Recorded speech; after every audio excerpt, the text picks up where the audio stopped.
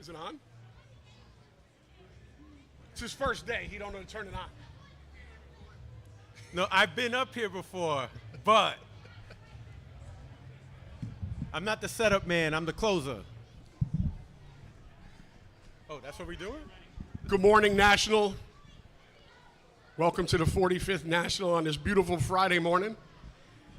All you collectors running around out there, if you got 15 minutes, come on over and listen to a pretty unique story about a pretty unique item. I know you guys are in here chasing cards and holy grails and one-of-ones. I've got a one-of-one up here that you guys might want to hear about. So come on over, grab a seat. This is an episode of Sign This Please podcast. Yes, sir. Come on over and see a pretty unique piece of memorabilia that you will not see anywhere else unless this gentleman is traveling the country like he does, toting it around on hand trucks, cardboard boxes. Throwing the sign under his arm, rubbing out the Bernard King autograph. So come on over, grab a seat. Let's talk about something pretty cool. So we're going to get started while you guys are finding seats. My name is Paul Giswaldi, and I am the host of a podcast called Sign This Please, a podcast where we talk about autographs, chasing autographs, what's your favorite collectible, give me a story about an athlete you liked or didn't like.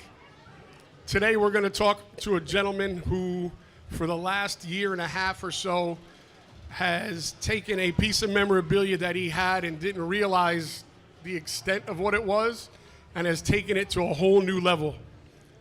I'd like to introduce you guys to Miguel Rodriguez. AKA the Hall of Fame guy. Miguel, why don't you tell this jam-packed crowd what we have here for them to take a look at. Wow, I guess after Tom Brady left yesterday, the crowd just left with him over to Wrigley. So what we have here, the first Basketball Hall of Fame opened in 1968 on the campus of Springfield College. So this sign, which was hand-painted, was thrown out when the Hall of Fame moved in 1985, along with the two other signs that were in front of the Hall of Fame. Groundskeeper looked in the dumpster, and this was the best of the three signs, and he put it in the maintenance closet for a good 30 years. He retires, son-in-law comes in, sees the sign, said, hey, I'd love to take that and put it up in my office. 8 years later, it's on Craigslist. Middle of the night, I'm doing a search, and I realized that the sign expired 5 weeks ago.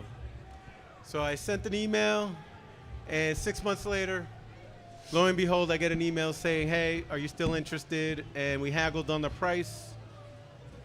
For the lowly sum of $200, I have what I think is a one-on-one piece, and I hung it up in my living room and didn't think anything of it.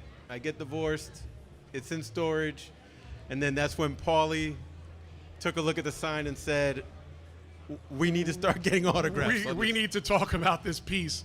Yeah, he's got this thing in storage. It's here, it's literally sheet metal. It's got a metal frame here in the back. He hasn't touched it up. He hasn't done anything to it, and it's pretty darn unique.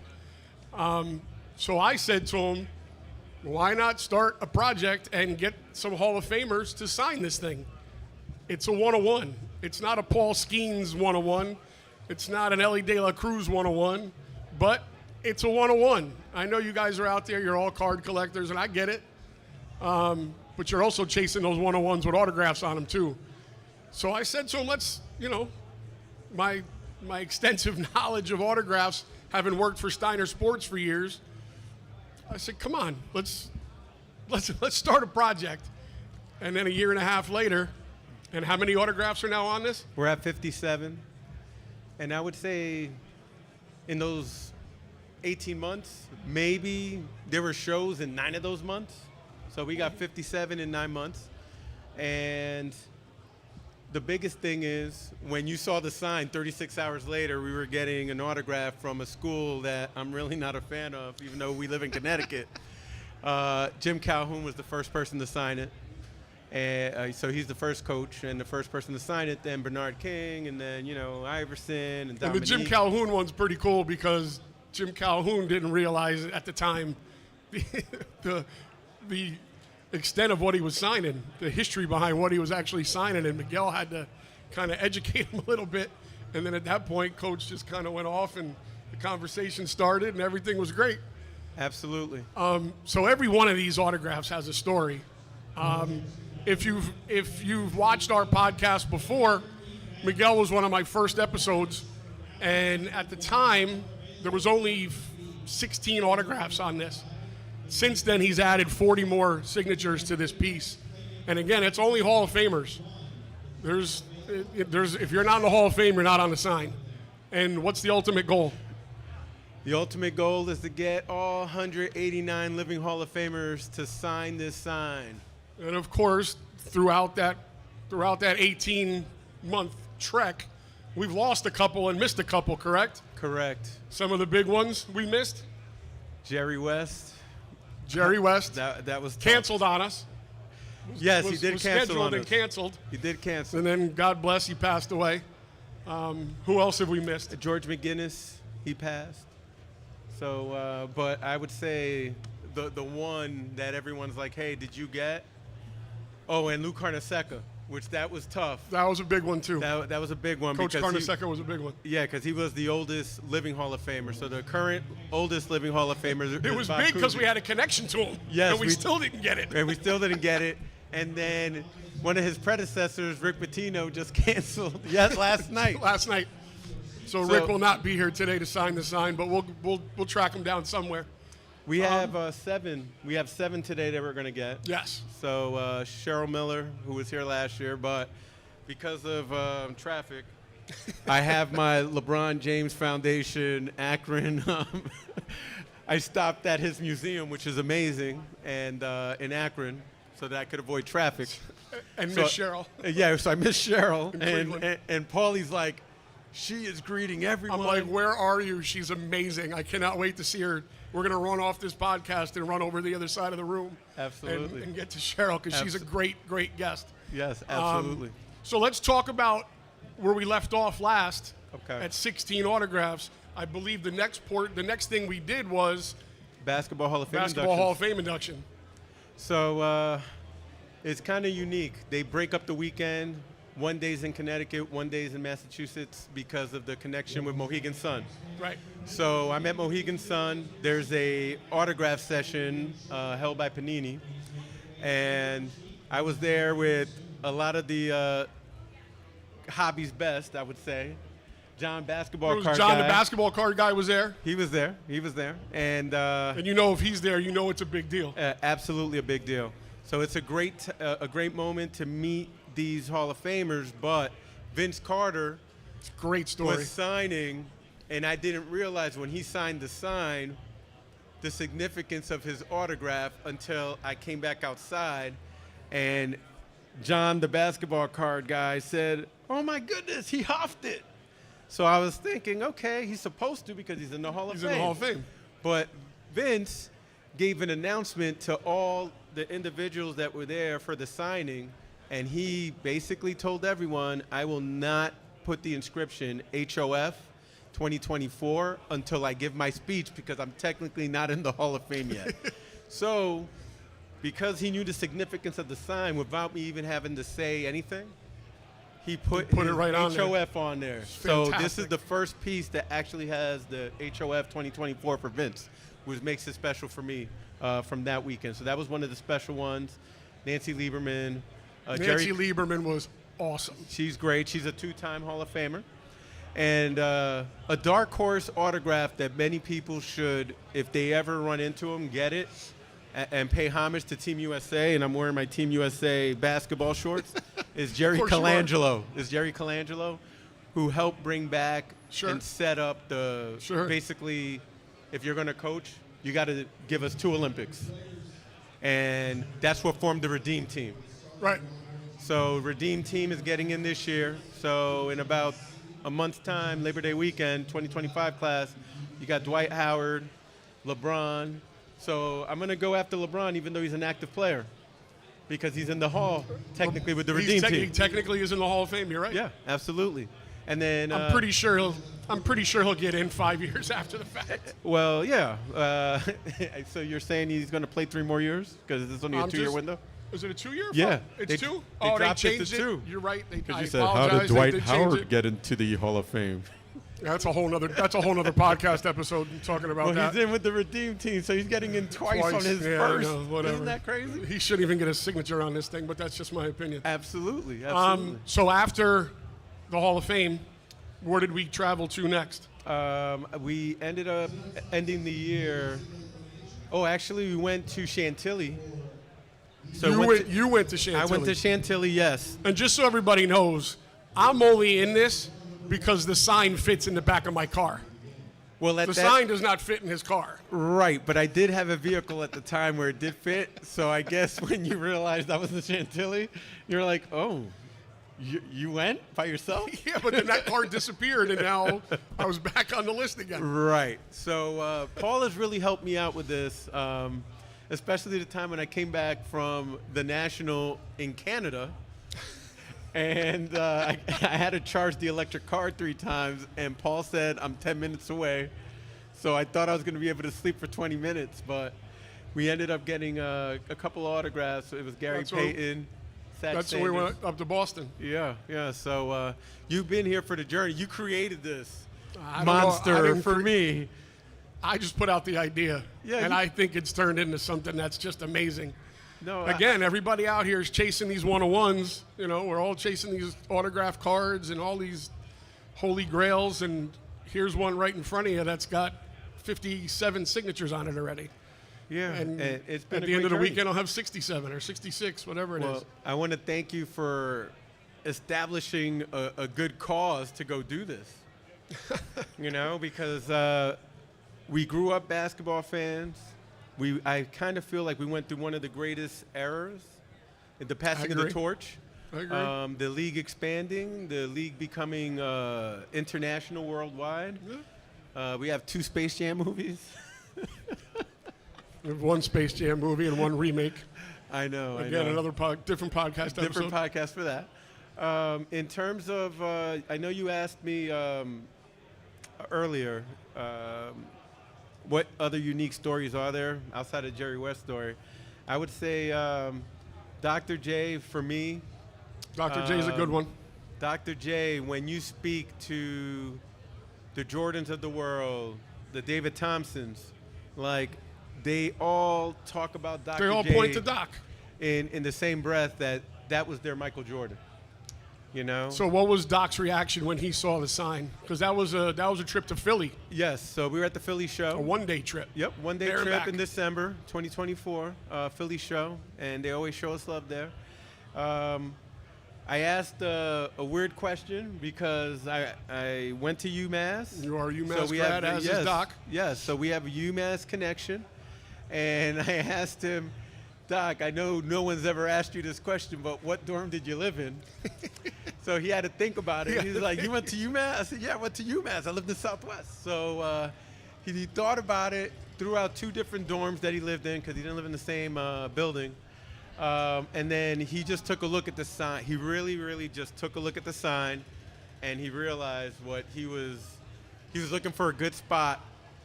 And where did you end up putting them? Right in the middle. Smack in the middle. Smack in the middle. No disrespect to the Jordans and the LeBrons of the Right. world. If they ever get on this sign, they're going to have to fit it around Doc. Right. You're going to have to just fit it around Dr. J. Sorry, guys. And I would say this, so coming off of that and the interaction, and it was, a good minute and a half, and we got a little pub on it, and SI Collectibles, shout out, thank you, Mac, for doing a story, and seeing the love and the passion that Paul and I have for autographs, the history of the game, but also for this sign, which is a one-on-one, but circling back, we went to another event, and we have Coach Dawn Staley, and she's looking at the sign at an event at the Javits Center about a month ago, and she took a look, and when she saw Dr. J's name right in the middle,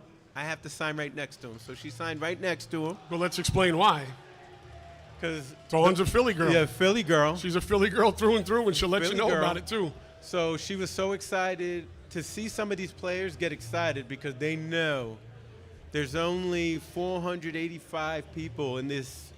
It's a very in this exclusive shrine. fraternity. Exclusive fraternity. Sorority, whatever. Yes, both.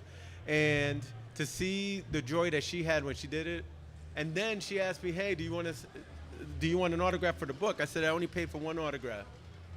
And I have another copy of your book autograph, so I'm all set.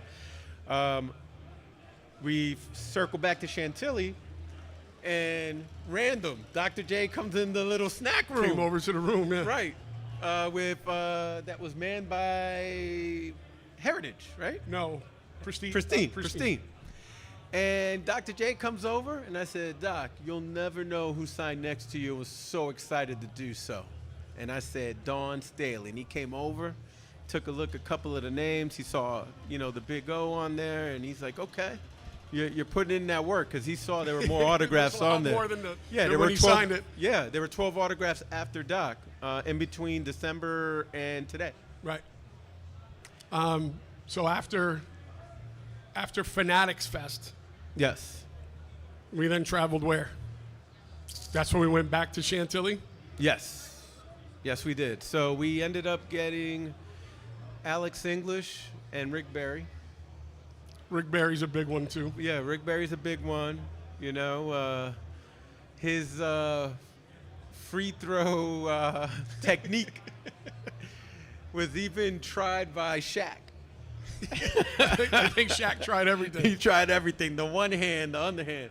So they just took it back, and I think Rick was really trying to tell him, hey, you could do this. But a lot of the guys that have signed this, I would say the couple of moments that really stood out to me where they actually took a step back to actually really take a look. James Worthy was one.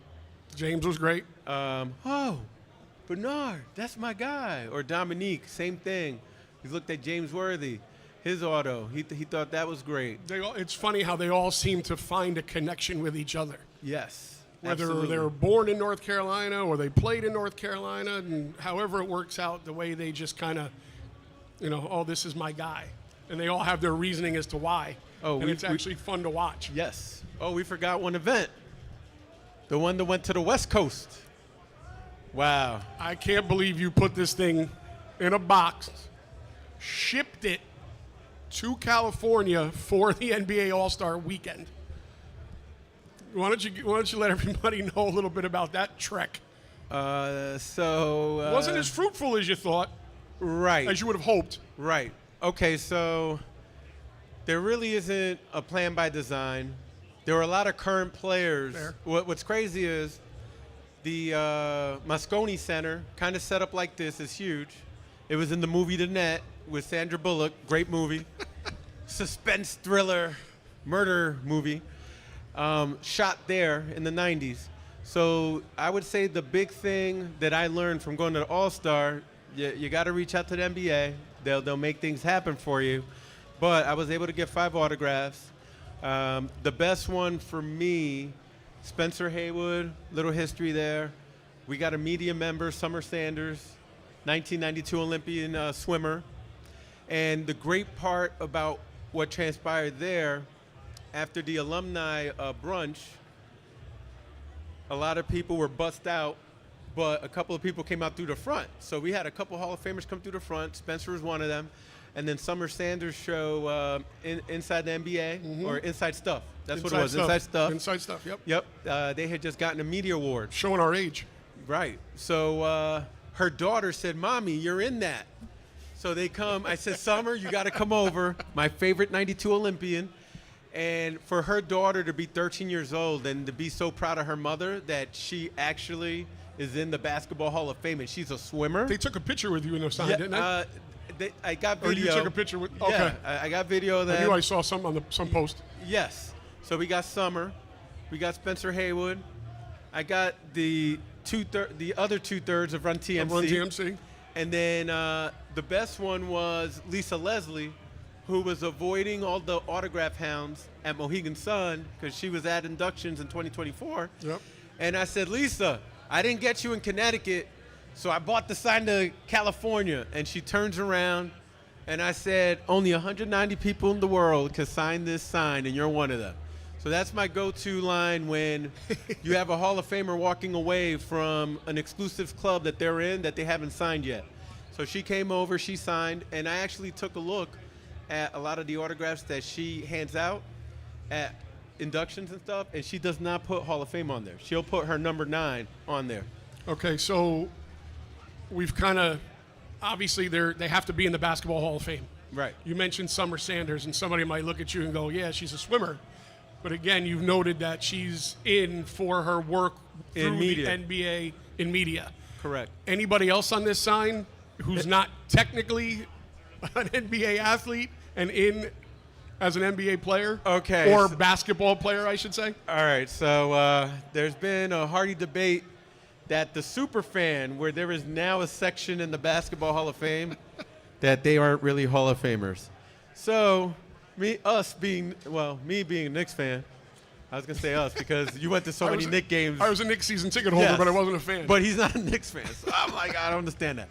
I lived in New York. Right. Couldn't get Celtics season tickets. It wouldn't make sense. Got you. So there are 3 unique autographs on here near the Vince Carter on the panel over here.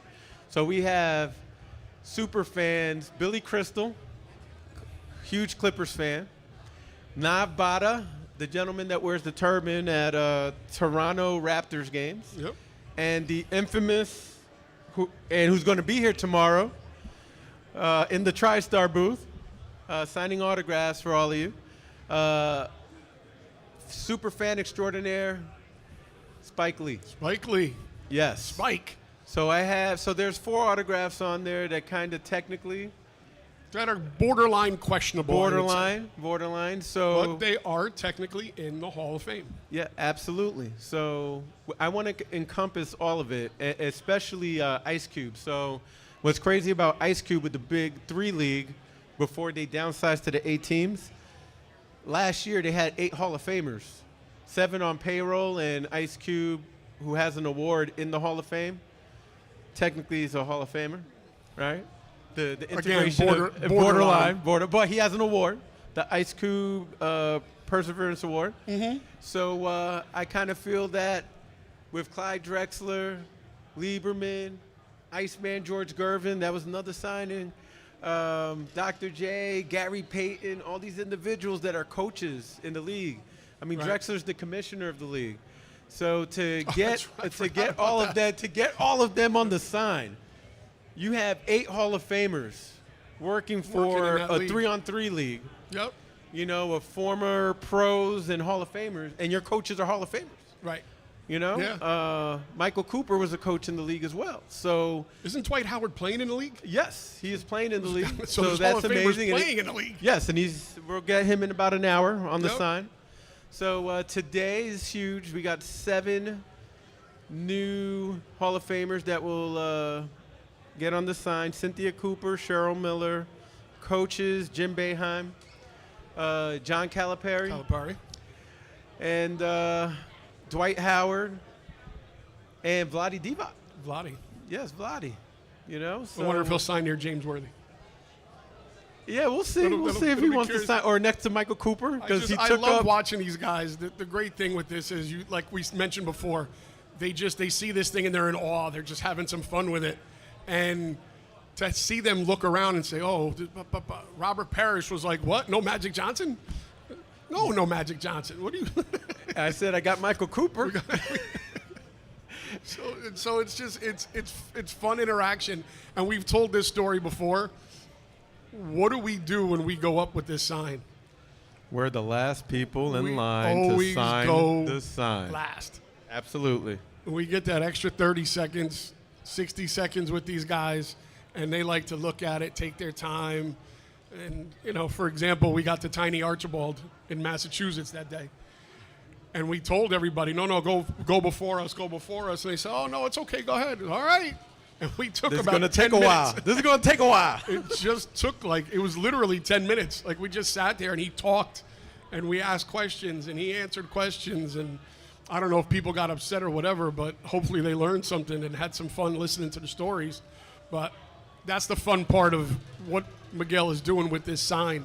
And I'm just fortunate enough to be there and enjoy it with him. Here at the National. We're at the National. Was it the 45th National? The 45th National, yes. Tell me a story about one that maybe didn't go so well, one that maybe had a little twist to it that you had to kind of pry something out of and kind of bite your lip. And is there a story Did like I that? bite my lip? I'm asking. So is this the person that wears the infamous number 3? I'm asking you. Okay. I don't know the story. You got to tell the story. I'm really excited, and someone gets pushed back, or I guess he was showing up late, 2 hours late. Listen, New Jersey traffic. It was a New Jersey show. Everybody else was on time.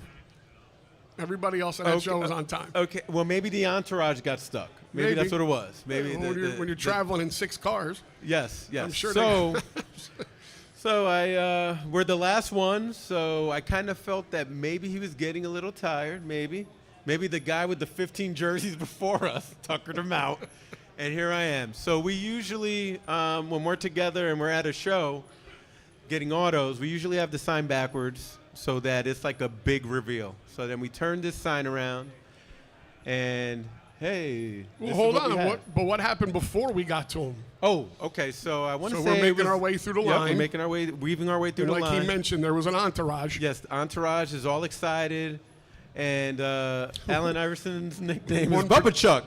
One particular person in the entourage was excited. Yes. Was it his sister? Must have been his aunt or something. Aunt. Okay. It definitely wasn't his sister. Okay. So she's like, Bubba Chuck, you got to put your hoff on it. Have you seen this? You got to put your hoff on this. So we get. I never heard it called a hoff before. Yeah, I never heard it called a hoff, so I didn't know what she was talking about. And then you looked at me, Hall of Fame. I'm like, oh, my bad. She's saying hoff like it's a real word.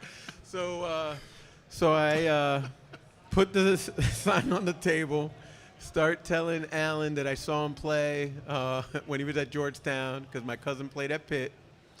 And he just had his sunglasses on. And the gentleman next to him, I guess his agent, that's a good spot to sign. And here's all I get. Just a squiggle. A squiggle. Squiggle. So I've had many a person ask me, who's that? Whose autograph is that? Who did you like that? And I'm like, he played in Philly. And mind you, there's only, at the time when he signed it, there was only one other person that didn't put their HOF on it. Right, which was the first one. Jim Calhoun. Coach Calhoun. Right, because you weren't there and I didn't know the protocols.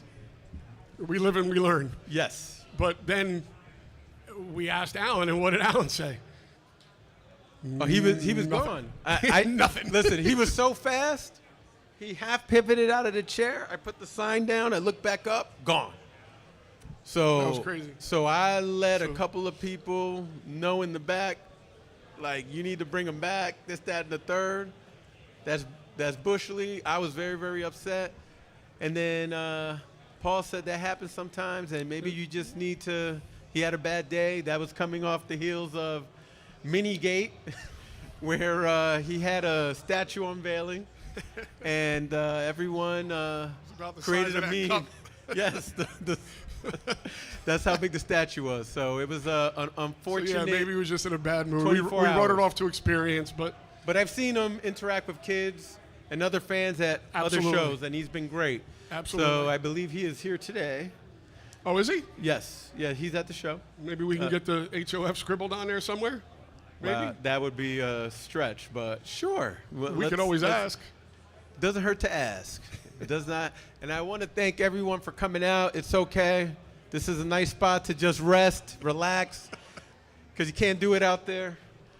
Paulie, I just want to thank you for helping me start this journey, because this thing would still be in storage, collecting dust. I only looked at it as a piece of art. Don't tell TriStar that, because that's a different price category. It's in the premium. This is a flat. We try to You tell didn't them put it's a 16 flat. by 20. Doesn't If it always says- work. Yeah. Doesn't So always work. Doesn't always work. Guys, I'll give you a tidbit. Just try it. You might get away with it. You might not. Save a few bucks. Yep. It's But- expensive enough. But Paulie, thank you so much for getting me back into space. Listen, going to nationals. It's This is a our journey. fourth. It's a journey for me. This is our fourth national in a row. No doubt. We've traveled all over the place, and you gave me the impetus to, like, All-Star. That's going to be a road trip. L.A., at the new Clippers Arena. Can't wait to get this out there. Like Kareem isn't Crazy. traveling the way he's traveling anymore. Right. And now he 3X. So for all you autograph hounds that got Kareem's autograph 3 years ago here in Chicago, you guys, Oh yeah, that's right. you guys made out like bandits. Yeah, no doubt. All right, so that leads me to another question. Yes. Who is at the top of the must-get list? Okay. Like we said, we missed a couple of people that were kind of important. The Jerry Wests of the world, the Bill Waltons. We didn't mention Bill. Right. But who's on the top of the list right now of people to make sure we get added to this before, God forbid, something happens? So I would say Mount Rushmore right now. Of living guys that Well, we... that it could be anybody because we lost Dikembe. Right, that's what I'm saying. If I'm going to go by age, thinking about Luke Harnaseka, Bob Cousy, because he's in Worcester, right? So I sent the letter off. Hopefully I get a phone call back on that. That I would love to just, give the sign to the daughters, and they can get Mr. Cousy to sign it, and we're good. I would say Cousy's one. A couple of the 90-year-olds, that we have out there. Pettit, who used to play for the Hawks. He was the first 20,000 point, 10,000 rebound guy. Anybody from the Dream Team. Stockton's a hard one, So Jordan is going to be something where I need to put more work because I want to be near 100 when I make the ask for Jordan. I would imagine people's first question would be, how are you going to get Michael Jordan to sign this piece? Of course. How are you going to get Michael Jordan to sign this piece? Well, I can't disclose everything, you know what I mean? Like, that's probably one. Put it like this. In other words, you don't have an answer yet. No. All right, I have one. So I'm going to make an ask tomorrow. So the ask tomorrow is Michael Jordan gave one autograph last year to one person at the Hall of Fame inductions. And that individual got the cosign. He went and turned to Spike Lee and said, "Do you know this guy?" Spike says, "I co-sign on him." I'm going to go right to Spike and CC Sabathia. Can I get the co-sign? Spike, you've signed the sign already. All right. All right. So that's the first one. I see the path. Yes, there's a path. I see the path. All The right. other path- As long as there's a plan. Yeah, there's a plan. That's tomorrow. It's going down tomorrow. With so Giannis. So there's going to be two autographs that people are going We're to kind going of question. Giannis, not Giannis. Giannis. I'm sorry, I call him Giannis. So Giannis. Just busted. So I'm saying it the Greek way, all right? How about that? Oh, is that what- I don't know. I didn't know you talk Greek. I know. Yeah, I don't. I speak Spanish, but okay. So Giannis will be the first active player, Non-Hall of Famer. non-Hall of Famer. Non-Hall of Famer. However, what certifies it as HOF would be once you get it in, put HOF on it. And I kind of feel that I had the sign, and the person I didn't go after because I kind of felt I was going to get that pushback that I'm not in the hall yet, like Vince Carter, would have been Kobe Bryant because I've had the sign almost 9 years. Right. So when Paul told me I had to start the journey, the real big reason was we had just lost Kobe, and the first thing he said was, "You had this 8 years already." You know how many people we lost in 8 years? We had just lost Bill Russell. So I was like, wow. That's right. You know? So when someone asks what the Mount Rushmore is, I mean, you could look by age. Some people have health issues that they don't even speak about. Sure. I saw how my brother declined and no one knew that he had cancer, and he passed 6 years ago, at 44. And when I see that, and what happened to Dikembe, people didn't know about Bill Walton. You know, I mean, obviously things happen. Life happens. Right. And Jerry West. I mean, things happen with age and time, but Right. I would say, for me, everybody's on the list. Because we don't think of our athletes as I'm worried about when they're Yeah, going to we pass think of away. them We as think these immortal. guys are going to live forever. Right. I'd Absolutely. like to think they're all going to live forever, but obviously they're not. So again, there's obviously a list of what's my next get, Right. right? And then again, the other question, like I said, what's the plan for guys like Michael Jordan who just don't sign at all? Well, the easy pass would be getting the cosign to Right. get a FaceTime from Spike to be like, hey, Spike, can you FaceTime Mike? Well, we're Then- obviously fortunate enough. We live in Connecticut. Right. The Hall of Fame ceremony starts in Connecticut, like you mentioned. It goes to Massachusetts. I don't know if Michael's there every year. He was this past year. He was, But- but why? Because but- another North Carolina brother went in. Right. Absolutely. But you got a Jordan Brand member in Carmelo Anthony Okay. that's getting in. And then the other thing is, at that media event that night, this sign is not allowed in there, so I had to put it in the coat check. So that's why about Grant that. Hill wasn't able to sign I it. forgot Larry about Bird, Magic was in the room. Jamal Wilkes was in the room. So the opportunity was there. And my thing is, I should have just put this in the Michael Jordan Steakhouse because he ate that's dinner where they right all after went. that. Yeah, that's where they all went after. I guess they get a free tab there. That's okay. I think so. Now No, we I'm just- saying. now we just reserve a table and we sit and wait. Right. Absolutely. So anyway, I hope you guys enjoyed it. If you see Miguel will stop and let you take pictures with it. I don't think we've ever gone anywhere, and you haven't been stopped and asked questions about this thing. And like I said, it's a 101. It's a piece of art. It's a piece of basketball history. I love it. Some people may think it's crazy that you lug this thing around. I don't think it's crazy at all. I think it's fantastic. If you see Miguel, by all means, stop him. Take pictures with it. At some point, it's going to be one heck of a piece. It just gets better every trip because he just keeps adding more and more names to it. So by all means. I do this for the hobby, actually, because everyone's out here. We all have our reasons for being at the National, whether it's you're in business selling cards, you're a flipper, you're trying to get to a PSA 10 on a vintage card, modern, whatever it is, be friends, whatever you collect. It could be vintage memorabilia, but always be on the lookout because I found this on Craigslist in the middle of the night looking for authentic game shorts. And we say this, you and I have this conversation quite often about the hobby itself.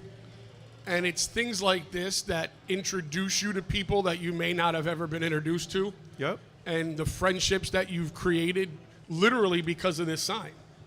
Like, Yep. I can't imagine some of the people you met that you wouldn't have met had it not started with this conversation about Right. the sign. So we talk about it all the time like it's normal. And that's why I think a lot of the people in this room love this hobby because you meet people like yourselves, but they may collect something different, but that doesn't matter. You're collecting what you want to collect. Miguel's chasing this particular, this goal. You guys are out there collecting what you collect, and there's nothing wrong with that. But again, this thing has created that opportunity for you to meet some of the coolest people that you could possibly meet. I absolutely agree. Behind the drape. All of that. Behind the drape is exactly right. Yeah. So, guys, like I said, I hope you enjoyed it. I hope you might have learned something. If you guys want to take a picture, I'm sure Miguel is fine with it. Please do. If you don't mind, please follow the podcast on TikTok and YouTube at Sign This Please. The Instagram handle is Sign This Please Podcast. Give us a follow. Give us a shout. Let us know what you think. The guys at Tom Brady's Card Vault are on the phone now, calling their friends, telling everybody. Yo, make sure Tom, you guys can't listen. afford this once MJ gets on it, Tom. Can't afford this. Tom, we got a piece you might want to buy. Come check this out. Get out of the hotel room. Get down here quick. We need the card vault at the Hall of Fame, that last space. Right here. I forgot about I'm ready. I'm ready. I saw you guys were looking for a manager for Chicago. I'm not a Chicago guy. I'm a New York, New England guy. So I'm right here. I'm right here, the centerpiece. Well, Paulie, I want to thank you for everything you do for the hobby. And listen, you've been doing this for a long time, and you did make me cool my jets after that. You said, sometimes it's a good interaction, sometimes it isn't, but at the end of the day, you just take your lumps. Some people have a bad day. Sometimes you have a bad day. Yeah, absolutely. But I've had my share. But you can follow me on Instagram, the Hall of Fame guy, and I have a website, oneofnunetour.com. Follow the journey. He posts all the stuff on there from all the athletes he's met, videos, photographs, all that fun stuff. Guys, I hope you enjoy the rest of the national. Find what you're looking for, and have some fun. Thank you for paying attention. Appreciate it. Thanks, Paulie.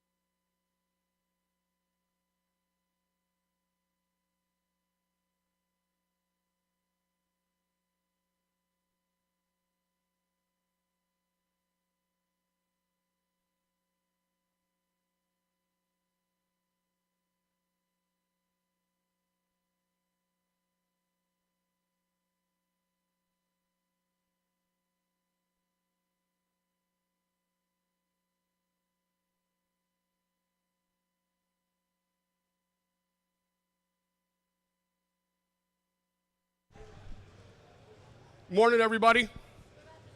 Got a little something special for you guys.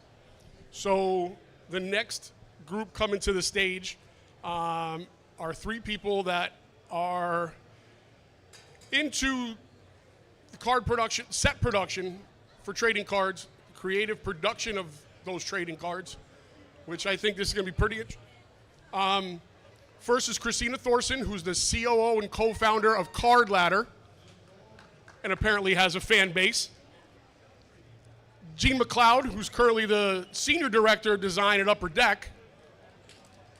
And Carvin Chung, who is the Director of Business Development at GTS. So I like the fact that you guys actually have a fan base out here. That's pretty cool. I just did a podcast. I think there was 4 people out here. Let's do a quick mic check, make sure you guys are on. This one obviously is good. Everybody, put your hands together for these 3 and have some fun. All right, thanks guys for coming out. I'm Christina. Thanks for coming out. I appreciate you all. Welcome to the National. Gene, Carvin, I know you've been here a few times. So I just wanted to talk to you guys today about the amazing sets that you've created in the past and what goes into it, as well as what you're creating now, Gene. And so from the hobby, I just want to take a moment and say, Gene, thank you for artistry of cards, because I personally am a huge fan, as you know, of everything that you've produced with Earl in the 90s. That's my PC. And Carvin, I have you to blame for patch autos, so thank you. So let's start off. Gene, I know that you were previously not in the industry. Did you collect cards before you got to Fleer? No, I did not collect cards. I'm a collector of many things, but not cards. Okay. So I know the collector mentality, but not for cards. Okay. And what about you, Carvin? Always a card collector. Okay. You know, I used to play like games with my trading cards back in the 70s and just put the penny and as a puck and just play games. And you know, I've always been enamored with cardboard.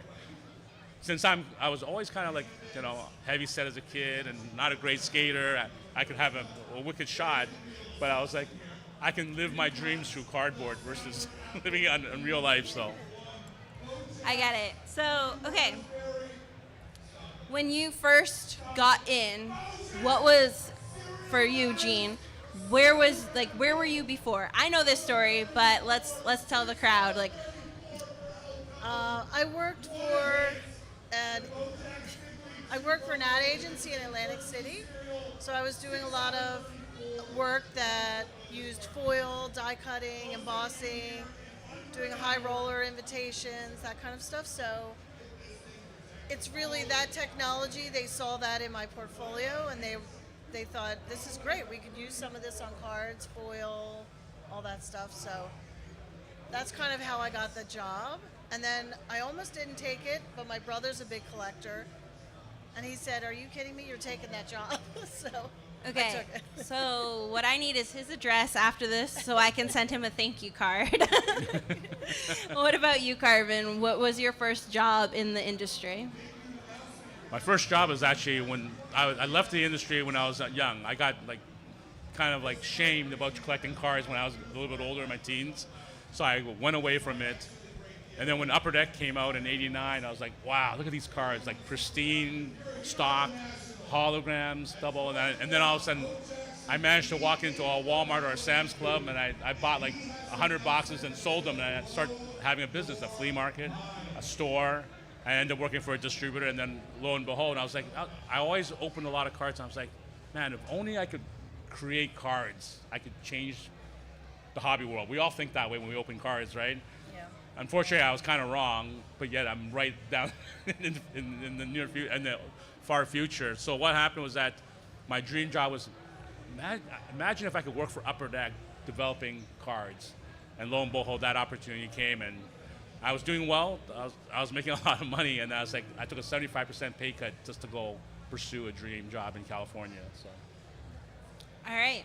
And what was the first card that you created? We'll start with you, Carvin, and then we'll go to Gene. Yeah, I'll give you a moment to think. I know what it is. So the first, it was interesting because when I first joined Upper Deck, it was like, man, in 2001, you have it all. We got Tiger Woods. We just got signed Tiger Woods to exclusive, and then all of a sudden, someone came back. It was MJ. MJ came back, and my first ever set I produced was a bonus pack. I wanted to call the pack Pack of Air. Unfortunately, Michael actually said no to the pack name being called Air, so we called it MJ's Back. And what's interesting is that we have a lot of designers over there, and we also have a lot of operations. And those guys are actually, it's hard to challenge them. They always have certain things in their mind that you can do, you cannot do. So I asked these guys to say, hey, on this MJ's pack, I want to do a quad jersey with an autograph. And all I got was from the the operations team. They're like, you are crazy. There's 2 1x1 patches. Haven't changed, I can see. So they said 2 1x1 jerseys, you can only fit 2 on one card, maybe 3 on a horizontal card. I go, well, let me take 1x1 piece of paper, and I cut it into slivers. I go, there's 4 quads right there on a card. And they're like, immediately I got reported to the operations team. We don't like Carvin. He's disrupting our way of doing business. But guess what? They finally accepted it. I managed to work through it and then develop other cards. But that was it. It was the MJ's pack, bonus pack. And it was just like exciting time because he's now, even though it's the Wizards, MJ's back with Upper Deck and also in the NBA. Yeah. So my story is a little earlier than Carvin's. So it was 1990, and at that time we still did borders on 90% of our cards. So I was asked to design the Fleer football, their base card, for 91 or 92. And I was like, oh, why do we always have these backgrounds of all the photos? So I stripped the photos, which is great for an insert, but for a base card, it's kind of like, they were like, what? What do you want to do? But we did it. It didn't turn out the way I wanted, but it was a really good lesson because we used a new printer, we used a new person to do all of our scannings, and they weren't great. So it was a combination of design and problems with tech but it just launched me into wanting to know about printing, learning more about what went wrong and why did this go wrong, and so then I really dived into the production process, which I think has helped the design in all these years. Oh, for sure. Like the technology that you brought to the industry on the printing and the production level have set a standard that I think everyone tries to come up to this day. So, I mean, I'm biased. As I said, I collect those cards for my PC. So I just want to make that like conflict of interest disclosure right there. I am totally 100% biased. But I think that it's you and then it's all today's cards. Like I would be collecting them if I thought they were up there. Okay, so I know, Gene, you took a hiatus from cards for a while after your Fleer years and Skybox. So what were you doing? Where did you go? My husband and I still had a design company, but we weren't doing cards. We were doing packaging and websites and logos and marketing and stuff. What I wanted to get back into cards, but by that time I had been out of it for a while, and so I approached other card companies, and they were like, no, we have our designers that we use and all that. And so Upper Deck happened to see an interview that I did with your friend Josh, and Yes. They said, well, maybe you should do a few card sets for us. So we did a few things for them, and then they were like, okay, let's do a monthly stipend kind of thing. So it worked out. We got back into it, and now I love it. I realized how much I missed it once I was back into it. Yeah. Yeah, it was great. What was the first card you designed when you came back? Metal Universe Champions, the first year that it came out. Yes. I remember that announcement at a national. Yes. Yes. And I believe everyone started cheering when Upper Deck announced that you were coming back to design. I think I have the best job in the world. Right? Like, Yeah. it's what we do is so much fun, and you guys love it, so. And Carvin, I know you've taken a couple hiatuses and jumped around. What have you been up to? I know you're not currently designing cards Right. for a licensed manufacturer, but what have you been up to recently? So after Upper Deck, I left Upper Deck in 2010. Then I went on a trip, discovering myself and going like traveling, and met the love of my life in Asia. Lived a year there, and then came back to work for Panini to help develop their portfolio and create products like Immaculate Collection for about 3 years. My wife did not like Texas, so we moved back to California, and then I started working for a distribution company. But I mean, the ideas are there. I haven't created a product for a long time, and it's like now I'm oozing with ideas, that new innovations and ideas. So one thing I will say is that, look, I'm a big fan of Jean's work. Even though I didn't know who she was at the time, I love the stuff that she did. She's like an iconic designer that I didn't know, but I had a longing for all these products that she created, right?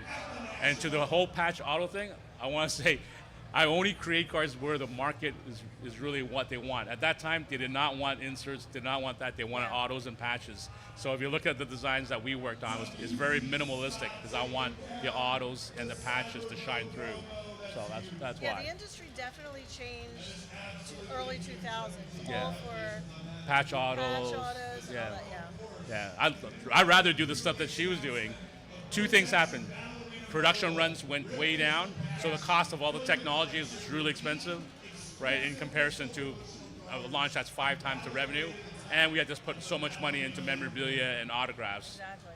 Right, so. Yeah, when I left in 2000, that was one of the reasons I left, because they started saying, we're not going to have the money for all that stuff anymore. We're going to put it into autos and mem, and it's not that I didn't want to do that. I had my second child, and I was like, you know what, the industry's changing. I think I'm like ready to leave. But now I do find that it's coming back around, like inserts that are rare and all, and they don't have to have an auto, they don't have to have the patch. They could, and so we're putting more into technology again, which I love. Which I love as a collector as well. I have a very large gap in my PC of what I collected, which is 90s MJs, playing years, inserts. Wow, And- you're lucky you collected those. Yeah, yeah, I'm still collecting them, and it's not easy on my wallet. Yeah, and then there's a gap until 2015, and that's like when my new PC players are in the league. So there's this very large gap of basically Carvin years that I was just like, no, thank you, those are nice, but you can have them. So you're a basketball collector? I am, yes, basketball. I dabble in hockey, but I am mostly a basketball. I collect Michael Jordan, Nikola Jokic, Luka Doncic, and Maxi Kleber, who's a role player that plays on Luka's teams. He's not important. Like, Not Maxi from the Sixers. no, not the Sixers. I could see that. Why? I mean, I would want the Maxi from the Sixers. No. This is a role player who's really good on defense. Yeah. I can't do 3 teams. That's my rule. Maxi has to play on either Luka's team or Jokic's okay. team.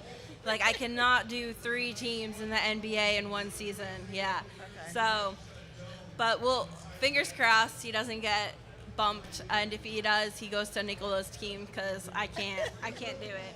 Will you stop collecting him then? I think I would, to be honest. I am, a lot of people here know, I am currently collecting a 2020 Prism Rainbow of Maxi Kleber. And I have every single one of his cards except for the neon green out of 5 fast break. Yeah, people are like, yeah, she talks about this a lot. So, except for that one card, I have 45 parallels of his card from that set. Oh my God. Yeah. That's a lot of parallels. Yes, it is a lot of parallels, and unfortunately, they only get bigger. And then, like, the parallels get bigger.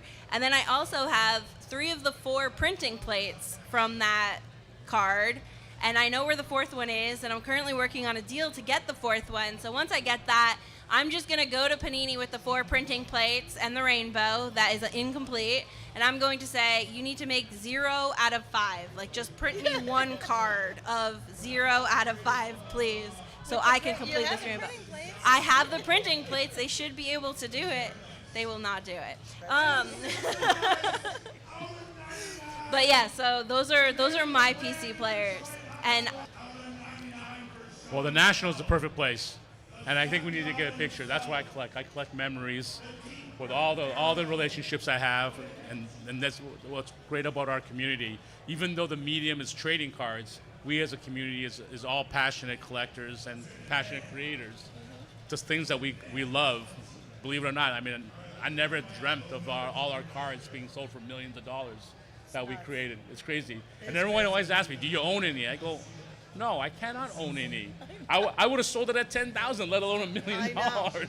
So no, I don't own any. There was a passion of mine. It has to go to a collector. That's important to me. Yeah, So that's good.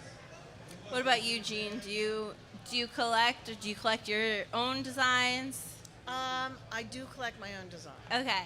because I have kids, and I think I would That's like it. to leave them my cards.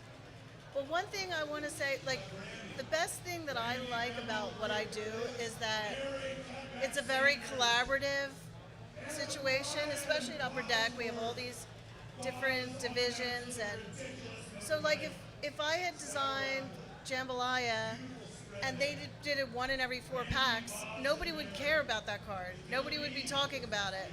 If Jordan wasn't on there, nobody would be talking about it. If there wasn't that photo, it wouldn't be as valuable. And if the design wasn't right, so it's a combination. All those things have to come together. And once they do, it could be really great. So I love it. What do you have a favorite of your designs?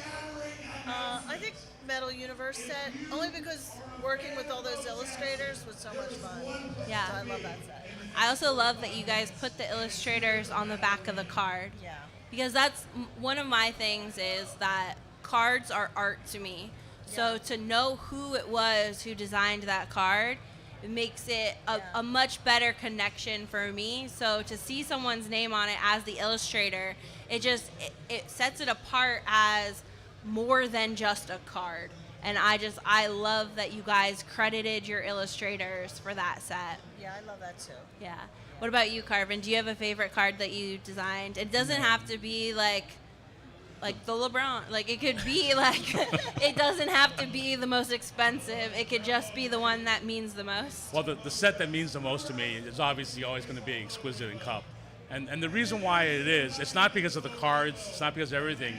I always feel like that was it's a product for an experience. For a collector to sit down with white gloves, right? Initially, the whole entire like cigar box, that was a backup plan. I actually had a different mentality for a box we discussed in the past. I don't want to get into all the details, but for me, it's like going to fine dining, right? You go into fine dining, it's the ambience, it's the service, it's the food, it's the presentation. Nothing can be short of high quality. In today's market, we see a lot of high-end products that don't have that quality. I know, And realistically, get rid of all that stuff and just deliver a quality experience. Like I will say like this, if I go to the French Laundry, this guy, the 3 Michelin star, most famous U.S. chef in the U.S., right? Thomas Keller comes in. He says, hey, Carvin, it's your first time here. I'm going to pop a bottle of champagne with you, and we're going to drink champagne. Great. Thanks for the service. Pours the champagne in those flutes. We drink it, and you realize the flute, even though it's free, is a plastic flute versus a crystal flute. Immediately, it brings a bad experience, a bad experience for that part of the whole experience. Whenever you open a box like Exquisite or Cup, you should never have anything where they cheapened out here. It's a bad experience. Don't have that angle. Always have a full-on, high-quality experience, and that's key. I know the breakers are key and all that in this market, but I actually like a person that says, oh, yes, there's this box in front of me, here's this case with 3 boxes, I'm ready. Put on the gloves, get everything going, and the juices are flowing, and you get to open pack by pack. If you want to do the slow roll, that's great. I love the slow roll. I watch gamblers out there going, slow rolling when they're playing, hold'em poker and all that stuff. I just love it. But I love watching people just gearing up and opening that box, that anticipation, just the euphoria of hitting something big. That's important to me. All right. As a degenerate pack gripper, I can attest that there is a full experience when you're opening something like Exquisite or the Cup or National Treasures, and like there is a like that crack when you open that wooden box, or the pop when you open the tin on the cup. Like it like it's a sensory thing beyond just a card thing. And then we also know that I've also talked about in the past the smell of cards, and how the cards, the smell of a card just like brings you back into like when you first open that pack, that ink. I don't know what it is, but it's addicting. Have you ever gone on press or like seen a printer printing cards? I have not had the opportunity to. Are you going to it's like- extend an invite? I'll see what I can do. But that is like that on steroids. Like I'm you go in, sure. the whole place smells like that. Yeah.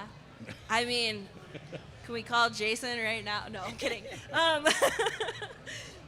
Okay, so Jean, now that you're back at Upper Deck, what does your role look like? Like, what is your day-to-day? How big is your team? What are your like, are you organizing? Are you overall design? Like, walk me through it. I see my role at Upper Deck in a lot of different buckets, but I have 18 designers under me, and so it's a big team, and there are a lot of young people, and I didn't realize how much personnel issues there were going to be, like keeping everybody happy, and and it also like being creative. Like they have to constantly sit down, be creative, like, so we have timelines. So it's some of that. Some of it is trying to pass along printing knowledge to the designers so they know it's going to be a Scodex card, and what does that mean, and what are the limitations on that. And so I'm always keeping up with technology so that I could pass that along to them. And then sometimes projects come along and I think that looks like fun and I want to design that, and I'll do that. Or I'll do maybe just a case hit or something like that. So it's a lot of things. Redesigning, if we're going to redesign the corporate logo, or looking at all the little details in a card. Like on the back we have the seals saying that it's authentic. We're looking at that. Like, is there a new way of doing that? So there's always something that but generally keeping the designers in mind, which I have one of my designers right here, and then designing some fun cards that I want to do. And I get to cherry pick that, which is fun.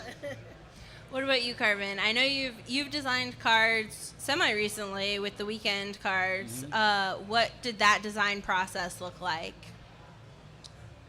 Well, it's interesting because we have to doing music and music videos. It's a different, unique take on just doing trading cards. Obviously, I did a lot of patch autos. There's no patches in this one, just auto. So at the end of the day, it's like we created like a montage, like almost like a movie trailer for that weekend video for the #1 hit song, pretty much of all time. And it's interesting because everyone loved the cards. We used a lot of foil. I think Gene knows all the technology that we utilized. And at the end of the day, I think it created a great product for people to view and what we can still do. So, but I think I'll be working on cards again. I see it. My creative juices are just, it doesn't stop, right? And I knew walking away, this would happen down the road. And with the market and so many new fans of trading cards, I wish I can just get back in there and just start creating again. Obviously, it's a little bit tough. Things are a little bit different today than it was back, when I left the industry. But still, it's there. So. What goes into your creative process and inspiration? Like, how do you draw inspiration? Is it opening cards and seeing what people are doing and what you think you could do better? Is it going out into the worlds and walking in the forest? Is it going to a museum? Like, walk me through. Where do you draw your inspiration? You know, I guess I must have ADHD because everything gives me inspiration. I just talked about an analogy of building cards to a fine dining experience, right? And I look at everything outside the world. Here's the thing, like, has cards been innovating? I don't think it has been that innovative in the last 10 years. And I'll be honest with you, in the world, there's so much going on, and I guess you can say, well, you know, how do you align like EV cars to trading cards? No, you can't.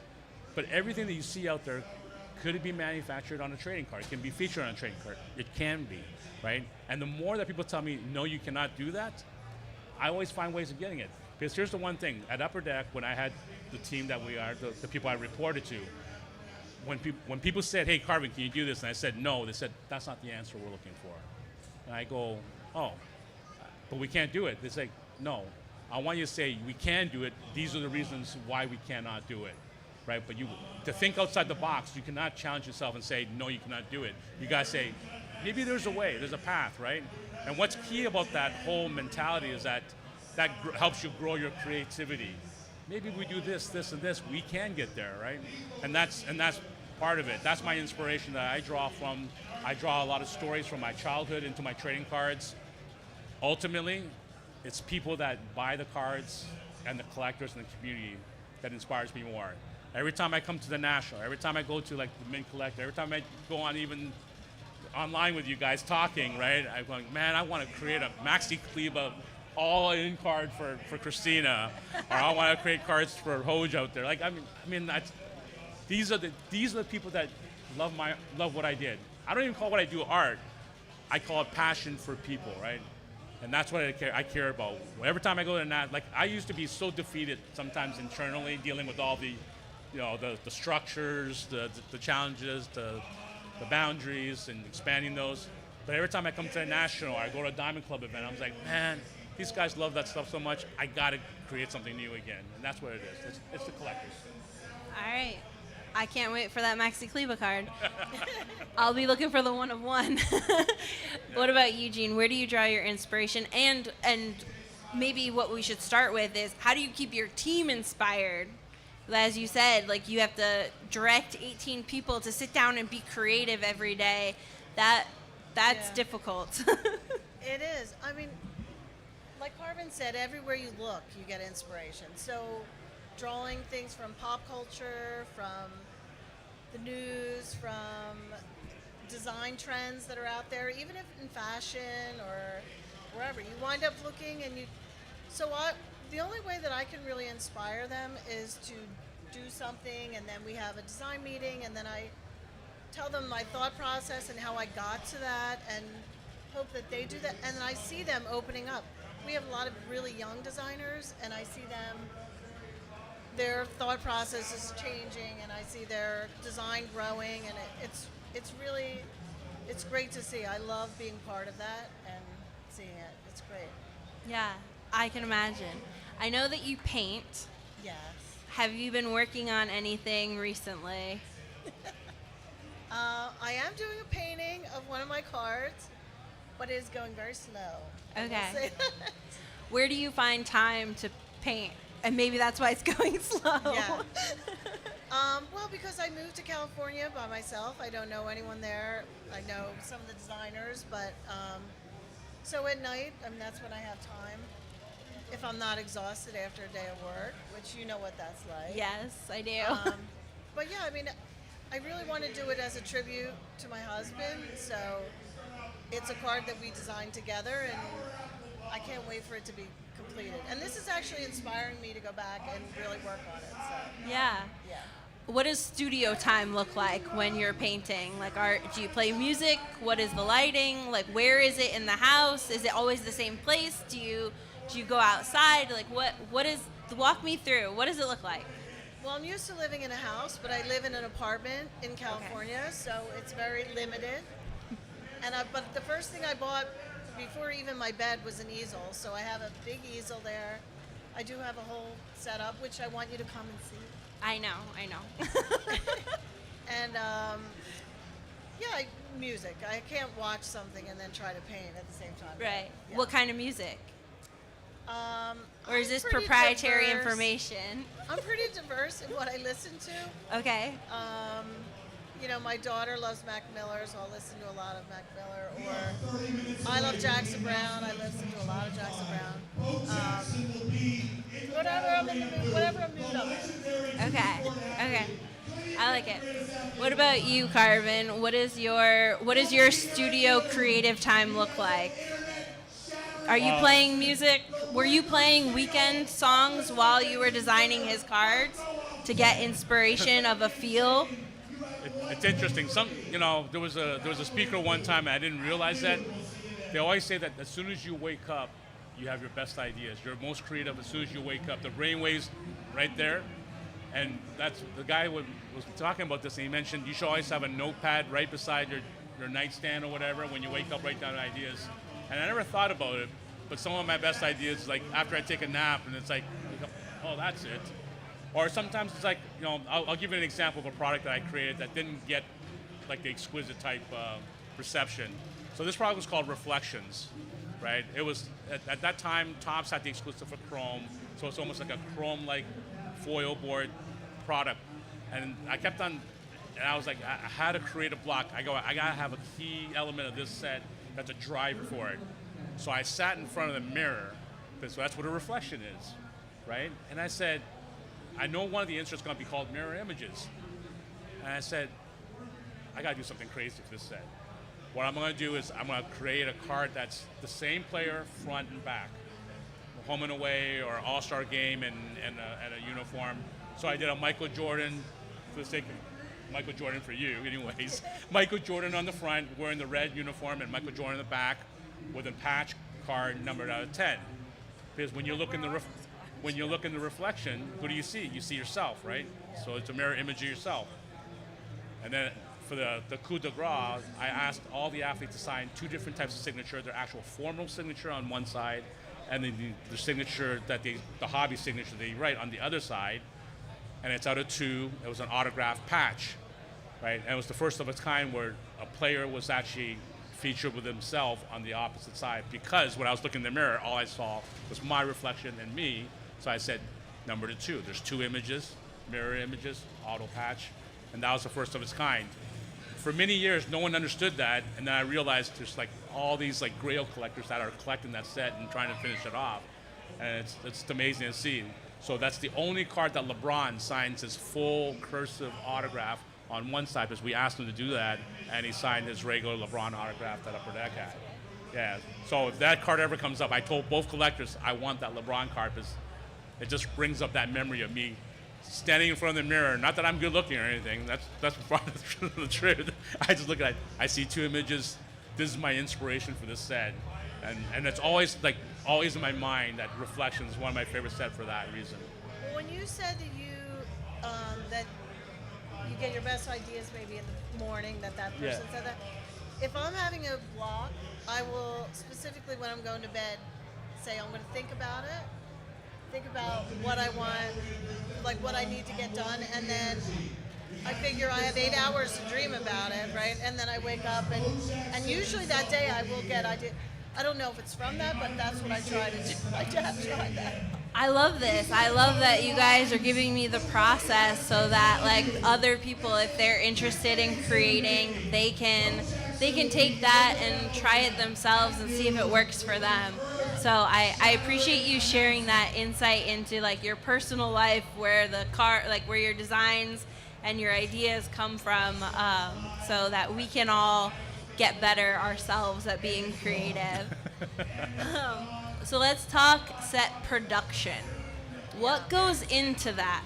And how do you know when a set is done with subsets and inserts? Like, is it all planned out? Is there an overall theme that you like to have for the entire set production?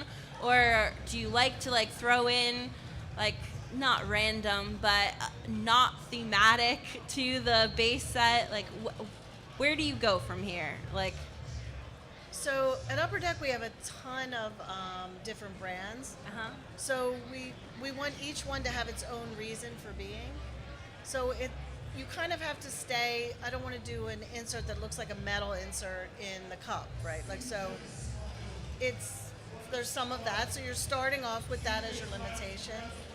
And no, I think it's good to have, especially a case hit or the hardest to hit parallel, to be a card that's so different than the base card, because you want it to really stand out and people to know that this is the card I've been looking for. So little of both. You try to have a theme, but have a few that stand out.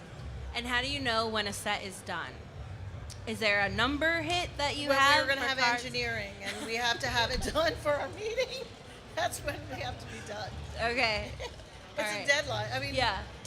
there's so many processes that we didn't really have them at Fleer. We were very fly by the seat of our pants. At Upper Deck, we have a lot of processes, I'm sure you know. And each one of them have a date that we have to hit, and that's usually when we have to be creative, sit down and be creative, whether you are or not. So. What about you, Carvin? When you're creating a set, how do you start? When I create a set, once again, I remove all the boundaries and start putting all the ideas. Obviously, it's related to the whole reason for being for the brand, right?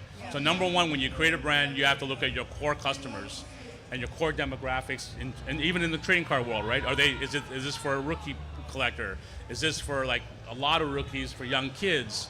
What age group are we looking? Like, is it for a beginning collector? Is it for an intermediate collector? Is it for a high-end collector? So you got to identify your demographics first and foremost, and then from that point on, is this for set builders? Is this for single-player collectors?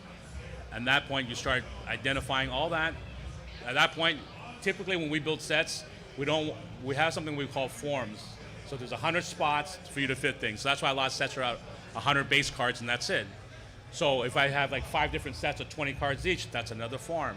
If I do a jersey card, that's another form. Each form has a production cost of almost $20,000 to $30,000 minimum, $40,000. So if you had too many forms, it adds to the cost of the product. Besides the autographs, besides the memorabilia, besides the manpower and the electricity and everything else, you have to be profitable. So that is where it limits me. If it was unlimited, I'd create 400 forms tomorrow and create a monster set for the entire year. And they'll drive Gene crazy because at production dates, they'll drive the whole operations team crazy. But you know, I don't let it say, hey, it's going to be a 5-form product or 10-form product. I try to create as much efficient forms I can. I try to work with people even designing the product. This is what I'm thinking. I want you to know that this is coming down the pipeline. This is going to be a high-end product. This is our target audience. This is how much profit we're going to make. So people are aware what this means for the company as a brand and also for profitability. That's really important to get ahead of it and being proactive.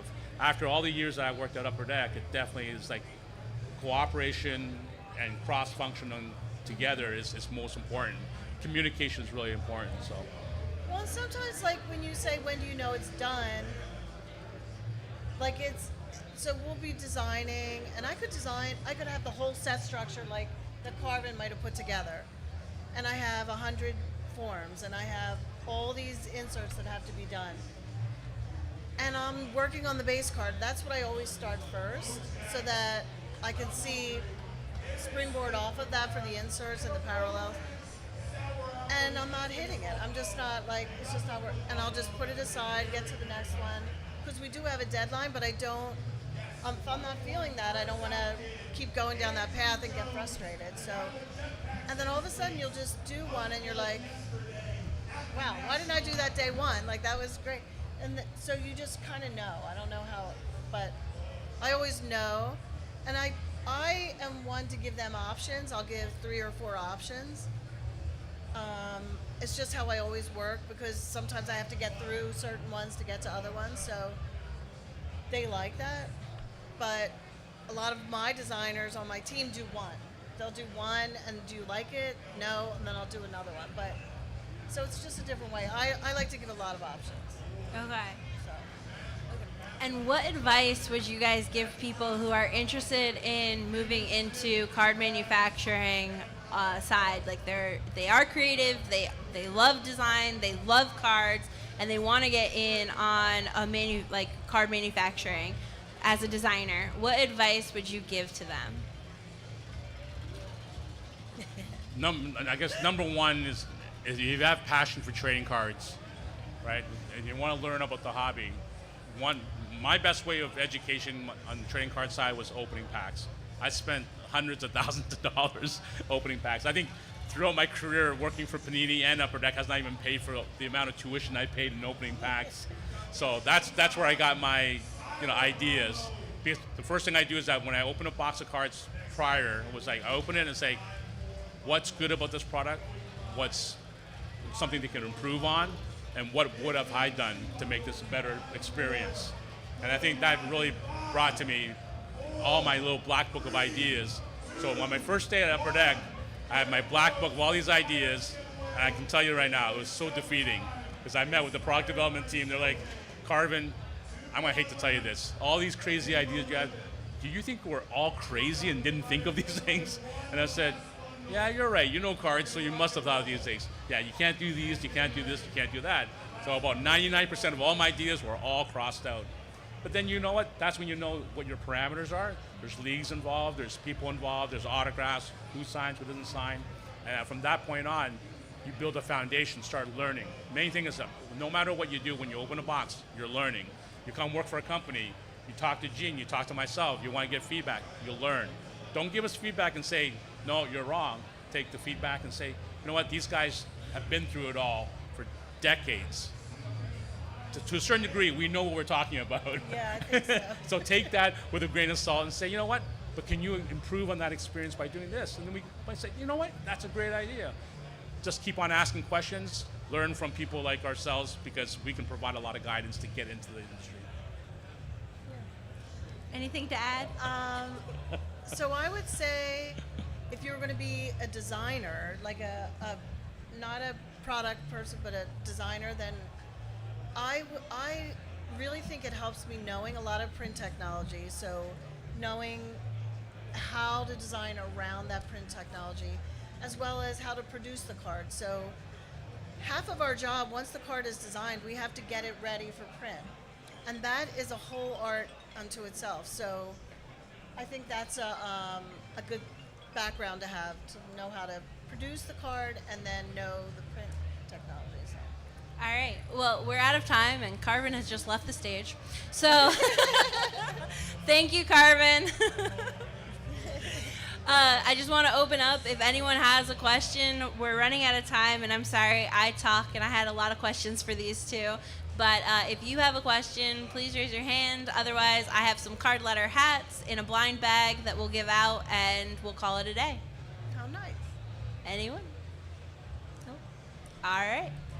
Thank you guys so much. Thank you. Thank you, Jean.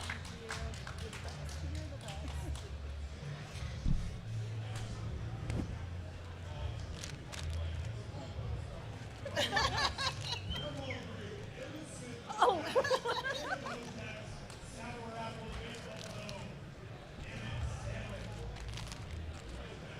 Nope, that was not for you. Okay, I cannot throw. Why don't you guys just come up and get that? Yeah.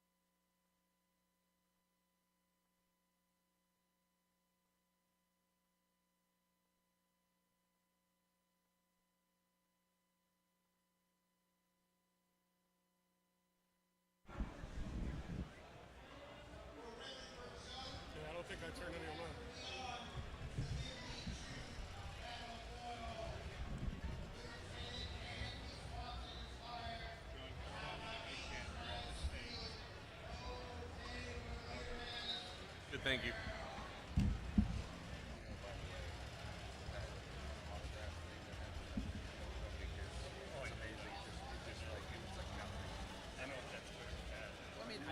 I think it's good because people forget about it. I mean,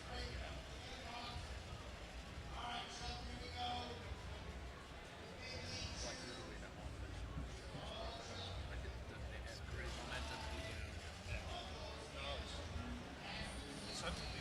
Well, it just goes to show that people, they want to do it, nothing's going to stop them. But it also doesn't affect, really Al's world or our world. Yeah, no, I know.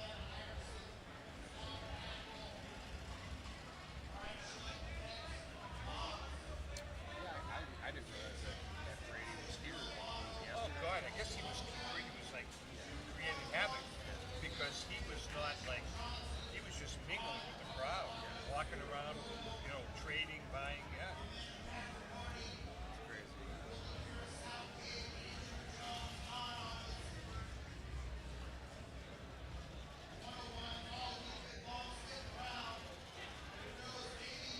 There's so much money invested in this industry that it's almost like just because of that, it has no chance of failing in the next many years because there's such marketing and It's coming. What's happening now? It's coming from so many different directions. It's coming from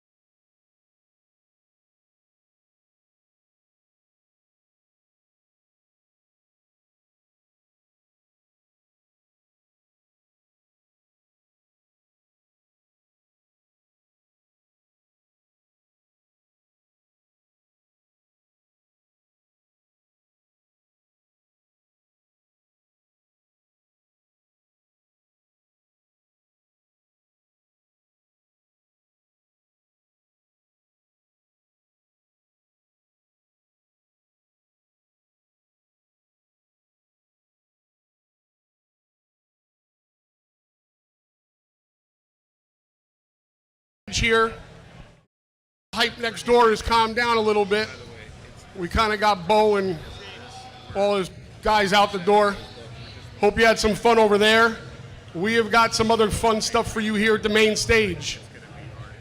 So for the next hour, you're going to hear Tom Zappala from the Great American Collectibles Show and his guests, Joe Orlando, the Executive Vice President of Heritage Auctions, Al Cristofali from Love of the Game Auctions, and John Taub from JT Sports.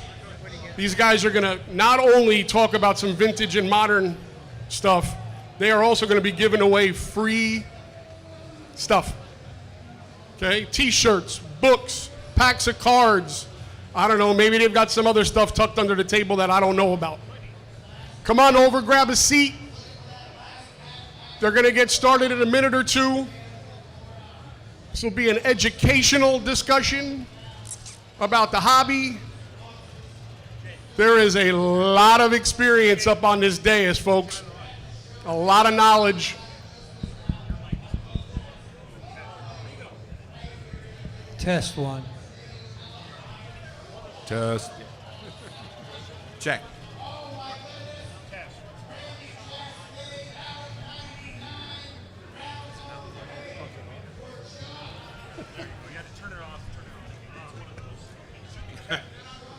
Folks, don't walk by the main stage. Come on and grab a seat.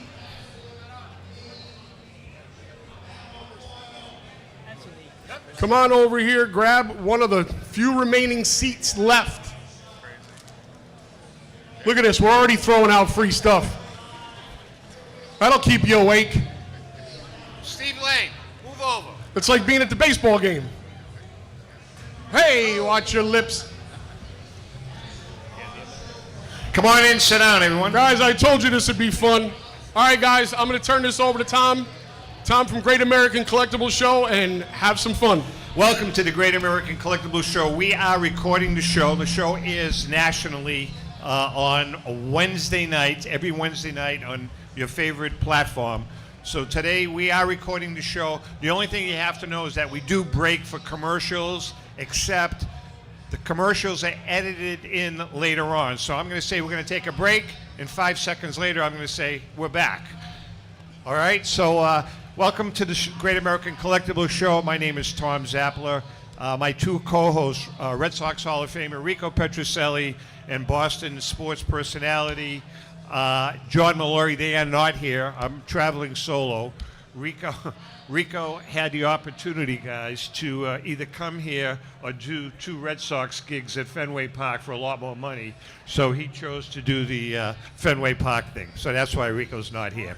My guests for the first hour, dear friends that have been with the show since day one, Al Christofoli from Love of the Game Auctions, Joe Orlando, Executive Vice President of Heritage Auctions, former President of PSA, Collectors Universe, Chairman of his high school junior prom, all of these guys. And other good friend, John Tobby, Mr. Batman, the foremost bat expert in the country from JT Sports. Welcome, guys. Listen, we're going to be all over the place. If you have questions, feel free to ask. We're going to talk a little bit. We want to talk about the hobby today. What's going on in the hobby, what's happening in the hobby, young collectors entering the hobby, and what's happening. Do we need to talk about any of the news from the last couple of weeks, or do we not? I don't think it's necessary. You know why? You talk about whatever you want. Okay, all right. John Tobby, we're going to talk to you first. And by the way, the director of the National, I think Joe Drellick will be joining us shortly, or Shane Wynn, his communications director. Somebody will. John, your thoughts on this National? You've been here many years. What are your thoughts on this? Well, from what I can see, it appears to be the. Can everybody hear me? By the way. For all intents and purposes, it appears to be the most highly attended show. Chicago was always a great venue, but this year appears to have outdone them all so far. Really, Joe? Yeah, you know how I feel about this venue. It's great to hear that we're going to be here for the next couple of years now, so 3 years in a row. I think everyone loves it. You can walk to the show from the hotels. It's close to the airport, and not surprisingly, as John mentioned, the attendance has been absolutely astounding. Al, are you happy with what's going on so far? Yeah, I'm thrilled with the crowd. I'm thrilled with the amount of kids that are here, which is great for the long-term health of the hobby, I think. And I'm thrilled with the amount of people who are interested in the vintage side of the hobby, which is where we live. And so it's great to have so many people coming by our booth and asking questions and that sort of thing. So it's been great. You know, and if anybody, again, if you have a question, we'll just raise your hand. We'll get a mic to you, because I really want to talk about the influx of what's happened in this hobby with vintage and modern. I mean, when we first started, I don't know, 15, 16, 17 years ago, Joe and, working together, Joe, I mean, vintage was 80%, I think, of what was going on. Everybody was collecting vintage cards. Vintage is still strong, but the influx of modern and ultra-modern cards and memorabilia has just exploded, and I think it's because of the younger generation. What are your thoughts on that? Yeah, Al and I were talking about this right before the show. I mean, everyone starts by collecting modern. When we were growing up, what are you collecting? You're opening packs, you're collecting whatever the current products are. So to see the participation from so many young people in this room, that bodes really well for the future of the hobby. Al? Same. I absolutely think it's great. You know, it's a whole universe that's drawing so many people in, and it's cool to collect. So, you know, it's, again, we live in the vintage side of the hobby, but a lot of these young people who are starting with modern stuff are learning about the history of the game, and as they do that, they're becoming more involved in the vintage side. Now, the people sitting here today, right here, how many of you are modern card collectors as opposed to vintage card? One, two modern, and how many are vintage people here? Okay, interesting, very interesting. Before we get to Shane, John, what about on the bat side of it? I mean, you've been dealing with game used bats for a long time. Too long, right? So, what are you seeing in the vintage bat world versus the modern bat world? I mean, are you getting more and more modern memorabilia these days? Well, we have I would say it's probably a 60% mix between current players and vintage players.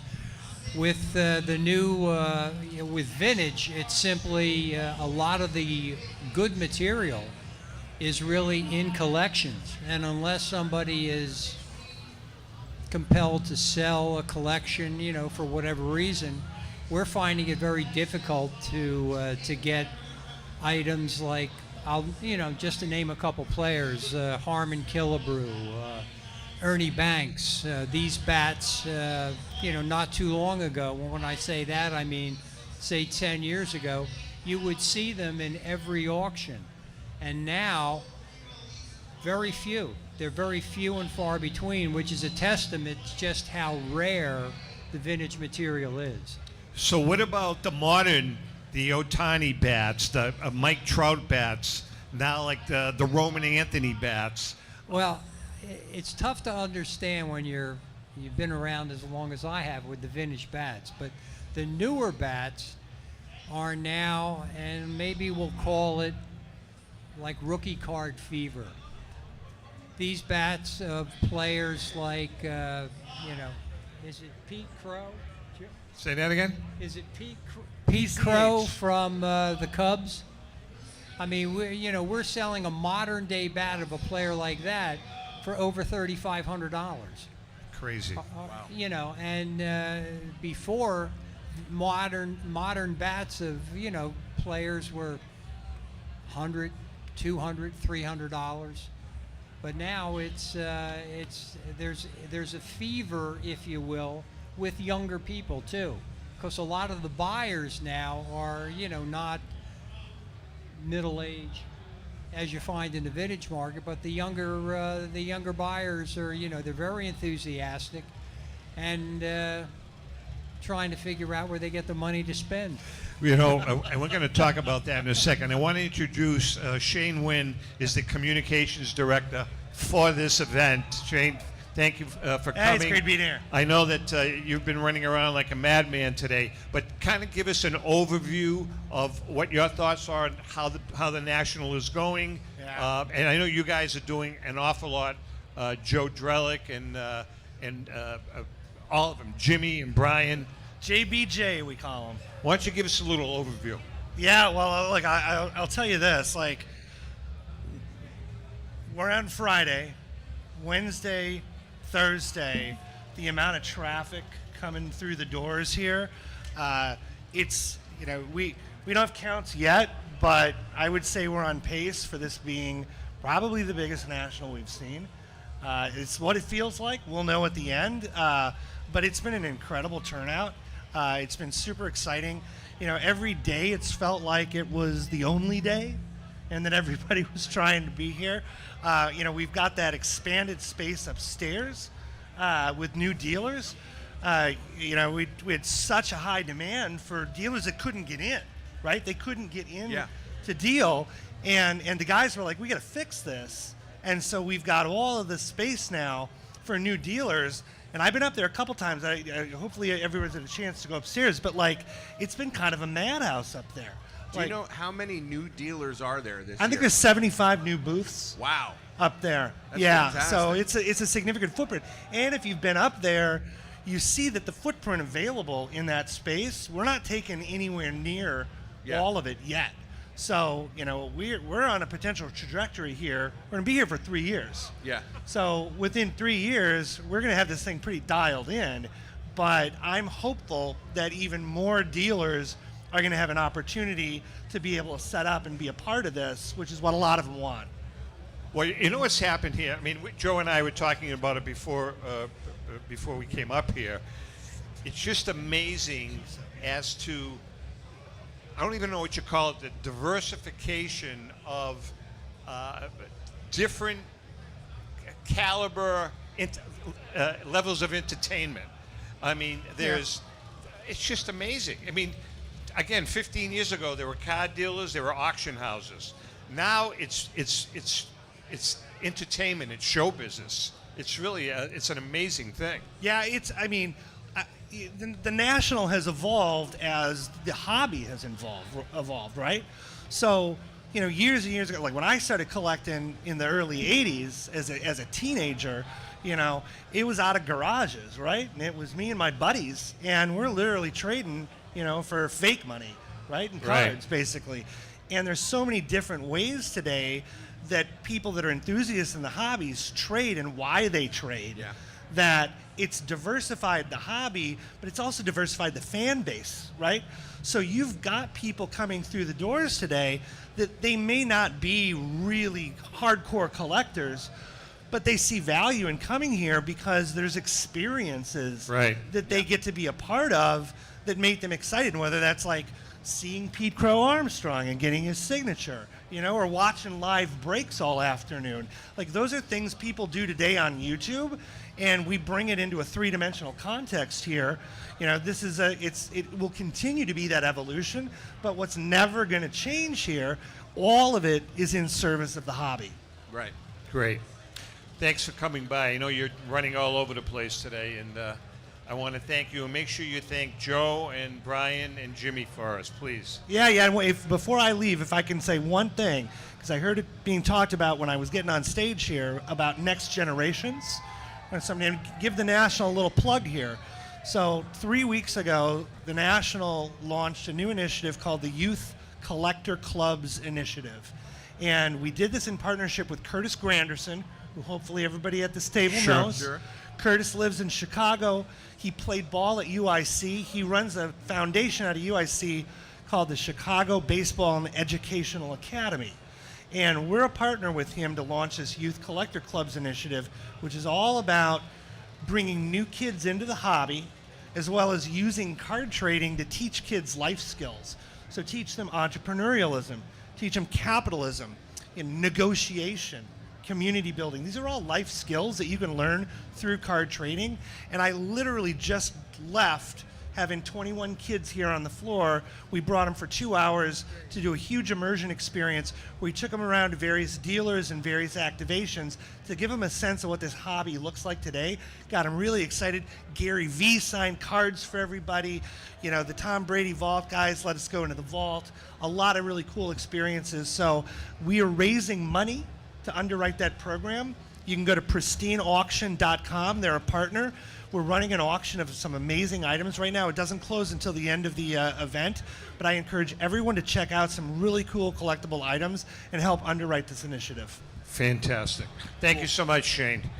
Shane Wynn from the National. Thank you, Shane. What a job they're doing with this show. Oh, fantastic. They really are doing a good job. By the way, we have a couple of giveaways a little later on. We have a couple of trivia questions that are not easy. We're going to be giving away a copy of the book that myself and my wife Ellen and actually Joe did for Ken Kendrick, the owner of the Arizona Diamondbacks, the Diamondback Collection. So we'll be giving one of these away. And then we're going to be giving one of the books that Ellen and I did with my partner, Rico Petrocelli, called An All-Stars Cardboard Memories, a great book.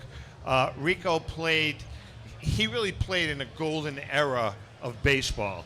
Rico played with or against 55 Hall of Famers. And the 55 Hall of Famers that he played against, you're talking guys like Mickey Mantle, Harmon Killebrew, Rod Carew, Frank Robinson. I mean, the cream of the crop. Yeah. So this book is a story. Rico and I had a blast doing this book because I would do a series of interviews with Rico in some Gilman, and I would ask Rico, tell me about Harmon Killebrew. And he would just start talking about Harmon Killebrew or his relationship with Mickey Mantle. And the really good stuff I still have on my phone that we never had to, we could never develop. But anyways, so we're going to give a couple of these away. We have some other giveaways. We also have a couple of signed Rico baseball cards, graded, authentic. But I want to talk about, again, the influx of the young generation. I think it's great for the hobby, what they're seeing. My question is, I'm a vintage guy, as you guys know, and I'm always concerned about, is the vintage card market, is the vintage memorabilia market going to be left in the dust? What are your thoughts, Al? No. I think particularly with baseball, but sports in general, can you guys hear me? Sports in general does a great job of preserving his history through statistics.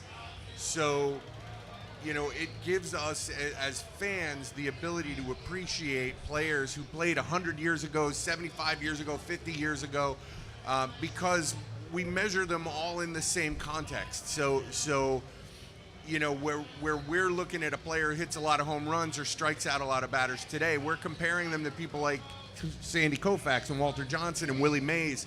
And so, I think that creates interest in those eras and sort of preserves the history of the game that way. And I also think that baseball in particular has done a great job of incorporating players from the Negro Leagues into the whole thing now. So there's a renewed interest in that. So I think it's great, and I don't think it's going away. I think the vintage stuff is going to continue to be strong. Joe? I mean, look, I didn't see Babe Ruth, even though I look like I'm old enough to have seen Babe Ruth play. I didn't see Babe Ruth or Willie Mays or Mickey Mantle play, but we all have to start somewhere. And most people, 99.9%, start with current products. And then once they fall in love with collecting, they fall in love with the game, as Al said, in the history of the game, what do? We naturally start going backward. We start learning more about it, and we find that fascinating. What I love about the National is that when you're walking up and down the aisles, especially you see all these young people doing it, they are exposed immediately to all sorts of things. They may be coming here to buy one type of thing, but they're exposed to 20 other categories that they may not be familiar with. And I have watched the reactions, especially when people are by the Heritage booth. Younger people are coming by, they can't believe they're seeing a 1960 photo-matched Mickey Mantle uniform in front of them. So they're constantly being exposed to all different types of categories, whether it's vintage or modern. So I see nothing but positive things. John, what are your thoughts on this, again, young kids coming into this hobby, getting exposed to what Joe's saying they're getting exposed to? Are you seeing it on the memorabilia side that there is some interest from a younger generation in some of the older memorabilia? Oh, sure. Regardless of the age, a fan of the game is, has great interest in the history of the game. We have a lot of younger people who are, as Joe just said, they walk by the uniform of, Pete Rose or a Babe Ruth, and they're, these, to the younger generation, these are like mythical, entities, if you will. And we see that, the opportunity that some of these people have to actually grab a bat or put on a cap that was worn by Babe Ruth or Mickey Mantle or Willie Mays, Jackie Robinson. I mean, I sit here, I mention these guys' names, I get goosebumps. Right. You know, because you're talking about really the foundation of baseball, and baseball, regardless of what they say about football, okay, is the American pastime. I agree with that. I totally There's agree with no that. question. I want to ask these young kids right up front. Hey, Ellen, can you do me a favor? Can you grab this end mic, please? John, can you hand it? Just hand the microphone to Ellen. Come on, you can do it, John. All right, I want to ask these young kids, starting with the kid with the Sox hat on. I want to ask you a question now. What do you collect? I collect baseball and football. Okay, and you collect modern baseball cards, I'm assuming, correct? Modern and some vintage. That's what I want to hear. Now, this is the killer now. Of the vintage players, who do you consider a vintage player? Like, probably like 60s or lower. Oh, all right. That's a great answer. Do you have any favorites that you own? I have a Pete Rose and some Babe Ruth cards. Very cool. Very cool. So What's your oldest card? I think my oldest is from like the 50s. Yeah. Very, very nice. You're making my heart feel good. Now, this young lady, do you collect cards? I collect football cards and Garbage Pail Kids. Cool. You sound like my grandkids. So, of the football cards you collect, I'm assuming you collect the modern football cards, correct? Yes. Do you have any favorites? I like Joe Burrow, and I'm a fan of the Dolphins. You're a fan of the Dolphins. Not many people are. Just kidding. Just kidding. And how about the young man on the extreme right there? Now, what do you collect? Just baseball cards. And from what era? The modern. Modern? Do you have any interest in the older stuff? Oh, like I like most of the older stuff. I just don't have any of it. Now, on the modern stuff that you collect, do you collect just signed cards, or does it matter? It doesn't matter. I'll collect anything. And do you have signed cards? Yeah.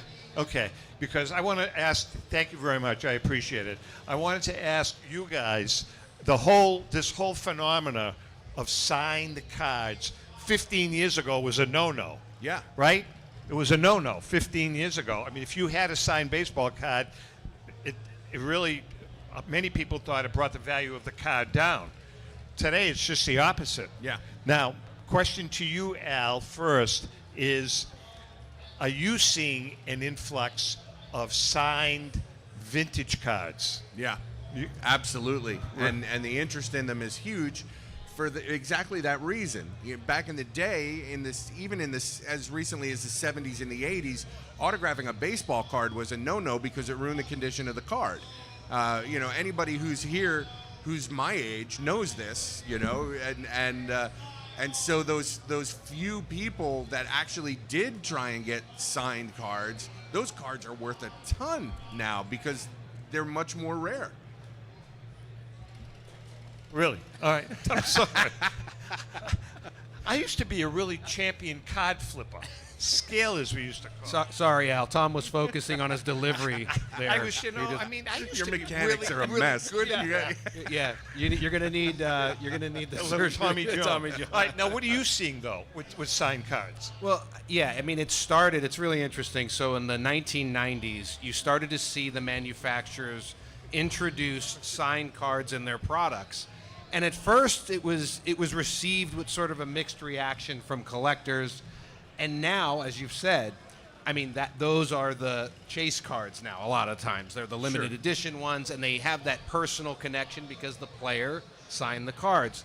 So with vintage, as Al talked about, now all of a sudden there's an explosion in vintage, but I think that's in part due to the fact that modern manufacturers have made autographed cards so desirable, so now people are rethinking and re-looking at the vintage signed cards, and now some of those sell for astronomical. All right, so I want to ask both of you guys a question.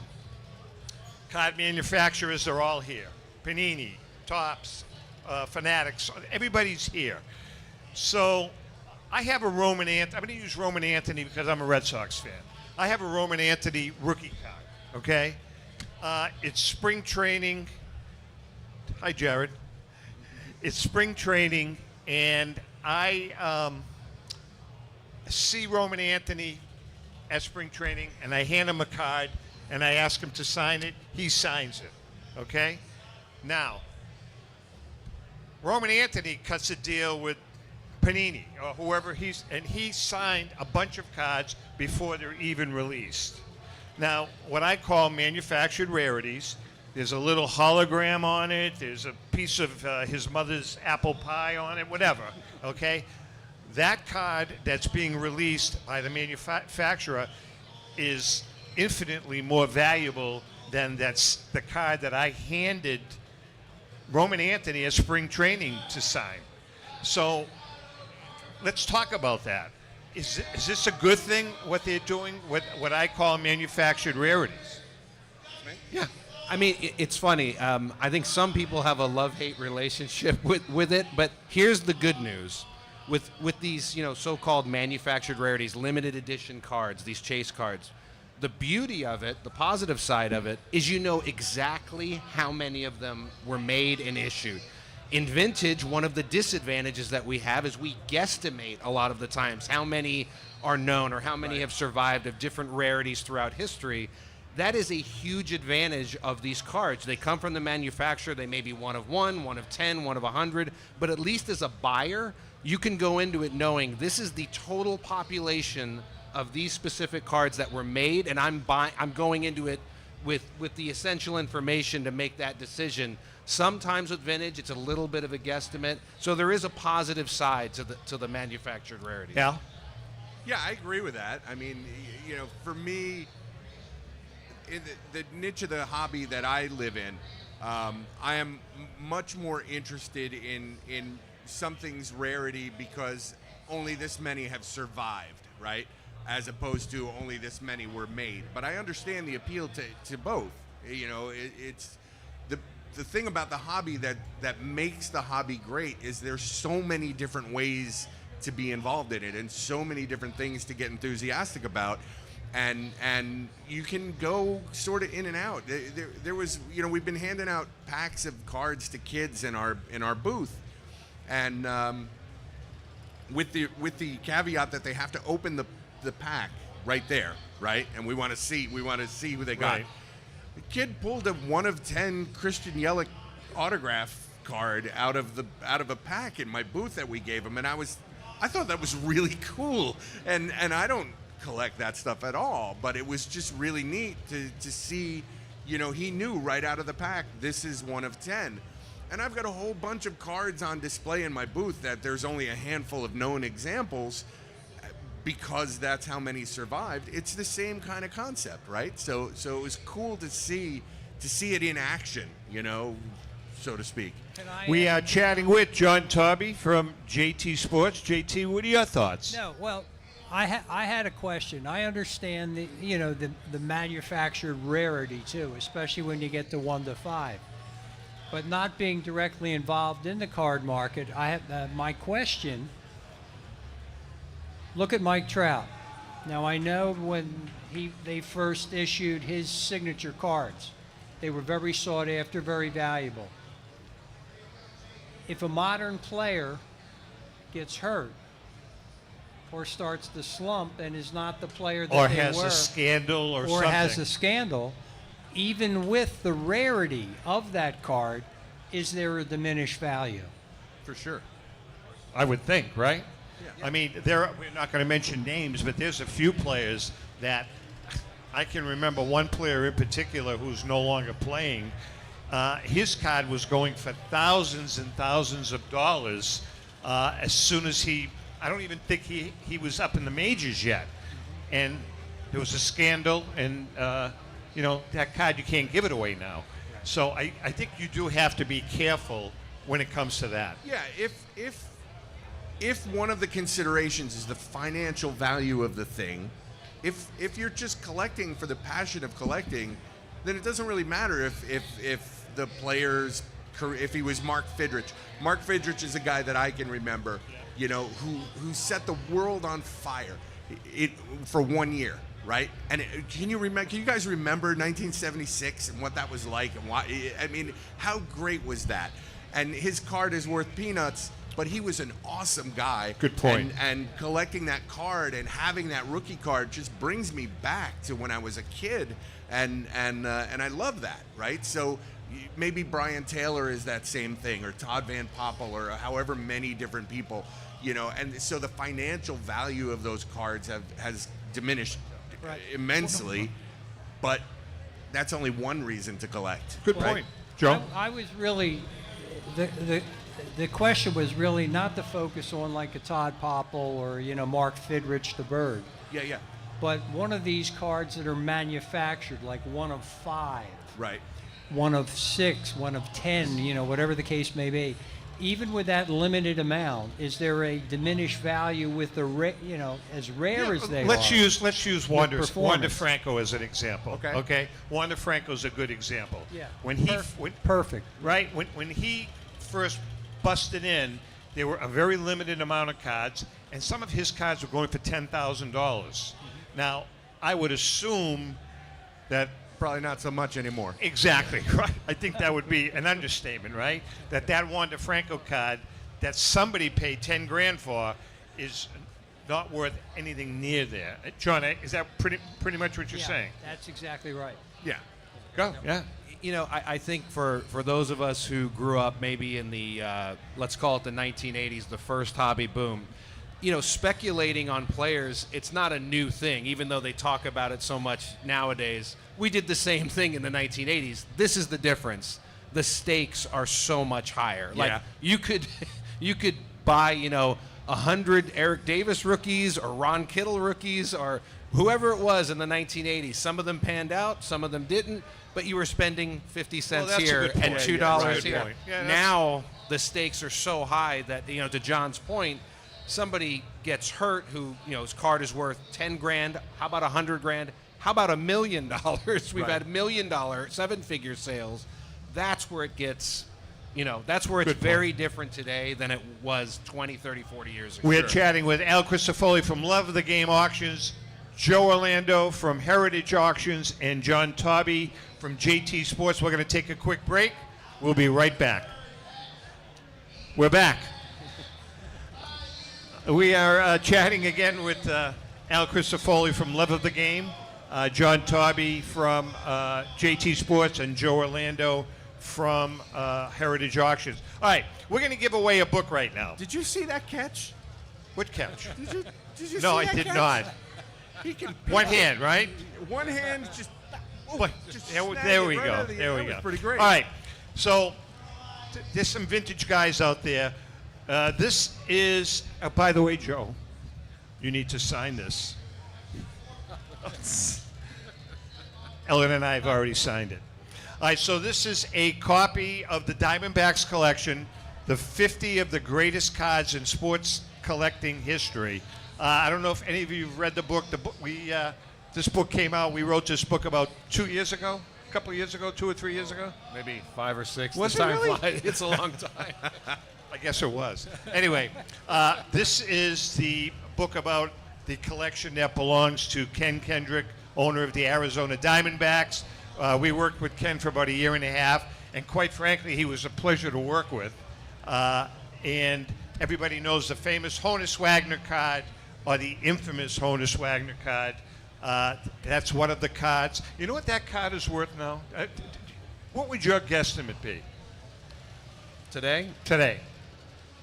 30 million. I said 25. Yeah. I said 25 million. The 8? It's an 8. The most famous card in the hobby? I don't know if it's the most I think you're low.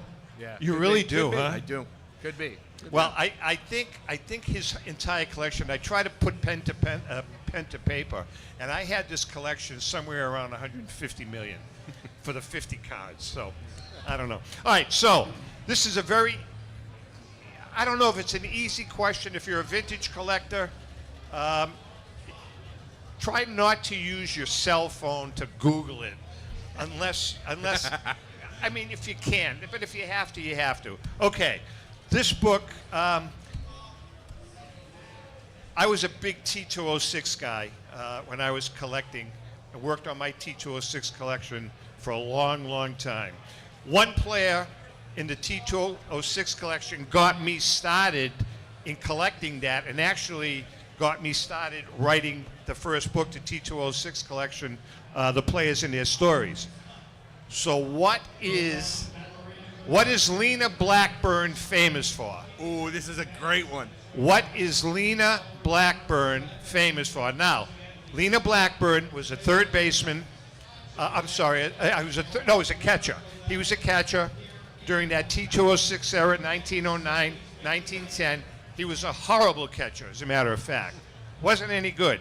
But he made a contribution to baseball that is still in effect today. Does anybody know? Now, if you don't know, now you can pull out your phones. Lena Blackburn. Nobody knows. Had one of the greatest impacts on baseball of anyone who's ever played. Absolutely. Yeah. Absolutely. Get your phones out.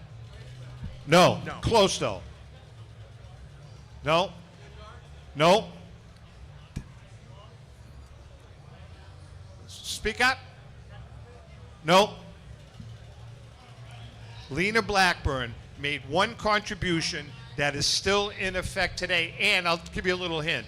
That contribution is used in every single baseball game today. Started selling Cracker Jack. No. You don't know who Lena Blackburn is. Come on, let's go. Take your A lot of phones people out. don't know this. This is a really cool thing. Steve Lane, what do we got? Yes. Bingo! Come on up and get the book. Lena Blackburn is the guy. You're out. Lena Blackburn. Here you go. Congratulations. Lena Blackburn. Baseball players used to complain about the sheen on baseballs, and Lena Blackburn was the guy. He discovered a mud pit in the Delaware. It was the Right alongside the Delaware River. River. Right? And he found it's still proprietary mud that you were able to rub baseballs in and not dirty them and keep the sheen on it. And today, every single baseball before a baseball game is rubbed in Lena Blackburn mud. And that place on the Delaware River is secret. He handed over the company to a family that still does this. It's like the Coca-Cola formula. Yeah. Right? Every year they drive out with a little pickup truck and a couple of 55-gallon drums, and they scoop up the mud from along the banks of the river, and then they bring it back and they put it into little jars that they ship off to each major league team. And before every game, the umpires rub up a couple of dozen balls with Lena Blackburn's baseball rubbing mud. Very cool. Yeah. And that guy got me started in this industry. Thanks, Lena. I want to talk about, these are all vintage collectors, but women have really they've started to embrace this hobby. Now, how responsible is Caitlin Clark for what's going on in the hobby with women? Joe, I'm going to ask you this. I get put on the spot on this one. No. Well, there's two things going on. I think there's more women participating in general. So there's that, and then there's, if you're talking about the WNBA's popularity taking off, then there's no question who the face of that sport is. So I think there's two different things going on. Caitlin Clark is driving that sport to new heights, and then you have just more general participation in the hobby across all sports, across all things that maybe doesn't have anything to do specifically with her. Al? I agree.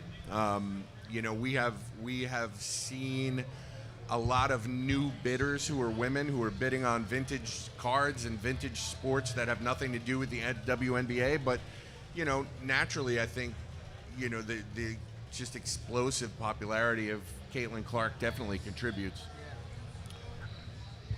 Do you want to contribute to this? Of course. Just watching, obviously I'm never was a WNBA fan. However, anytime I see a clip or I see a play that that she has made, first of all, the way she buries a three-pointer is unbelievable. But her impact, I think, on the sport is yet to be seen, because she is really, she may have the impact on the WNBA as somebody like a Jackie Robinson had on baseball. I agree with that. The crowds are sold out with every game. The players now are, requesting, you're starting to see them asking to get paid more. And she is going to bring that type of revenue into the WNBA. I mean, it's going to explode. Yeah. Interesting. Folks, we got another man in here, Jeremy Murray from Pristine Auctions. Jeremy, how are you? Hey, guys. You know everybody, right? I do. You don't know him, do you? I do. I do know Joe. Al, do you know Jeremy? We haven't met, I don't think. How are you? Nice to meet you down there. Good to From meet you. Pristine Auctions. All right, so we're talking about the WNBA, but I want to switch gears a little bit. I want to talk about the real vintage players and compared to the modern players, because that's still, we're doing a thing, and I think some of you know, on the Great American Collectibles Show. Al's been a big proponent of this, by the way. We're doing the Great American Collectibles. We did the baseball tournament, and the 1929 Yankees, 1927 Yankees wound up in the finals beating the 1939 Yankees. But got to be honest with you,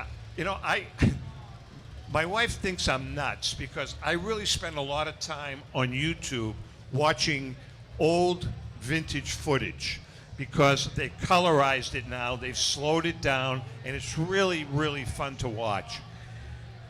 I watch Babe Ruth and his batting stance, and I see him at the plate lunging, and the way he keeps his feet together. Yeah. John, you're a bat guy.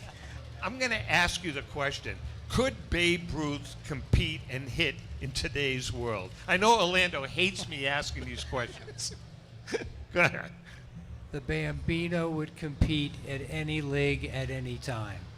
Jeremy, what do you think?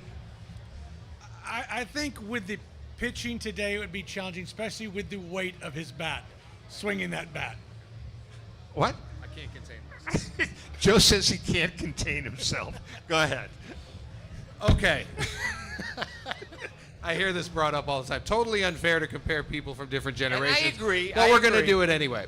So if Babe Ruth were playing today, he wouldn't be using a small tree as a baseball bat. Correct. Because there's this thing called science today that they didn't use back then. So that would be, the whole thing is that Babe Ruth, his physical ability, he was so far ahead of everyone at the time. I mean, try to comprehend, we know how incredible Shohei Ohtani is. Imagine Shohei Ohtani out-homering entire teams. That's what Babe Ruth did routinely. He hit more home runs than entire teams did in the league. So the physical ability is there. The game has changed. And if he were playing today, he wouldn't be using the bat. He would actually, there's another thing called nutrition and fitness that would have played in. I mean, these guys there are tremendous advantages then, and there are tremendous advantages today. It really is unfair to compare them. But guys that have, in any sport, guys that have elite talent, I don't care if they played during the 20s and 30s, in any sport, basketball, the 60s. You're telling me Wilt Chamberlain couldn't play today? No, I agree with that. The guys who are really elite athletes, they could play in really any generation. It's just that the game and all of the things around the game have changed so much that it's hard to compare. All right, do you agree with that? Oh man. So I think the way you put it is really convincing and compelling, because I wouldn't have thought of it that way. However, yes, there has never been an athlete more dominant than in comparison with his peers than Babe Ruth. He was so much better than everybody that he played with, and I don't think it gets to that level. I'm gonna do this. Go. I don't think it gets to that level until you see Barry Bonds. I don't think there's ever been a player more dominant than Babe Ruth, and maybe second was Barry Bonds. And But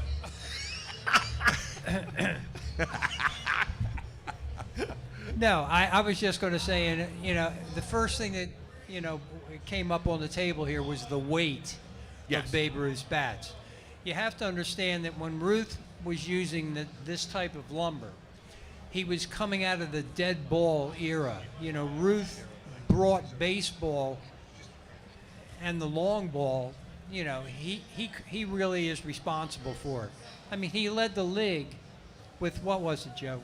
I think 19 home runs. Yeah. 18 home runs when he was traded from or sold to the New York He said Yankees. 29. 29, right. And then the home run barrage begins. But, right from his own book, he says the greatest move that he ever made was when he lightened his bats. He starts lightening the bats in 1925, 26.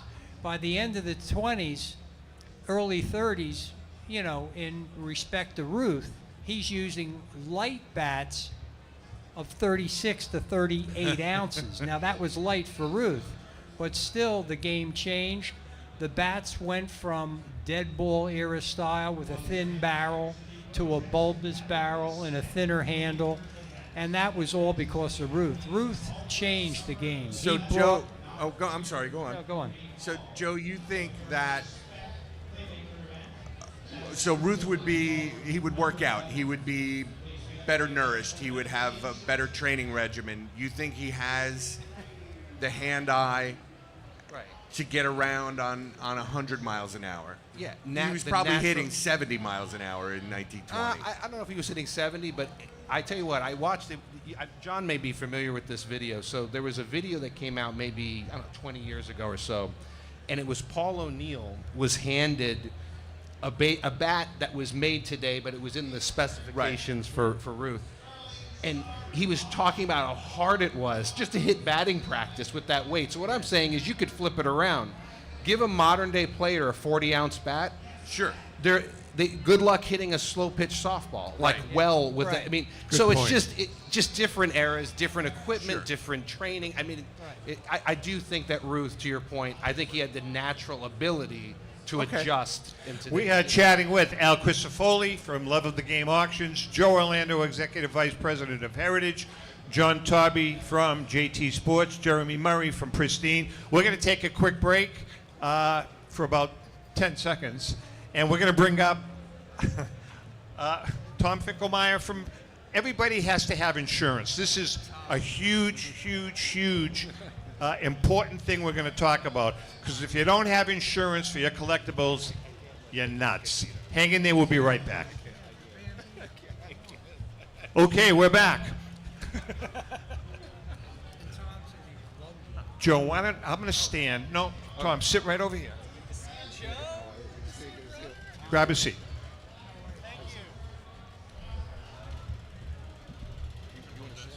I can hold that. I think, as I said, it's hugely important.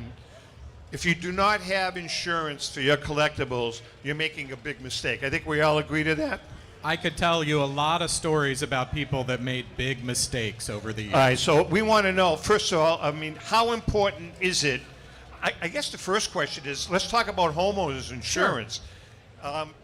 If you have homeowners insurance, is your memorabilia collection covered?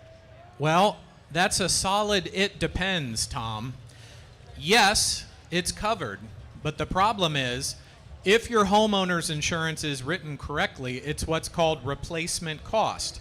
And people say, well, I got a 1952 Topps PSA 4 Mickey Mantle. I get another PSA 4 Mickey Mantle, don't I? No, you don't. Replacement cost is the cost to replace the lost item with a similar item of like kind and quality new. So you lose a 52 Mantle, they owe you one brand new baseball card. Not a Mantle, not a collectible, just a baseball card. And they're not cheating you. For a television set, that's great. You got Granny's old tube TV, a Crosley from the 50s. If it burns up, you get a new flat screen. Great, that's what you want. It doesn't work for antiques or collectibles, Tom. You need special coverage for that. By the way, guys, jump in here if you have any questions regarding insurance. Al, did you have a question? No. Okay. I mean, I have a lot of Mostly questions, they but not just about- yell at I me, know. it's too expensive. No, exactly. So, what about appraisals? Do I have to have my entire collection appraised? Well, absolutely not. The beauty is most of the companies that we work with, and our advantage is that we represent every company that does this. We are the only retail agent that does this nationwide, and we represent all the companies you've ever heard of that will insure collectibles. For dealers in particular, who's a dealer going to get an appraisal from? Their competitor? You're not going to get an appraisal. These are the guys you would go to Joe Orlando to get your item appraised. You wouldn't. Why would he go get it? He knows what it's worth. The market knows what it's worth. We insure it for the fair market value. And for most items that aren't truly irreplaceable, it's easy to go out and find comparable sales and set a market price. John, you've used Tom for how many years? You have to talk in the mic. Tom, how many years? Since I was about 8 years old. Since I My can late remember, father yeah. was Tom Sr. was actually John's insurance agent and Joe's long before. I've known Joe since before he wrote his first book. Oh, that book, I remember that one. That was what, 08? 08? Yeah. I remember that. Goes way back. No, that was actually, it was a very good book. As a matter of fact, I know that I have know, an autographed copy, Tom. Well, I know that Ken Kendrick used your book as a template to build his collection, your first book. He really did. And you know that, right? Right. Yeah, so anyway. Pretty great book. Insurance. I think it's really, really important. Al, I want to ask you, insurance, do you talk to your customers? I mean, does that conversation ever come up? It comes up all the time. All the time. Because in our case, most of what we're selling is consignments. So it's somebody else's material, and they want to make sure that it's protected while it's in my possession. They want to make sure that it's protected while I'm here at the National, or while I'm transporting it from point A to point B, or while I'm shipping it to a winning bidder. So yeah, it's a critical part of my business. Jeremy, same thing? Yeah, same thing. You've got to have trust of your consigners. In the card grading business, the same way. You've got to build a relationship and know that when people send you prized possessions, they're insured the entire way through the process. I'm going to throw a question out to Steve Lane. On your collection, Steve, now, Steve Lane, he's got just an amazing Mickey Mantle collection, probably the greatest Mickey Mantle collection in the country, soon to be disposed of. But Steve, how important, and we don't have a mic for you, but you're loud anyways. How important was insurance to your collection?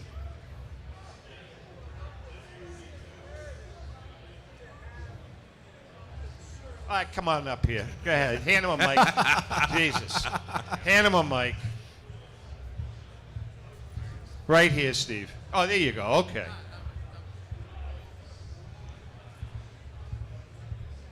Yeah. All right. Look, I've been collecting for 65 years. Mantle stuff that's valued in the millions of dollars. You could find it at Heritage later today. But Booth 404. Ask for Steve. I live in New Orleans, where there's hurricanes and floods and every other kind of catastrophe you could think of. And if I didn't have insurance, I wouldn't be able to sleep at night because I'd always be worried. Didn't you have a girlfriend named Katrina? What? Yeah. Used to live in that Exactly. area? Exactly. Katrina, I was lucky I didn't lose my collection, but I know people who have collections that didn't have insurance like I did and lost their collections in New Orleans and were just out hundreds of thousands of dollars. So, I mean, if you have a collection that's worth six figures or more, or even, even if it's one card, if you have one of those Mickey Mantle cards, it's worth it to go out and get the insurance to make sure it's covered if anything happens, a loss, a flood, a fire. I had a 52 Topps Mantle years ago that one of my stepson's friends came in the house and stole it. We weren't able to prove it, but I was out that card. But at that time, 15 or 20 years ago, I did not have insurance. I learned my lesson from that. So, yeah, you need to have insurance if you're a serious collector. Thank you, Steve. I appreciate it. Tom, I want to ask you. Yes, sir. I mean, what are things that people can do with their collections in their homes to help not have to go to you? You know what I'm saying? Like Absolutely. safes, vaults. Yep. What can they do? Tom, that's a great question. It's one we get all the time. The beauty of insuring collectibles is these are people's favorite possessions.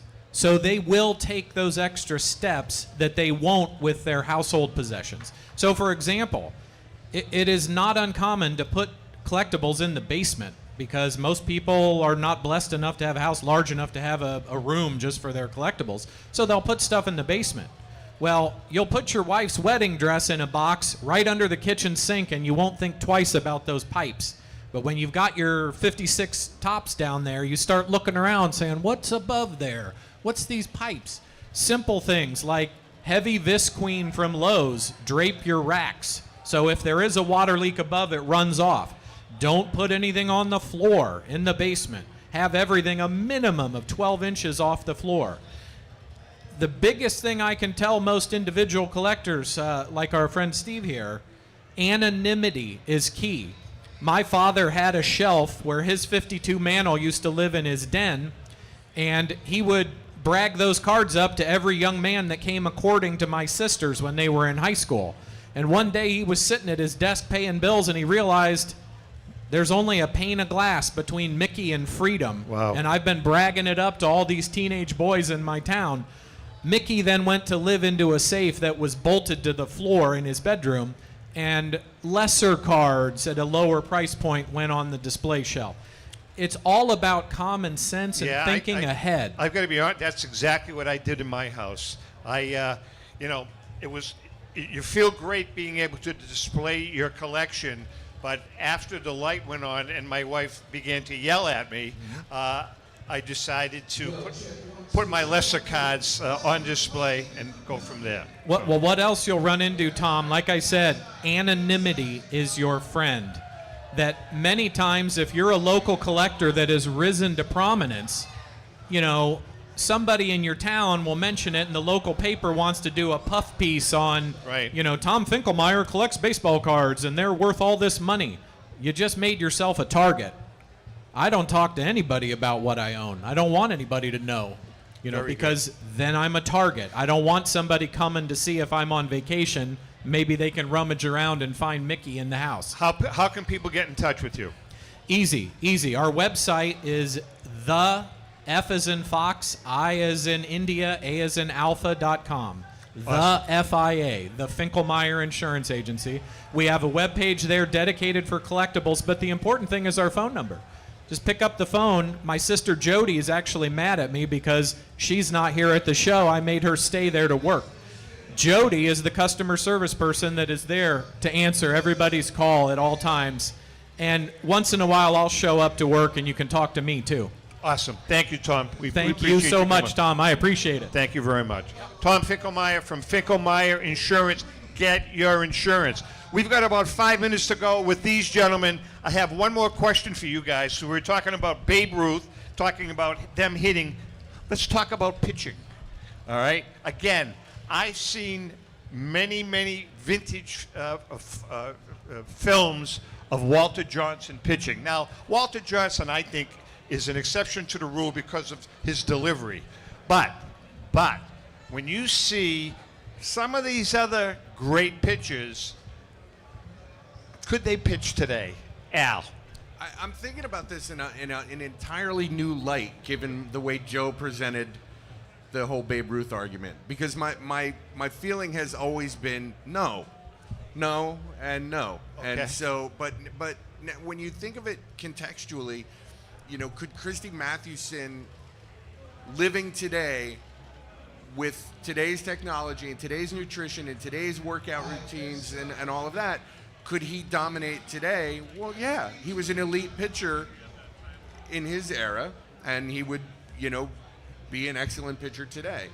If you took Christy Mathewson out of 1908 and dropped him into the Yankees rotation tomorrow, no.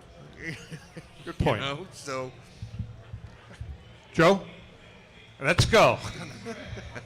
There is I'll try to make this short and sweet. There's a great interview with John Smoltz about what's happening today and with pitchers and comparing them to the past pitchers. You can find it on YouTube. I suggest you do.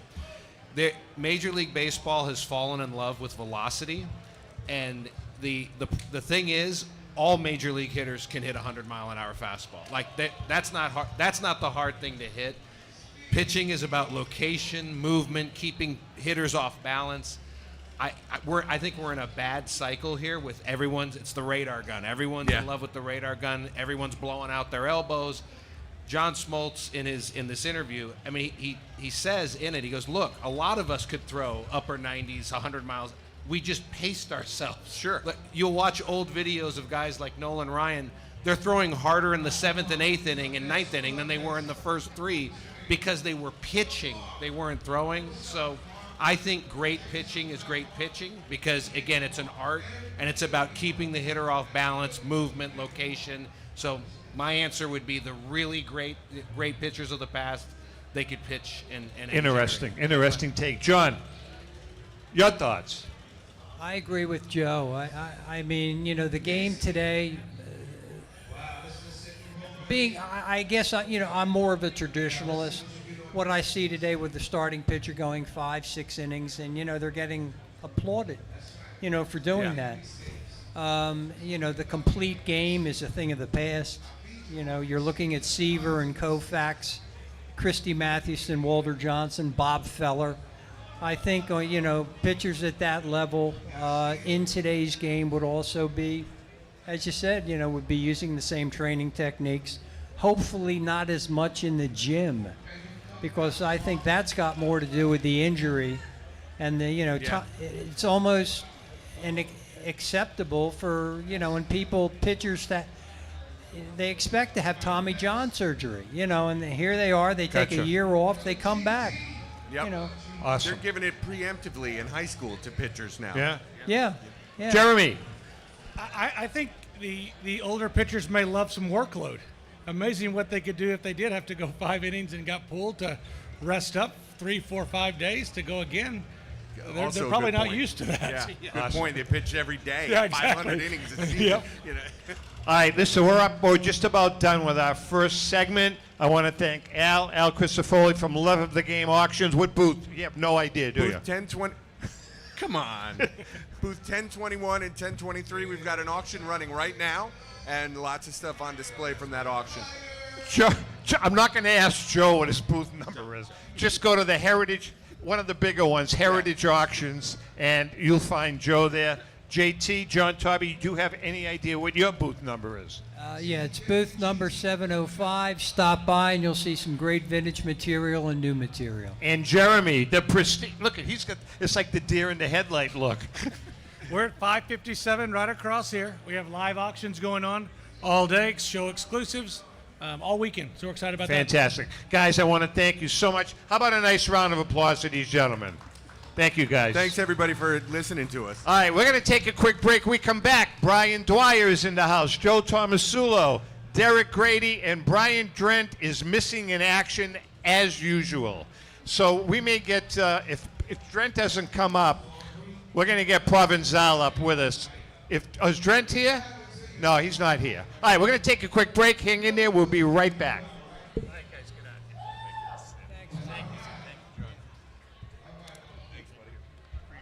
All right, guys, come on up.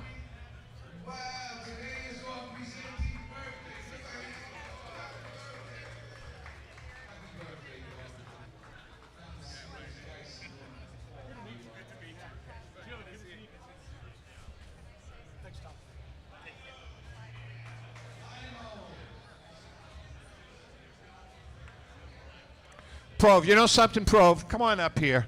Because if we have an extra... Oh, here's Brian now. You're out, Prov. Brian is here.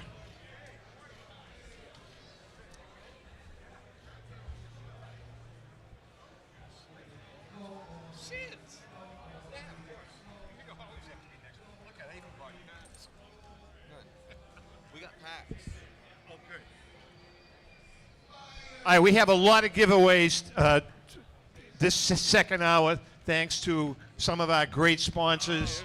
We're good? I'm good. Oh, wait a minute. You know something, Prove? Come on up here. Do you mind? He's dressed nice. Oh, no, I'm sorry, Prove. No, you're out. Oh, fuck. You're out. You can sit on Derek's lap. Thomas Sulo's in. All right, we are back, and I want to welcome everybody for the second hour. This is the Great American Collectible Show. My name is Tom Zappala. We are recording the show. It's going to be airing live, actually Wednesday night, every Wednesday night at 6:30. We're on any one of your favorite platforms: Facebook Live, YouTube, Pandora, iHeartRadio. We're on a radio station up in the Boston area. My guest for this second hour, good friend, come on in closer, Brian Dwyer from REA Auctions, Derek Grady, Executive Vice President of Heritage Auctions. Yeah, Tom Brady lookalike. Brian Drent from Mile High Card Company, and Joe Tomasulo from Golden Auctions. Wait, is that who he's with now? You have to speak. You got to speak. Tomasulo switches every few years. Yeah, I don't Tomasulo, know. like he Are changes jobs, like I change. Golden now? No, he's with Golden. Yeah, okay, Golden. Okay. All right, listen, we have a lot of giveaways. We have a couple of great books. Exactly. Yeah. Look alive. Look alive. Yeah. All right, listen. We're going to be all over the place today. We're talking about the hobby, talking about modern and vintage. We're talking today's players versus players of yesteryear. And we're going to start with where we left off with the other guys. I asked the question, Brian, Babe Ruth, Lou Gehrig, could those guys hit in today's game? Yeah, I think they could hit without a doubt. I mean, they were pretty good hitters, but I think they'd hold up. Derek? Where did you get these packs from? Are these the cheapest packs you No, can they're find? not the Golden cheapest. I've never. Well, see, we have Topps Chrome. We're going to be giving away. So if the 14 people that are watching this, we do have some good stuff. Yeah, Babe Ruth could hit. I think he could hit any, but he would be doing. Speak up. Oh, sorry. I got to talk louder. Okay. Yeah, Babe Ruth. Why not? You think he could hit? I think Babe Ruth's. Yeah, why not? Yeah, for sure. I think Ruth could hit Gehrig, obviously. Guys like Cobb. I mean, it would be interesting to see how that plays out. Joe? 100%. Great hitters have two things: the best eye-hand coordination and bat speed. If you look at the old videos, the way Root was swinging that bat, the speed he would swing that bat, faster, better than anyone I've seen today. And Joe saw him live. There's no question about that. It might have been his second or third year. All right, so let's talk about, before we get into talking about the hobby, I have another question regarding Ohtani and Judge. Who gets it, Joe? Who gets the nod, Ohtani or Judge? Well, I mean, Ohtani's can pitch and hit, so he gets the edge there, but if you look at their lifetime numbers, Judge is by far the premier hitter. Judge has a lifetime OPS of over 1, which is world class. Brian? You know, I think in our lifetimes, I think Ohtani's the best player that I've seen play. Second, I mean, just in front of Barry Bonds. I mean, Judge is great, but obviously Ohtani pitches and hits, and we've never seen anything like it in our lifetimes. Go ahead. Me? Yes. I want to talk about Hulk Hogan and what impact he Well, had. no, we we'll will get to talk. Hulk We Hogan? will Okay. talk about Hulk. all right. I want you to. What are your thoughts? But he'll never be Ruth. Ohtani. Ohtani, definitely. Yeah, I mean, he's the guy's next to Ruth to be able to pitch and hit. I think that's pretty amazing, and we're watching it, but he's going to stop pitching at some point because he keeps getting hurt. So, Brian? Yeah, I'm taking Ohtani. I mean, I've seen them both play up close, and Ohtani up is close. Up Wait, close. you get the REA seats at the ball game? Okay. It's a perk of the job. Yeah, okay, great. He has connections, obviously. Ohtani is so smooth to watch. I mean, he's just on another level as far as I'm concerned. All right, so you guys are all auction houses, very successful auction houses. People buy cards from dealers. They buy cards on online. They buy cards from auction houses through auctions, okay? What have you guys seen, Derek? I'm going to ask you this question. Over the years, has the buying technique of people changed over the years with how they're buying cards? Are you guys seeing as much business as you've ever seen on the card side of it? Certainly the hobby is growing, and cards is where it all starts. I would say people are looking more at eye appeal and not just the grade. They look at the grade. Is Flavor Flav over there right now? Because he's gone. He's done. Flavor Flav's done. Okay. He's just gonna go get an autograph. Anyway, yeah, they're looking at the grade within the grade. So people are looking at eye appeal more, centering more. I think the collectors are becoming more sophisticated. That's a good thing for long-term investment. Leon's always done that. I see Leon out there. You've always bought by the eye appeal of a card, not just the grade. So don't chase. When you go chase a 9, nines aren't always graded equal. Buy a nice 9. Buy one that's centered, one you're pleased with. Don't buy one that after you buy the card, you're like, I wish this was better centered. I wish this didn't have this touch on a corner or this stain. Just buy what you're happy with. Eye appeal is what does that. All right, so you're saying it's a eye appeal. All right, I'm going to ask all of you guys this question, starting with you, Brian. How important is third-party grading? I think it's critical. I mean, it makes us able to sell stuff online to people all around the world. We're all speaking the same language. My version of X is maybe different than Derek's or Brian's or Joe's. When you have a third-party grading company with a universal standard, there's some deviation, obviously, from time to time, but we all speak the same language.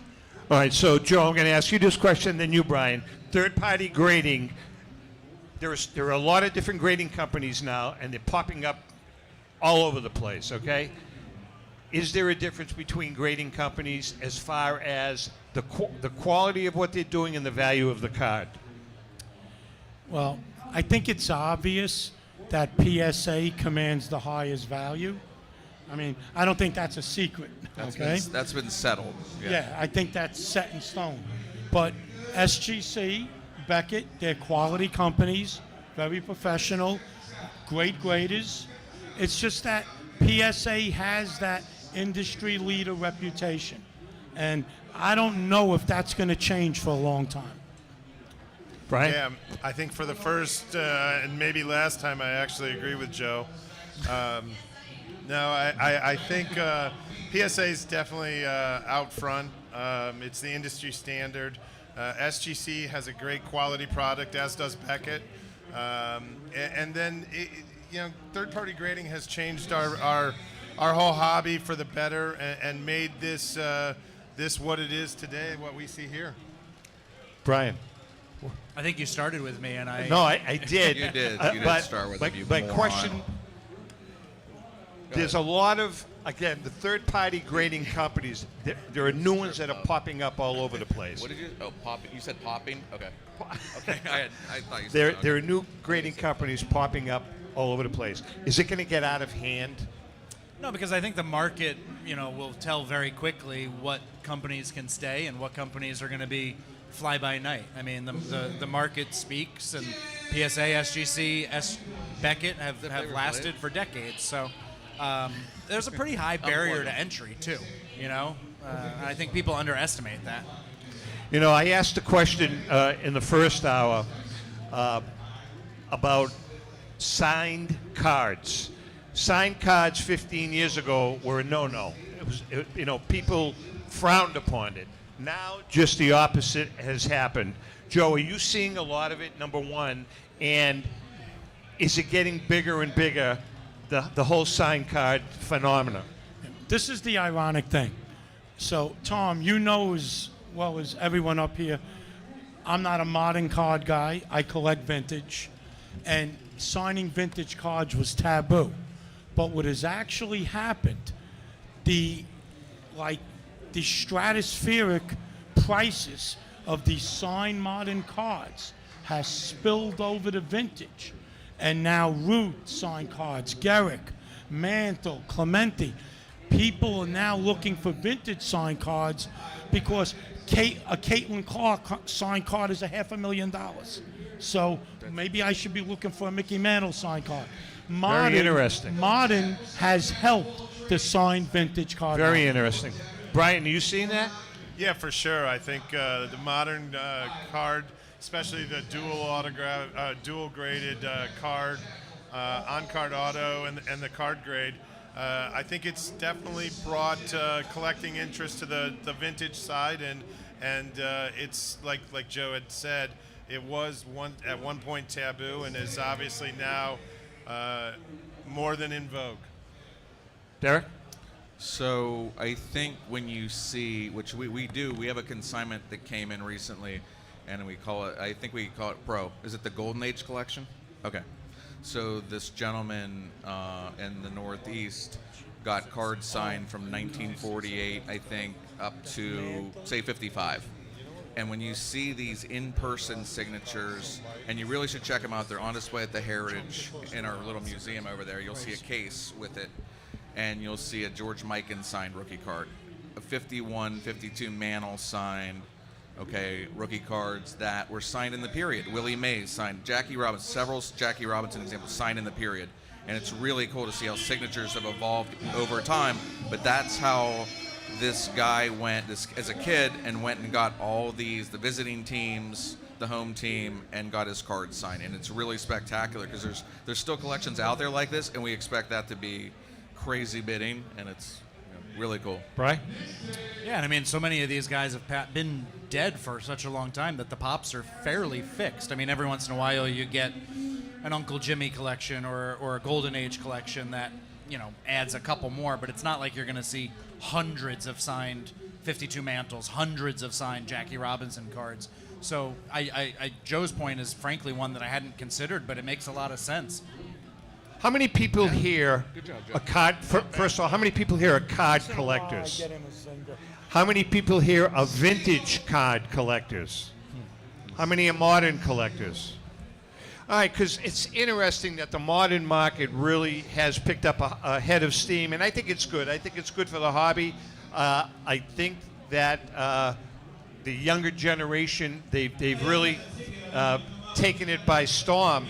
But I want to get your opinions on this. Is there a large population of these younger kids? Are they in it for the love of the hobby, or are they in it for the economics, for the profit? Joe? Yeah.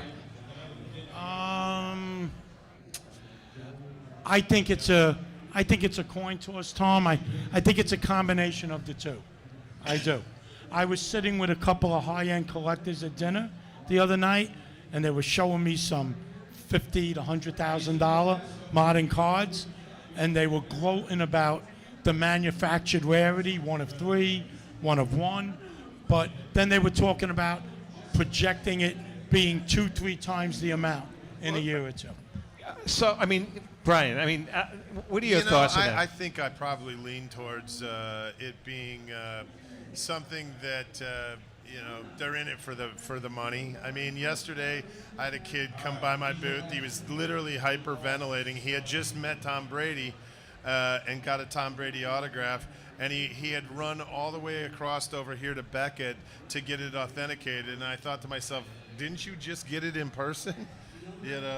So it's interesting, but I would probably lean that way. Interesting. Derek, I want to get your thoughts. On what? On the modern cards? Yeah. I know this. Been in the hobby a long time because I'm old. I have Very. never, when we leave this show, okay, first of all, this show is massive size. If you don't know how many rooms there are, just keep walking through them and it just keeps going. But when you get back to the hotel and you see every inch of space of every table taken and people pulling. In the lobby. In the lobby. And they're up till 2 in the morning trading, okay? And it's young kids setting up their wares. I'm grabbing, tabletops and on the floor. I have never seen anything like that in my life. And that's at the Hyatt. I bet you at the other hotels it's doing the same. Okay, so I don't care what they're in it for. That is amazing. This hobby is growing exponentially. It's teaching, again, whether everybody's ethical, I don't know. But it's teaching business. I think people, look at how many sports fans there are. Stadiums are sold out. People follow statistics. They love sports. There's more girls collecting. There's more everybody collecting. It's awesome. So, and I do think there's true collectors. And I think, though, just like any of us, I see people do it all the time in my world. Joe T does this all the time. falls in love with a piece, says he's never gonna, Derek, I'm never gonna sell it. I love this piece. And when Joe buys it, he pays $5,000 the next day. Derek, it's $25,000 already. Okay, but either way, Joe will at some point. Oh, hey Joe. Oh, Joe's here. That's right. Okay, so You know but I'm Joe- right, and it kills you. Okay, Joe does very well buying, and then he's a salesman too. But anyway, It becomes the best. and then he's the best. Yeah, everything's the best. Doesn't matter. But Joe will move a piece that he's never gonna sell. Derek, it will die. Marianne will be selling it someday. I'll have her call you. But he will Now she's move gonna a call piece. Brian. Now she's gonna call Brian. Yeah, I just now she's lost calling the me. consignment. There you go, right? Bro, This- I'm this sorry. Brian, this Brian. Sorry, bro. I just lost one of my consigners. No, I won't be able to be in the hobby when Joe's dead because he's fun. But I've watched him. I'm using him as an example because this happens. We fall in love with a piece, and then we use that. At some point, we fall in love with something else, so we move on from it. And yeah, we'd like there to be an increase, and maybe we got more money for the piece we bought, but then we trade up and move out. And I do see kids doing that. Okay, and I've seen challenges. I don't know if I saw them on Instagram where somebody will start the show with $100, and then they see how far they can go with that by trading and swapping. I'll tell you something. Last year at the National, Rico and I were having lunch in the hotel lobby. And there was a trading situation going on in the lobby. It was probably 75 kids between the ages of 14 and 23, 24 years old. Just so we're sitting at the table, he and I, we're having a sandwich, and this 14-year-old kid walks by, and I asked him, carrying a case, and I asked him, I said, how you doing? How have you done today? He says, oh, I've done really, really well. I says, well, let me see your cards. Let me see what you have in there. He says, I don't have any cards. It's all cash. This is a 14-year-old kid, and he probably had $5,000 or $6,000 in cash that he was walking around with. Brian, what are your thoughts, man, on that? I mean, I don't think that love of the hobby and investment are mutually exclusive, right? I think you can have it both ways. I think there's a lot of people that are flipping cards to feed their hobby, right? They're doing it both. They're speculating, they're buying cards, they're turning it into more money. So I think it goes both ways. Flavor Flav. Flavor Flav. Flavor Flav. Flavor Flav. It's real, man. What's up? What's up, brother? How you doing, man? Bo Jackson. Holy Bo, shit. how are you? What up, bro? Nice to see you. Hey, Bo. No, we didn't get rid of this is one of the greatest athletes of all time right here. Should I tell him I'm an Alabama fan? I know you are. That's badass too. I watch your shows. Yeah. All right. You didn't do anything wrong. You can interrupt me anytime you want, Bo. Bo, you want to go out later? Just stop by the Heritage booth. I'll give you my number. All right. All right. Come on. Oh No, wow. he's be been fun. good. That would be fun. I'm He's gonna go been really good. I He's love been Bo really Jackson. Good. All right, listen, I want All to right. ask the question.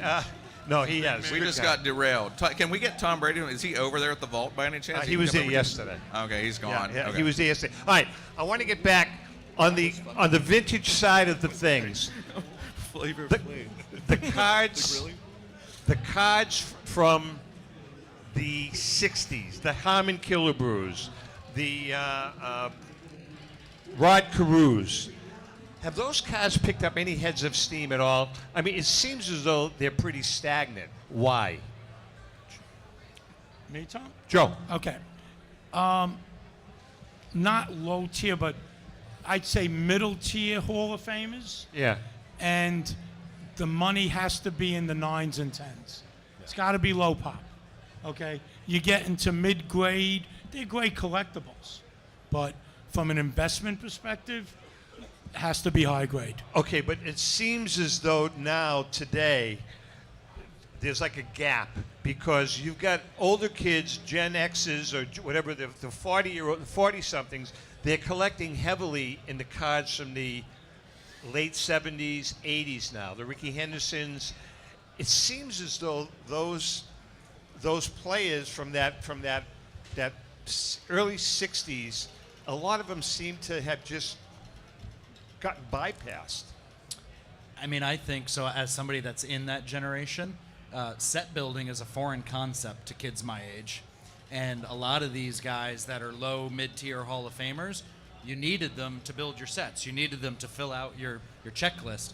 Now, if I can just go buy solely what I want. I'm focusing on Ruth, Robinson, Cobb, Wagner, guys like that. So I think the set building and like the way that the hobby views building sets is playing into that. Brian? Yeah, I think Brian Dwyer is right on top of it. I mean, it's always collecting grails now. It's not building sets. So that mid-tier kind of is a lost area. Interesting. We are chatting with Joe Tomasula from Golden Auctions, Brian Drent from Mile High Card Company, Derek Grady from Heritage, and Brian Dwyer from REA Auctions. We're going to take a quick break. Hang in there, and we will be right back. We're back. Okay. That was quick. Well, we're back.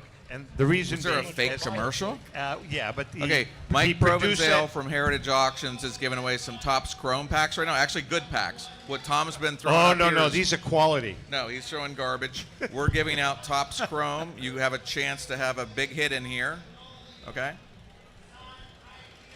And we're not throwing them and damaging them, so I don't know what the hell he thinks you do with It's cards. called scalers. Yeah, and then when you throw them, they get damaged. We're It's trying all to in the teach wrist. kids to It's be. all in the wrist. We're not talking about your wrists. We know they're limp. And We're by talking the way, about- if you can open them up, if you hit anything big, please let us know. Yeah, that would be great. Like if We- we we were would like to- hoping would you like find to a know that. $10,000 card. In these packs that Tom's throwing out, you kidding me? lost money by opening it. I mean, there's nothing you're going to get in there. The other thing we're going to do is, let's see. I want you guys to think of a couple of good trivia questions for these people, because we have some great giveaways, but they have to kind of earn it. I want you to think of a good trivia question, and we're going to give my partner, Red Sox Hall of Famer Rico Petrocelli. This is a signed Rico Petrocelli card that we're going to give to somebody. Rico is Red Sox Hall of Famer, held the American League record for most home runs by a shortstop, 40, until A-Rod broke that record, all right? So if you guys can think of a, and I know that it's very difficult for you to think, but if you can come up with a good trivia question, ask the question, and we're going to give that card out. Joe, same thing with you, all right? Okay. We've got several minutes left, all right? Wait, are we on break or are we back? No, we're back. Okay. We're back. We're back. We're live. Yeah, we are live. Well, we are not live, but we're back. This isn't live? What is it, a hologram? Well, it's live for these people, Okay. but it's going to air Wednesday night. It's filmed in front of a live studio audience. Thank you. Thank you. We Okay. appreciate it. Again, we are chatting with these gentlemen. Let's talk about the vintage T206 set. Still the template for the vintage card collecting hobby, Joe. Why? Why hasn't that set lost any steam over the last 50 years? It was established as the monster set, king of the pre-war, and other than I guess maybe the 14 Crackerjack set, what set can possibly compete with the T206? I mean, right out of the gate, it was number one, and unlike modern, where there's new cards being manufactured every day, nothing changes on the pre-war side. So did the Wagner, the Wagner must have some type of effect on that entire collection. Well, that made it number one. It jumped it to the top of the heap, and the T206 Wagner will always be the holy grail of the hobby. You know, when we wrote the book for Ken Kendrick, the Diamondbacks collection, and we talked quite a bit about that card When I could've. with Ken, and that card has a lot of colorful history, I would say, right? Some consider it infamous, some consider it famous. But I asked him recently what the value he thought of that card was. What do you think he thinks what do you think the value of that card is today?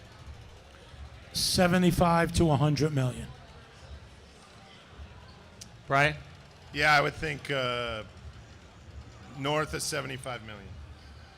Really? Derek? Well, why would I'm not going to tell a potential consigner someday. Not that he needs to. tell Why him would I for- tell Never gonna less? happen. Why would I you'll tell be, say less? You'll be long gone. Well, yeah, no, I understand that, but Okay. Yeah. I mean, I think their numbers. That sounded high at first, but you know what? It's probably not. That's probably right. I mean, I don't know who buys that. I figured like But that's 30 to 40. I would take the over of I'd 30 take and the 40. over. No, for sure. no. Yeah, over. Yeah. There's been an offer of $40 million for a 5. Yes. That's true. That's unbelievable. Yep. That's an Yeah. amazing. I mean, this is Which another was world. rejected. Yes. Really? Well, keep in mind, the guys still have to pay. When you put in that kind of money, right? So know what they paid for it, nothing near that. The capital gains taxes, they're losing a lot of money. And people in cards hate that. A lot of card people hate paying taxes on their Good profits. points. A lot of people that aren't card people hate paying Yeah, taxes. taxes suck. All right, so the vintage I don't think cards. anybody likes I mean, taxes. these people are all collectors out here. Let's. What are some of the real key cards? Some of the real key cards on the vintage side. Besides the 33 Gaudy Ruth, the 52 Mantle, you the might as well get that out of the 52 way, yeah. Mantle, the Plank. What are the good cards for these people to invest in if they're going to invest in vintage cards? Joe, work our way right up to Brian. I mean, from an affordability perspective. Yeah, I mean, Yeah, no, right, yes. We don't have Brian's money. You know what I'm saying? Right. Like- That's a good point, but no, Right. it can be. I don't either. I don't care what the grade is. Let's talk I don't about the even card. Okay. I think for someone, someone young, be nice to pick up a T206 carb, and probably the portrait. The red green is- portrait. Well, the red will be a little less expensive. Okay. Maybe you want to go with the red. So a red T206 carb. Yeah. A second-year mantle card. Second-year 53 tops. 53 mantle. Yeah. Interesting. Second-year tops. Okay, what about a 51 mantle? Bowman. Well, again, a great card. In a but low grade. Yeah, I think in Yeah. lower grade you could yeah, do you it. could get 5,000-6,000. I think Clemente rookie, A would be a Clemente card. rookie. That's a good one. Yeah. Derek. Yeah, I mean, I think I'm feeling so in our last auction, let's just say our estimates on vintage cards were 7.5 million or something like that. It ended up doing 30% more than that. That's across the board. Okay, and that was for mostly graded 8s and 9s, 10s, 7s. So I think you can't go wrong. This new group of collectors coming into the business thinks that I think our cards are undervalued. Some of our best cards are undervalued, and they're now buying them at whatever today's price is. Tomorrow's going to be a lot more. And PSA is not grading as many 8s today, right? Or 7s or 9s. It's harder than ever to get 7s, 8s, and 9s. So I think there's great investments in. I don't care if it's a Bob Gibson rookie. I think a Bob Gibson rookie in an 8 is worth more 5 years from now than it is right now. Interesting. Brian. I think 51 Bowman Mays is undervalued. Has been for a long time. Yes, I agree. A 51 Bowman Mays. Right? I never thought of that one. Found in the States, vintage rookie. Very interesting. What about some of the Gaudis? What about a Hall of Famer in either the Gaudi or Cracker Jack? Is there any? I mean, some of those. Yeah, I mean, like with Gaudis, you run into that mid-low tier Hall of Famer. There's a ton of Hall of Famers in the Gaudi set. Okay. I wouldn't put my money into Heine Manouche, but I Yeah. would maybe Melot or Jimmy Fox would be fine if you don't want a Ruth or a Gehrig. Cracker Jacks, I think, have a lot more big names that have some potential to increase. Interesting. All right, trivia question. This is for a signed Rico Petrocelli 1972 Topps card signed. Easy question. First one raises their hand wins. 1975 World Series. You're eliminated. You can't answer. 1975 World Series. Everybody knows the famous Carlton Fisk home run to win the game. That's right, to win the game in extra innings in the 12th inning. If it wasn't for one other player that hit a home run prior to that, they never would have gotten it. Who was that player? Bernie Carbo, right here, sir. He gets the Rico card. You're welcome. He hit a home run before Fisk. That really got Bernie Carbo. Fisk It's funny because Rico told me the story that he was in the dugout when Carbo hit the home run, and he jumped so high he hit his head on the That- top. that on the explains top, a lot. on the top of the dugout. But interesting. We are chatting with Brian Dwyer from REA Auctions, Derek Grady from Heritage Auctions, Brian Drent from Mile High, and Joe Tomasulo from Golden Auctions. Just a little PSA here. We were talking about insurance and how important it is. Finkelmeyer Insurance Agency has been collecting since the early 80s. The late Tom Finkelmeyer wrote the original sports memorabilia insurance policy when no one else in the industry was insuring sports collectibles. A lifelong collector of sports cards, Tom Sr. instilled the love of collecting in Tom Jr., the current president of Finkelmeyer Insurance Agency. Tom Finkelmeyer Jr., with 3 decades of insurance experience, has paired that expertise with 50 years of collecting. With a litany of professional designations, including counseling and risk management, Tom covers every aspect of your collectibles insurance needs. Our good friend and hobby legend, John Tobby of JT Sports, has been using Finkelmeyer Insurance for over 20 years. For more information, go to thefia.com. That's Finkelmeyer Insurance, where collecting is our passion. All right, let's talk. You have an auction coming up? Just started. All right. What are some of the highlights of your auction? We've got some great cards. We've got a 2001 Bowman Ichiro, Japanese rookie, PSA 10, 49 Bowman, Jackie Robinson, 8.5, 48 Leaf Robinson, and a 7. Tons of items, 3,100 items. 3,100 items in the REA auction. Derek, what do you guys? So if you're over there, just go by the Heritage booth. We have our entertainment there. We have our sports auction there. There's about $40 million worth of stuff. All budgets, from a photo match 1960 Mickey Mantle jersey to game used bats, signed baseballs, some really great cards, a killer signed 52 Mantle card, a 61 Fleer Wilton, a 10, a 48 Bowman Mike, and a 9. Again, lots of cards, every budget. There's a main session, then there's a final session. I can afford a bit in the final session, really not the main session. Right. But no, there's tons of stuff on display over there. Come take a look. You can take pictures with items. Our ops people will pull them out for you. Brian? We've got our consignment deadline ending this Sunday, and then on the next auction will be September 1st through September 18th. We've got a lot of great cards. We've got an E90-1 Joe Jackson rookie and a SGC 5.5, 52 Bowman Mays and a PSA 9.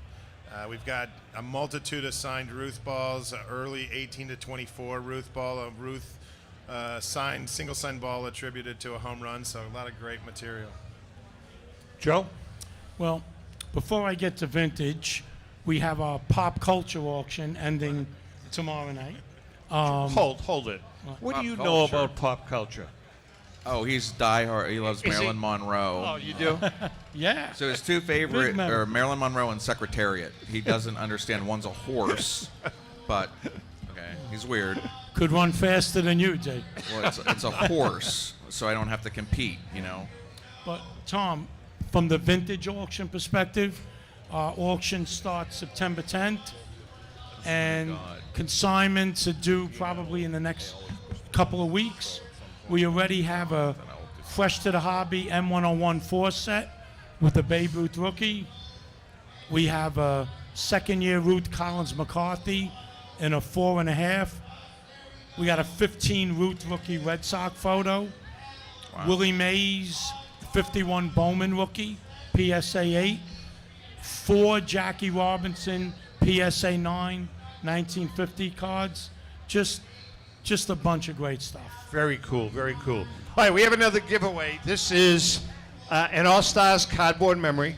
Great book. Have you read this book, Derek? I'm sure I looked at the pictures. You looked I'm at the not pictures. really gonna. Actually, read. we had a blast writing this book with my partner Rico. Rico Petrocelli played with 55 Hall of Famers, either with or against. Good friends with all of them. And by the way, the reason he's not here is I asked him why he wasn't going to come down, and he said, "Well, I have 2 Red Sox gigs this weekend, so for what you're paying me versus what they're paying me, I'm staying in Boston." Yeah, that's so clear. Anyway, so this is a trivia question. the book is not signed by Rico, it's signed by myself and Ellen. Who was here for the first hour? Anybody? Okay, if you were here for the first hour, I'm going to ask the same trivia question, so please, we want honesty here. T206 collection, there's a player, actually this player got me started in collecting and actually got me involved in this hobby. His name was Lena Blackburn. Lena Blackburn was a catcher during that time period, 1909, 1910, and he actually wasn't a very good catcher, but he made a contribution to baseball that today is still used. Does anybody know what contribution Lena Blackburn made, and his contribution today is still very important to the game?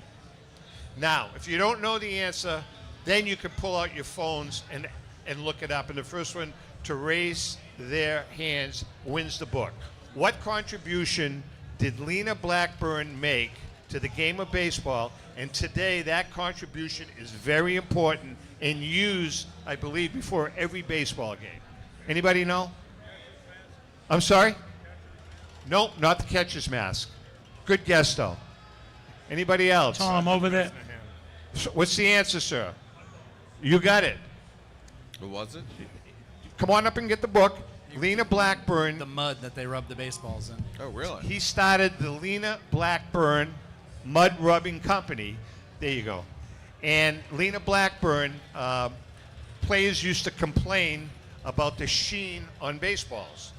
And it was shiny and slippery. But they could never figure out a way to get the sheen off of the ball. Lena Blackburn took it upon himself, worked at it, and he discovered a mud pit in the Delaware River. It was a Delaware River. And to this day, the Lena Blackburn Mud Rubbing Company is still in existence. He handed it down, and that where that mud pit is proprietary. It's almost like the Coca-Cola recipe. Nobody knows where it is except for a few family members. But they still today rub the baseball, rub baseballs before every game in Lena Blackburn mud. Wow. You didn't know that? Oh, no. I don't know if I'm any smarter for knowing that or not, but it's okay. So one of those facts. We are chatting with, okay, we're going to take a quick break. Break's over. No, we haven't done that yet. We are chatting with Brian Dwyer, Derek Grady, Joe Tomasulo, and Brian Drent. Hang in there. We're going to be right back. We're back. Okay, we are back. See? Go ahead. Yeah, it's a couple baseballs. You know who's going to go for that card? Oh. Thrown it to two empty chairs. Really? Did you want to throw it at anybody? No, it was lefty. We're doing lefty. I like All it right, as a stress I want to ball. talk about this Hall of Fame. Well, it's not the Hall of Fame, but the fact that guys like Pete Rose, Joe Jackson, Chick Gandil, the cuffs have been taken off their wrists. So potentially down the road, several of those players, I'm assuming, will be in the Hall of Fame. Starting with you, Brian, what are your thoughts on that? Are you glad that they have basically forgiven Pete Rose, Joe Jackson, Buck Weaver, Chick Gandil? What are your thoughts? I am okay with it. I think they've served their time, and they're all deceased now. And I think put them in, take a couple guys out, I would be okay with it. Take a couple guys out? Wow. Derek? I'm totally okay with it. Joe Jackson should be in. I mean, you just named several people that should be in, and Pete Rose, yeah, he's an ass. But I mean, I'm sorry, God rest his soul. But I mean, he should be in. He's the hit king. He hustled like no other, but he lied, and they never forgave him. And now, at some point, I think he'll go in. Brian? Yeah, I think it's time that they get in. I mean, obviously the record on the field speaks for itself. Pete Rose should be in. Joe Jackson should be in. So I think it's only a positive. Joe, I think you have a little different take. Double-edged sword. I agree with all of my esteemed colleagues. They served their penance. You know, they did their time. But there's a but here. What's the but? Know it's coming. They know, but they did serve their time, and their performance on the field is obviously second to none. Here comes the but. There are 5 criteria making the Hall of Fame. And if you don't check all 5 boxes, you can't be a Hall of Famer. And I didn't set those rules. And one of them is integrity. Hey, Bo. What's up? So, Tom, Bo and one I of are those vibing. boxes is integrity to the game. So we'll just leave it out there. But I am a believer in forgiveness. I am. All right, so let's take it a step further. A-Rod, Roger Clemens. 100%. I'm going to start with Brian. Do they belong in the Hall of Fame? I don't think they've served their penance yet. That's a good answer. Yes, should be in the Hall of Fame. Roger Clemens is one of the greatest pitchers of all time. He absolutely should be in the Hall of Fame. Based Barry on- Bonds, one of the best I baseball think players Barry of all time. Bonds, You know, no Barry way. Bonds He has never, to be in. never failed the drug test. Yeah, what's the criteria there? He never failed anything. Well, the fact that his head was the size of my body may have So something to he do had with a growth disease. it. Yeah, what it was. Joe, what are your thoughts on that? Clemens and Bonds were Hall of Famers most likely before they started taking PEDs. Their numbers were there. Now, so from that perspective, they're Hall of Famers. But, you know, if you're asking me about is Clemens a top 10 pitcher of all time? Is Bonds a top 10 player? Absolutely not. Because their lifetime numbers were padded by cheating. So, again, double-edged sword. I would disagree. I think Barry Bonds is as good a player as we've ever seen in our lifetime.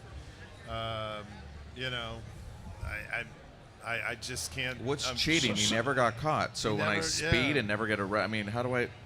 Well, I mean, listen. I'm just asking the questions because there's really two schools. And how many of thought how on many that. Hall of Famers are already in the Hall that use That- PEDs? And that's a Correct. good point. I mean, you're making a good point. So, Tom, you're from Boston. I am. Clemens was basically pushed out of Boston. Well, his career was in decline. He was on the way down. That winter changed everything. He went to Toronto. And won 3 sides. He won 2 consecutive sides. sides and 2 consecutive triple crowns in pitching. Miraculously. Well, no. See, Joe's making. He ate a good- Wheaties. No, Like, how do you know seriously, what he did? Joe's making a good point because when Roger Clemens, his last 2 years in Boston, he was worse than mediocre. Yes. He really was. And Dan Duquette, who was the GM then, he saw it and just let him go. And then all of a sudden, the next year, he's winning the Cy, and then the next year after that, he's winning the Cy. So, I mean, I think that has to be taken into consideration also, as far as the thought process behind that. Nope. Hall of Fame. You think so, huh? Yes. All right. Dude, there's minor leaguers, that were taking PEDs. Okay, they didn't even make the majors taking PEDs. Okay, first of all, we're alleging that because not everybody was tested. And no, you're right. You're right. Okay, so Clemens did it, and he wins Cy Young, and so Bonds hits 800 homers or whatever the heck he did. And there's other people that can't even hit a ball, whether they're taking. I probably wouldn't be able to do it no matter what I was taking. So. All right, interesting. All right, one other question, and I'm going to start with Brian, but Joe, I know you're going to have input on this because you're a pitching coach. I watch on YouTube. I really enjoy watching now what they've done, watching vintage ball players, pitching, batting. They've slowed it down. It's colorized, and it's really, really cool to see, like, for instance, Walter Johnson pitching. Could Walter Johnson, could Lefty Grove, could those guys pitch in today's leagues? I mean, I think it's the same answer as the could Babe Ruth and Lou Gehrig hit in today's game. Like, the answer is yes. They might have to make some adjustments. They might do some things differently. But the skill level's off the charts. I think unequivocally they could. Derek? Yeah, I think athletes like that are high-level performers could perform and train, and in any decade. I would imagine that Walter Johnson, Cy Young, the guys of that ilk could pitch in today's game. You really do? Yeah, I do. Joe? 100%. Good pitching stops good hitting. And that's proven by a hitter failing 70% of the time is a Hall of Famer. So good pitching stops good hitting. If you throw a ball to a spot with movement in 1920 or 2025, you're going to get a hitter out. Well, plus, things with the mound changes and, we were talking about in the first hour, nutrition, all of that stuff plays into it too, that those guys did not have. Right? All right, let's give out another book. What do you got? So we have Stephen Lane, who is out there in the crowd hiding. No, he's not really hiding. He's just Stephen Lane. That's what he does. Anyway, so he wrote a book. Were you part of this book? I was not. No. Lori was, Ellen right? was. Ellen was? Ellen was. Okay, Ellen, you're part of this book. You helped. You did something. I mean, I'm part of it. I'm holding it, and I'm going to give one away, so technically I should be in it. Thanks, Stephen. So we get the honor of selling Stephen Lane's collection, and we've had several different items featured over the last several auctions, but we really have some cool stuff in this auction, and it's over there in the Heritage booth, and you can come over and look at Stephen Lane with Steve, what do we have? The earliest signed Mantle photo? First autograph. The very first autograph? Yes. 4th grade. It's So sick. You got to be kidding It's sick. me. No, it's actually slabbed by PSA too, right? It's really amazing. All right, so you're telling me Steve Lane. Yes, Stephen Lane. You own, that is now in the Heritage booth, the very first Mickey Mantle autograph when he was in 4th grade. That is correct. You're absolutely killing me. And the first ball he ever signed. Yeah, there's some crazy Mickey Mantle items that this man has compiled over the All right, years. so I'm not a Red Sox fan. I'm not a Yankee fan. As a matter of fact, quite frankly, I hate the Yankees. Okay. But putting that aside, I want you to give that to a Yankee fan. You want me to give this book to a Yankee Right fan? now. Is there a Yankee fan out there that would is there a- appreciate a great... Oh, wow. No, Does everybody hate the is there- Yankees is in the this crowd? is there any Yankee You're a lovers- Yankee fan? Okay, well, come over here Come then. over here. This is a really cool He's gonna coffee earn table it, book. though. He's going to earn He it. has to earn it? Yeah. I can't just Come hand over it to here. him. No, I want He's you to. sweet. You've earned Could it you by hand just him your sitting in the mic for crowd one and second? listening to I us want for you an to hour. tell this crowd. That's, I mean, you guys are why, doing some hard time why out there. you like the Yankees.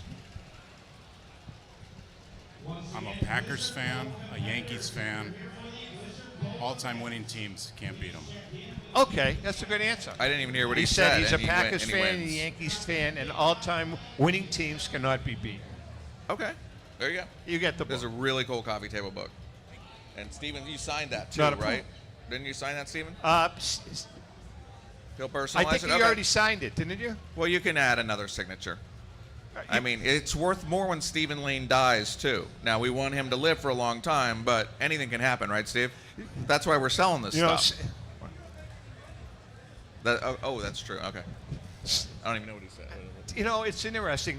How long has he lived in New Orleans? Steve? Yeah. I don't... How long have you been in New Orleans? Since 77, and he still has a New York accent. He does.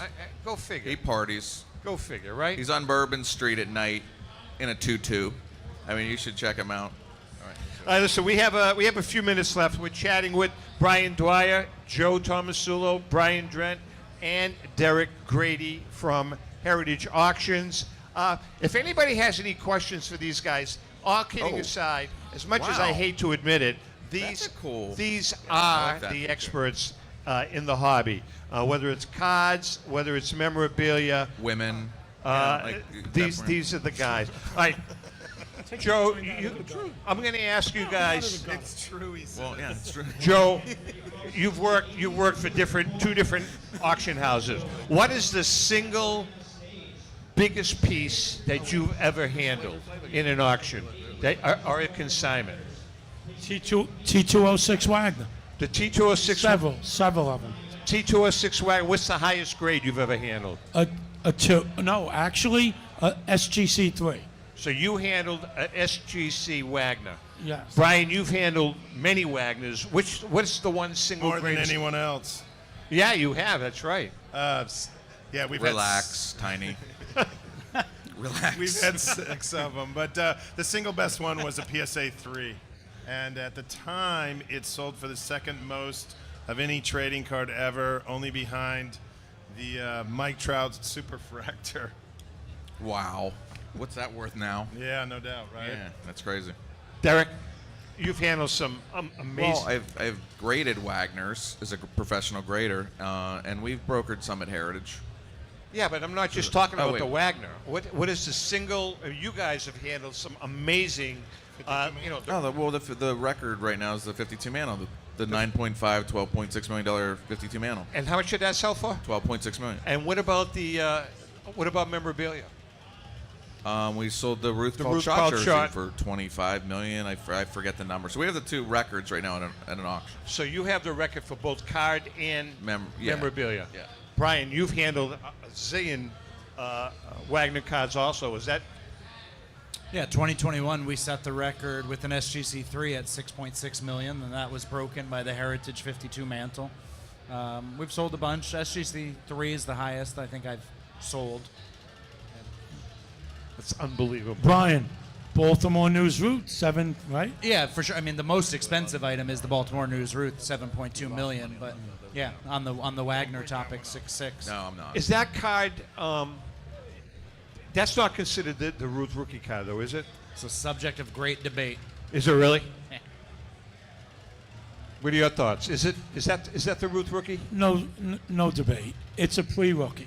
A rookie card, he has to be wearing a major league uniform. The 16 route is his rookie, but the 14 Baltimore News route, it's the card I would want to own more than any other card. Even more than the Wagner, even though the Wagner's more historical and more valuable. That Babe Ruth is considered the greatest player in baseball history, and to have his pre-rookie, it's just like, it's mind-boggling. All right, last question before we break up this party. Start with you, Brian. What direction is the hobby? Are you happy with the direction the hobby's going in? Modern, the influx of young collectors here. What's going on with the hobby? Are you happy with the way it's going? I mean, I think this whole room is a testament to the direction the hobby's going in. It's alive, it's growing. There's kids, there's women, there's people of all ages. I started going to the National when I was 15 years old, and I don't collect today what I collected when I went to the National as a 15-year-old. So I think you grow, you mature, you change your tastes. But as long as we're all here collecting, I think that's the important part. Derek? I mean, I've never seen anything like it. So if you think about it, let's go to a local level. There's more hobby stores. There's more local shows. Every show promoter I talk to, whether it's the guys here that I'm friends with that run the National, or whether it's the local show promoters, they're seeing record crowds. The dealers are all happy. Again, the trade nights are wild. Okay, there's school groups of trading cards and collecting. Okay, the hobby is absolutely, you have celebrities collecting. You have, it's just really, it's finally, it's cool again to collect cards. Coins has always been nerdy. No offense to my company Heritage that started as a coin company, and if you collect coins, that's great.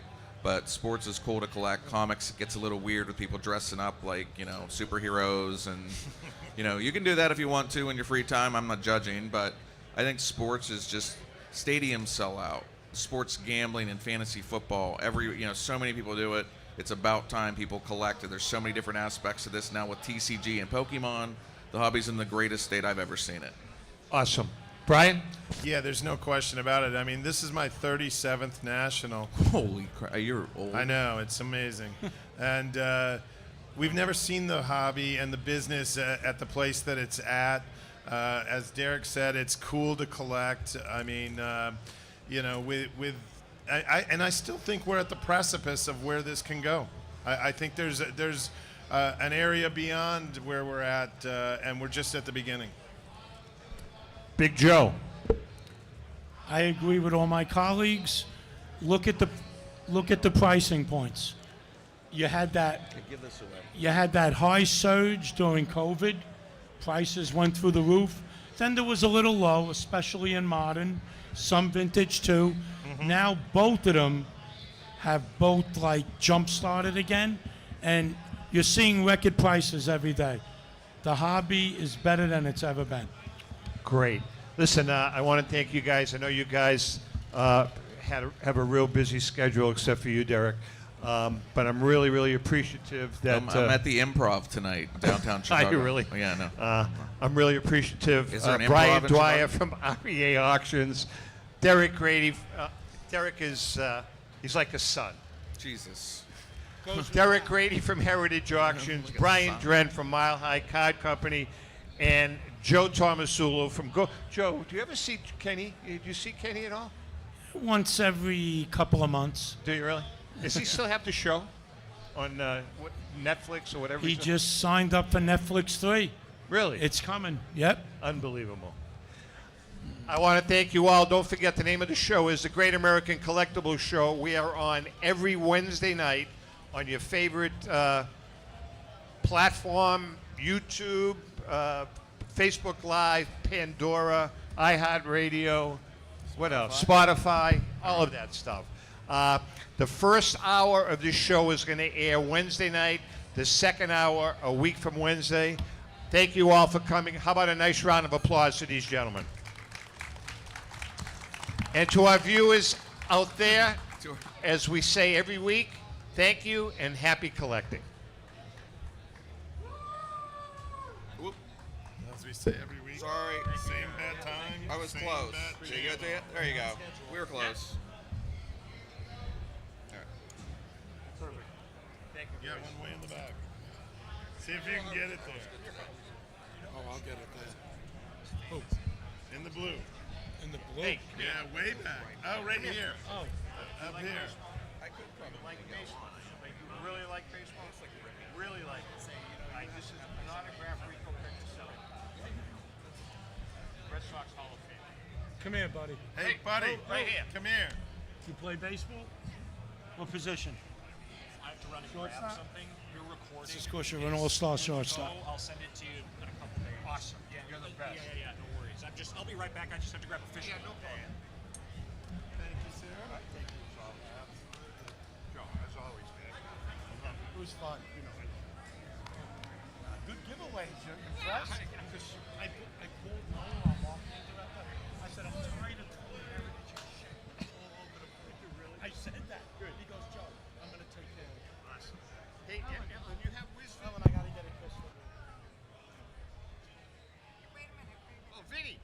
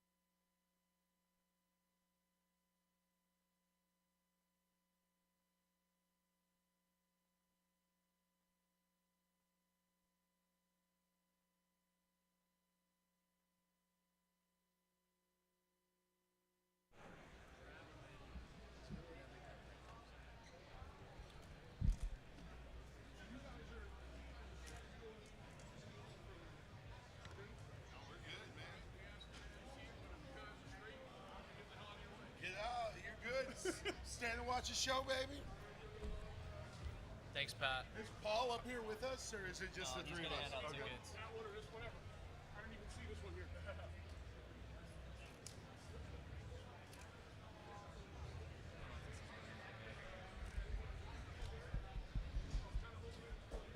Yeah.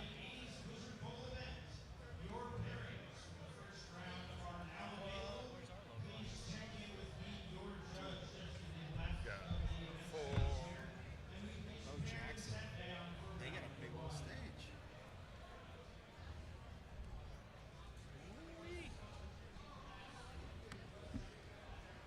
Big Tone gets an extra because he's the maid of honor. Here.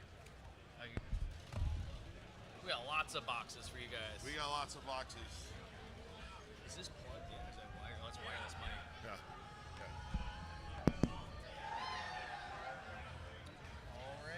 Yeah. Ladies and gentlemen, Upper Deck has hit the stage at the National. We're going to be opening some Goodwin Champions with you guys. The Upper Deck product team's up here to just hang out, break some cards with you guys, but we're going to give away everything we break today. Here in a second, if you go see our friend Paul over there, he's going to have some raffle tickets. We'll pull a raffle ticket. We'll match it with a box. When we're done, if you win if your number matches, bring it up here. That box is your box. So we're going to give away every box from this case and crack some cards. Hey Pat, who might be in this case? Who might you see? This is your home of Jordan, Tiger, Lamine Yamal. This is a big soccer guy. I'm stoked about that one. Show the cards to that. Cool, cool. You got it. You're breaking. You're the one. We're all doing it. We're all going to be breaking. Yeah. For you, just hold it up so people can see. And for us, we'll show here. Yeah, cool, cool.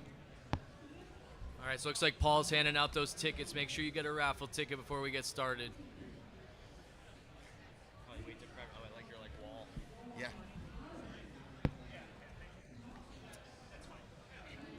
Should we wait? Should we wait for him to hand them out before we start? Yeah, Probably. I would. Eugene, what's up? Do you have a question, sir? No? This guy had a question. Do you have a question?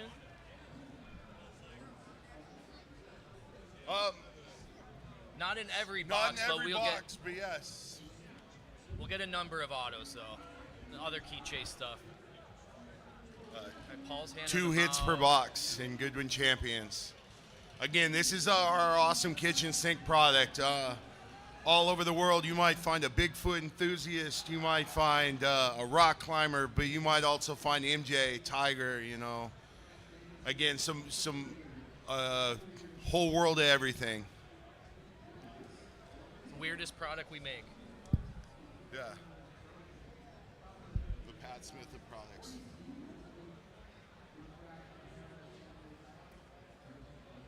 Let's wait for Paul. So we can open our boxes, and you can open yours, but since the camera's there, then afterwards, maybe you go through the content of each of the boxes that we open. Okay. Or how do you want to do it? We could just show them as we go. If you okay. get something cool, we'll show it.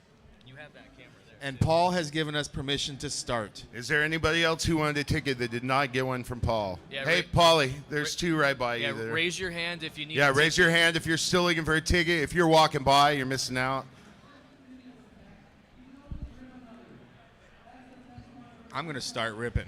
I don't know about you guys. Yeah, I'm ready. I'm excited to rip this. Let's do it. Let's get started. We're here monitored by 20-foot Tom Brady, Flava Flav. Flava Flav! Yeah, boy. Let's break some Goodwin. That's a good way to start it. Amazing. All right. Paul, pull us a number. Oh, what's going on? Paul will need to pull a number, I think, before we start. Upside down. I did the same thing. All right, we'll call out the big hits as we start going through this one, guys. I think, are we not going to pull numbers? I would do it at the end. I do that Oh. I'll do it at the end. Okay. We're going to get started here. 15 packs a box, 5 cards a pack. See, there's vertical, horizontal, with a number of different parallels, Oh, I'm You got your Young Guns. Ooh, that's a good start. Starting off hot, I got a splash of color, Luther Burden III. Real nice 3-color break on that. That'll go to somebody here today. That's a Chicago new wide receiver right there, rookie. People will be looking for his card. This is one of Billy's favorites, Paul Walter Hauser. He was just in Fantastic Four, a number of movies. We're extremely proud of this year's Gaudi cards. They're modeled after the 30s Gaudi. Everybody knows that from the famous Ruth card. We try to get as close as possible to those. Those cards look awesome this year, y'all. Some of our Young Guns designs. So again, key prospects and rookies, be on the lookout for those, including Yamal. And whoever gets this box is absolutely going to love me. Second pack, Gretchen Walsh Auto Rookie Authentics to $2.99. It's a good start to that box. Dang. Here's one of the new inserts that are really cool. The World Mythology. It's got a real nice shine to it. Great use of deco foil. Explain the mythology. Oh, you did a good job. Another one, NIU zone. We got Ontario Brown in there. I homered out on this one. I will admit, I pushed to get this guy. Any Husky fans out there? Percy Hawkins, what? The beautiful Outburst cards. You can find these of all the top Young Gun subjects. Outburst exclusively in Upper Deck products. Beautiful, beautiful looking cards. That's right. Ooh, Billy's got something thick. We got another memorabilia card. She's pretty good. Dakota Decheva. This is one of her first cards. She just won in the PWHL. And you can find autographs and exquisite cards in this set. We also got our new Splash of Color bounty cards. All of these cards are going to have a scratch code on the back. If you collect the whole set and enter those codes on the website, there's an insane prize. There's actually a Lamine Yamal autograph card. So be on the lookout for these and collect that set. UpperDeckBounty.com is where you want to enter those codes. Someone's got their first one to start their set right there.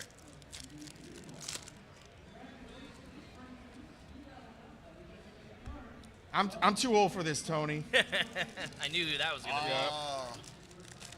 We got some celebrities in there too. We got Danny Glover from the Lethal Weapon movies. It's a pretty cool rare card here. So I got a 1925 Lincoln Wheat penny. So we actually put coins within some of the cards. So now we're crossing over coin collecting with card collecting. But yeah, 100-year-old coin. Someone's going to go home with that today. It's pretty cool. It's the first time I've seen one. And as Tony was saying earlier, we got our Splash of Color. Shamik Moore, again, an actor. We get to see all the worlds in here. Again, another one that has the bounty code. If people are chasing that awesome bounty this year, one step closer.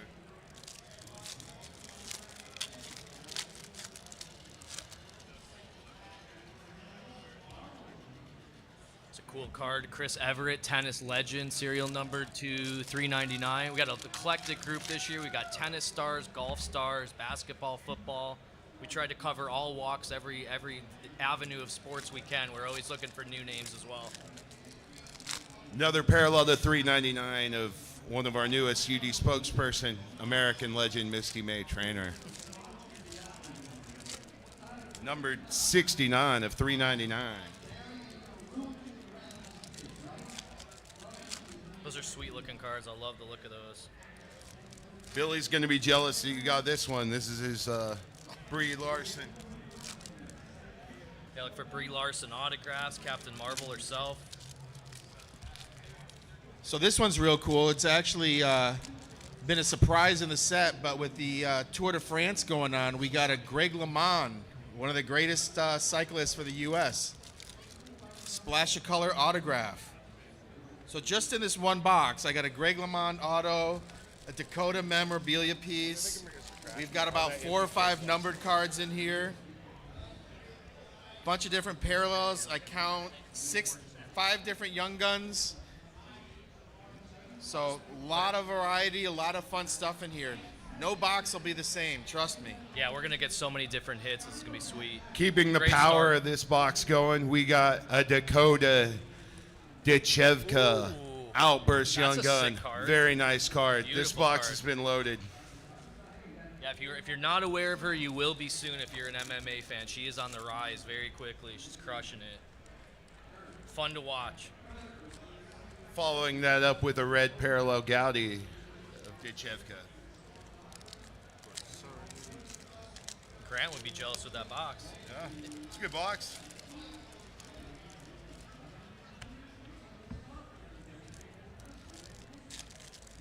Yeah, you're gonna have to figure out who gets which box, and then I'm gonna have to talk to some of these people afterward to see if they're selling the cards. Okay, here's another Paul Walter Hauser. If you want to trade, Billy wants all the Paul Walter Hauser cards. For those who like to skate until they die, we got Hinano Kusaki on the red to 23.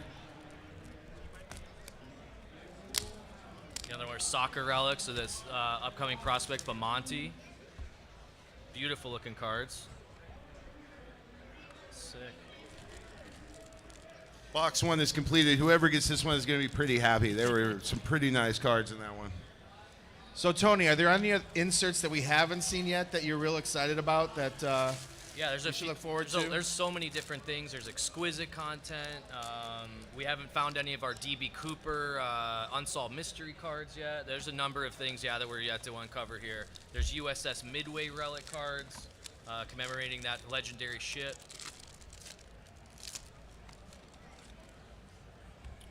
And that's the cool thing about Goodwin is every pack you open, you know, you don't know if you're going to get a gold medal athlete or you're going to get.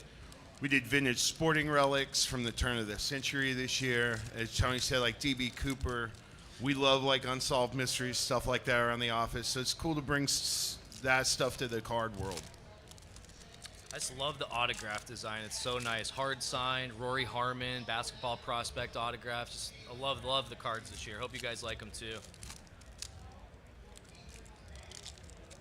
It's a nice signature she gave on that too. I love that.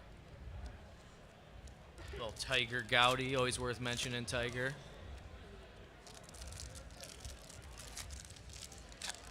We got a few tennis legends in this set too. We I sure pulled do. a Steffi Graf Splash of Color. I believe her husband's in the set also, Mr. Agassi. That's right. Nice. Another Chicago athlete, Camila Cardosa from the Chicago Sky. We got her young gun in there. Be on the lookout for those cards. Horizontal variant of young soccer sensation Lamine Yamal. It's one of the big names you can chase in this year's Goodwin. Cameron Brink, another upcoming WNBA star. She just came back from a long injury. We're real happy to see her back with the Sparks. And speaking of parallels, we got a clear-cut parallel of Margot Hayes. So First all one the of those young we've guns will seen. have clear-cut parallels along with the outbursts and the exclusives and the high gloss. And we've got a hard sign auto out of this one from baseball prospect Giovanni Rodriguez. Still some big boys lurking in here. Oh, this is a cool one. We haven't seen one of these Tony, yet. I'm stoked. Hey, we're showing them off at the same time.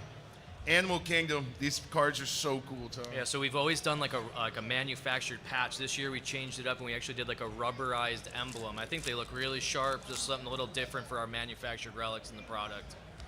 And Pat, if you want to tell them about your wacky idea you got going for 26, that one's pretty cool too for your manufactured relics. Yeah, next year we're gonna take a trip to the Goodwin Circus. We're gonna replicate, cool 20s, 30s style circus experience, the animals, the performers, including some off the beaten path, some sideshow attractions, some masks, some really cool stuff to chase there. I know you Goodwin guys will love keeping that going. It's a nice one to finish it on. The cover athlete himself, we got Tiger Woods, one of the parallels, numbered to 299 on that one. So someone's going home with that too. Clear cut young gun of Madison Booker. Sweet. Very nice card. They even put the decoys back to keep the cards safe for you guys. All right, so these are all done here. Ooh, okay. Got a nice exquisite auto There we go. of Tatsuro Torara. Did I say that right? Yeah, sounds right. Oh, Tone, look at that. Beauty. Oh, another one. Wow. He's following us around. We've got a beautiful purple diamond. The greatest golfer that ever lived, Tiger Woods, to 99. There's one more pack there. That could be a big pack. All right.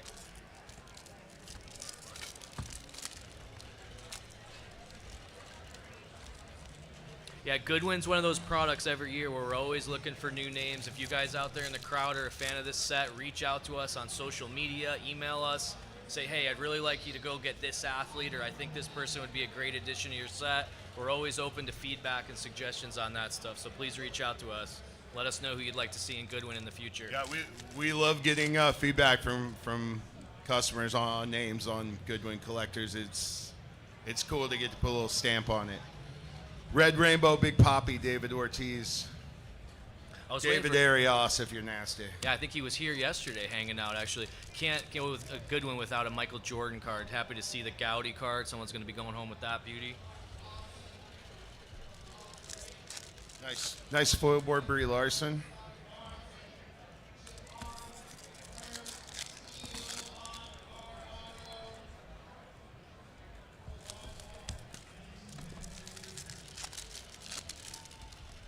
Goodwin's also a really cool place to catch some rising stars. If you look back traditionally, you can look back 10, 12 years.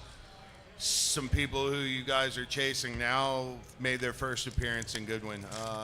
Shohei Ohtani's first North American autographs were in Goodwin Champions. So you can catch some stars Kind of a before big they deal. hit it. Yeah. Well, here's a new one we haven't seen too. So we have some of our Black Diamond cards. You get a Rookie Gems card of Isaiah Boyd. So again, look for these cards. There's autograph version. There's Diamond Relics. All sorts of cool stuff. Oh, big one going out. We got any USA soccer fans in the house? USA women's national team soccer fan. Ava Gating. Let's see. Oh, nice. Yeah, the splash of color. Splash of color autograph. Ooh, that's a good one too. And if you just want to go overseas for soccer, we pulled a nice, exquisite Alicia Lehman card. Very popular player. Yeah, her cards do very well. She's done very well in this product so far. Ooh, these are so cool. So we got one of our mini Gowdy hard sign autograph cards. This one is going to be of Alex Walsh. So cool, hard signed, the original art. Congrats to whoever gets that box. Probably my favorite cards outside of the DB Coopers in this year's set. Agreed. Yeah, the Gowdies are some of my favorite as well. I totally agree. We're on to box number 3. Box number 2 had some real cool stuff. Somebody's going home with that. Hannah Hidalgo, another upcoming basketball prospect. Be on the lookout for her. This one's numbered to 249. So again, we're getting a lot of numbered cards, a lot of color. Beautiful looking cards. There's also rare colored parallels and numbered parallels of our Gowdy set. I'm hoping we hit one of those soon too. I don't think we've seen this one yet. First pack out of box 3, we got a Lamal Young Gun. Sweet. Our flagship Young Gun set, known for since 1990 for hockey, giving collectors their first crack at a lot of first cards, and undoubtedly the Young Gun goes down as one of the more popular rookies a player has on the hockey side. So it's cool to see it transition over to some other topics, other sports. I love it. I agree, Pat. This was a cool name, too. We got a chef. We got a celebrity chef this year. We got Richard Blaze. You guys probably see him on a number of Food Network shows. Again, always looking at different areas of pop culture, entertainment to look for unique names. So, yeah, if there's any chefs you guys like, reach out. Say, hey, you guys should look into this chef. But, yeah, we're real happy that we got Richard in this year's set. Another nice one. We got any volleyball fans in the house? Asia O'Neal, Young Gun Outburst. Well, Billy's going to want to trade with you guys on this one, too. We got a Sam Coffee splash of color with this beautiful multicolored patch piece. Looks so nice. Yeah, it looks great. So Pat was talking about getting people before like they become big. There's some of you guys might be hearing in the Olympics soon enough a runner by Quincy Wilson. This guy's like a teenager and was in the Olympics before, and these are some of his first cards in Goodwin Champions. Yeah, he's been breaking records left and right. He's going to be the next big thing when you guys Skipped keep a up with match the to Summer attend Olympics. school. Give it up for that kid. That's right. I'm going to come at you with probably my favorite card we pulled so far. In the animal kingdom, nothing outpaces the common wombat. Somebody's going home with a wombat today. You were not counting on that when you woke up this morning. Nobody in this room had wombat on their bingo card. It's true. While you were getting your wombat, I got my giraffe. Ooh, okay. Well, we're staying in the Animal Kingdom. I've got a tiger who's also a goat. I got a black diamond, red Tiger Woods, numbered to 100. Beautiful card. Heading home with somebody today. Beautiful, yeah, awesome. There's auto versions of those. Again, diamond relics as well. It's a sick looking card. Love that. Seeing lots of tiger in here. Yeah, today. we are. Yeah, let's keep finding more tiger. Let's keep finding more.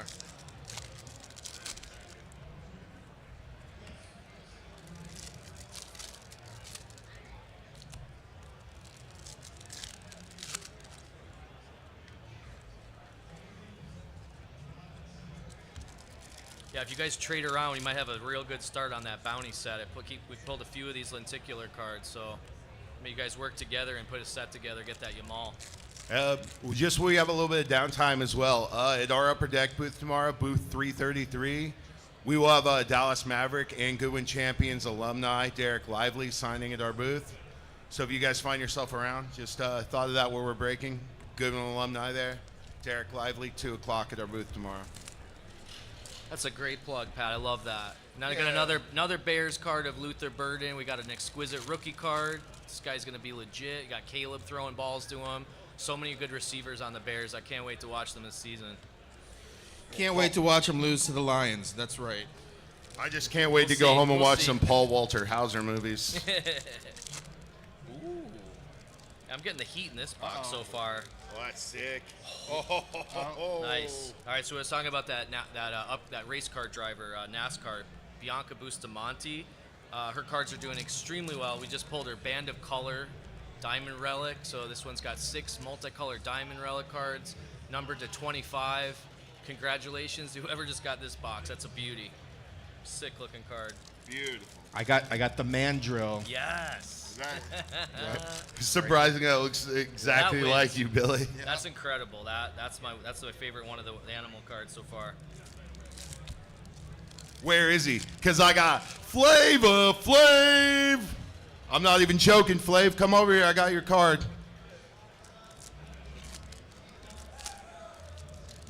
Another Bianca Bustamante to 199.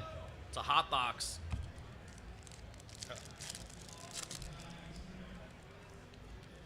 Tony and Billy there, my Mel Gibson to my Danny Glover. Love that we got him in this set. Yeah, we do have Danny Glover autographs. Hopefully we find one of those, but be on the lookout for those in this product. It's got some interesting inscriptions, movie quotes. That one feels good. I'm saving it for last. Oh yeah, you got Oh, speaking of all over the map, I have a Margot Hayes horizontal auto. She is a world-class rock climber. rock climbers. We got them all in here. Actors, baseball, basketball, swimming. You name it. Every corner. Oh, here we go. Perfect. So yeah, I was talking about those Midway cards. So we wanted to pay tribute to the USS Midway Museum. So there's a rare insert card telling the story of the ship's historic missions. There's also relic cards, as well as oversized relic redemptions from some really unique pieces that the museum was able to get us and get our hands on from the museum. So thank you again for that partnership, and hopefully you guys enjoy those. I know they're tough pulls, Tone, but you got some cut signatures in this set too, don't you? That's great. So we have a cut. Turn up the signature. heat. Yeah, we've got a cut signature set. It's all rock and roll legends. We went all musicians this year, so yeah, be on the lookout for those. We'll see if we get one, but yeah, those are in here as really tough pulls. Yeah, if you're a rock fan, there's some awesome names in there. Slash, Paul McCartney, just some greats throughout the history. Yeah. Whoever gets this box, I hope, is an MMA fan, because we got 2 autographs in this box. Tatsuro, and then we got a Mike Mallet auto, both coming in one box. Whoever wins is at least 14.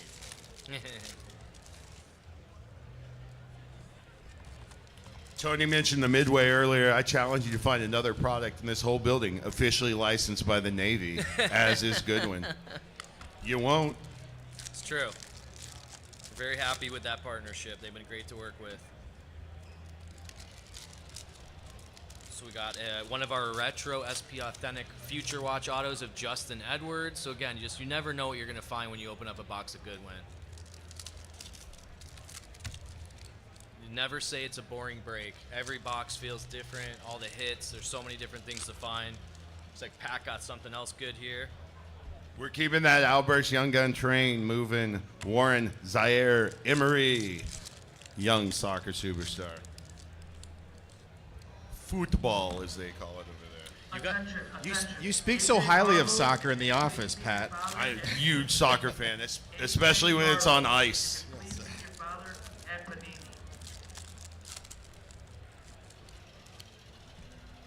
Another splash of color coming out. We're moving towards putting that set together. We really are.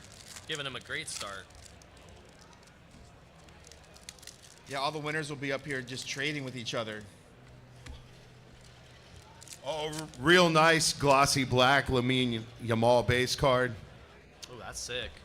Yeah, Cool card coming to somebody. We've got skateboard legends in here, including Stacy Peralta. Tony Hawk has autographs. So again, just a total variety of a mix of different sports, different athletes, pop culture. Again, just trying to keep it as eclectic and unique as we possibly can. Cool low numbered Madison Skinner coming at you. USA volleyball legend. She's following you around in here too. She is. Her and Tiger were hanging out. Oh, MMA. We got a Dichevka Mim card. We got a few of those in our case. That's awesome. Yeah. 2 different cards, I think, too. Yeah, she's primed to blow up.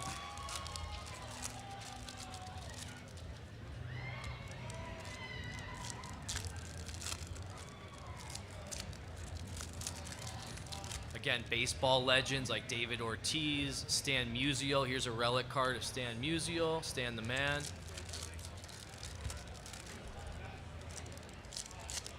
Even in this city, you got to respect the man. There's Cardinals And- fans and out we're there. Cubs fans. That's true. That's true. I still got to show respect.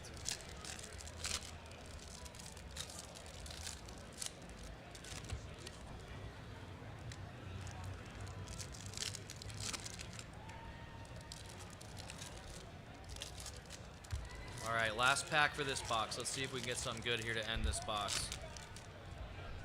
Speaking of young up-and-comers, nice gaudy red of Gordon Sargent. If you follow golf, young golfer, he should be taking off soon.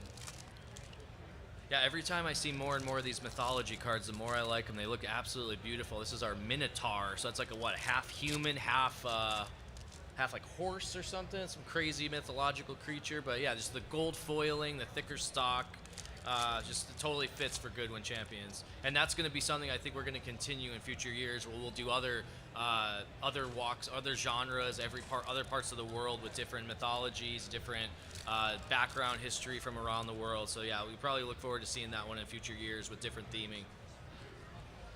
These cards are real cool too, Tone. The birth year quad coinages. Yeah, We're another one of here, our coin numbered out of cards. 50. Zayli Zhang. Nice. And all the coins are to the specific year. So this one they're all 1983. Now we're talking. I knew there was a case hit. I knew there was something. Somebody's going to be real happy to get this box. We got any WNBA fans in the house? W? 2 people? 2 people are excited about getting this card. She's got Come her on. hand up. There's a few. There's a few. I got a splash of color. Caitlin, Cameron, Brink, Otto. What do we got? One more? Yeah, I got one more. All What right. do you got? That's it. I was ripping quick. I'll Oh. split that one with you. Let's do it. Cameron Brink, that's huge. Yeah. So we got a Brink, a Bustamante relic. Yeah, let's see what else we can get to finish this up. Let's get a few more heaters in here. Me and Tony are going to be like McGuire, Canseco in their prime, blowing through the rest of this box. We got. Oh yeah, there we go. We got a rock climber. These are cool mem cards too. Looks like some sort of I don't know. It's got some sort of texture to it. That's really sweet. But yeah, again, our rock climber we got this year, relic card. Dang. I got a Bianca Bustamante auto that's going to be going to Dude, that's somebody. huge. This is a big card, y'all. This is a cool card going to Yeah, somebody. look her up online, guys. I'm telling I'm you. pretty sure this is her first auto card. It is. That's it. And we're always trying to do that. We want to be first to market, before our competition and present something new to you guys. What's crazy is how many times have we already said this is a huge card, and this is one 3, case. 4, yeah. This is just one case, and I can think of like at least 5 or 6 cards that could be considered like case-it level cards. Yep, absolutely. And that doesn't even include all the young guns of these young stars that we're talking about, and the parallels, and like there's just so much value in each box of Goodwin this year. It's amazing. Yeah, we're real happy with it. Yeah, we want to continue that momentum as we move forward. Another really great one, again, another Dakota card, numbered to 149. So love these pattern foil cards this year. That's fantastic. Someone's be able to build a little collection here real quick, get these started, some of these up-and-coming prospect names. Tony mentioned Black Diamond. We got a real nice Hannah Hidalgo Black Diamond rookie gems.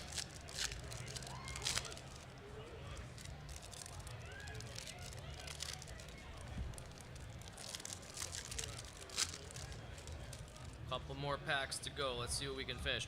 Well, here's another one. We got baseball legends. We also have baseball prospects. Rintaro Sasaki. You guys are going to hear about him. If you're not familiar, you'll know about him really soon.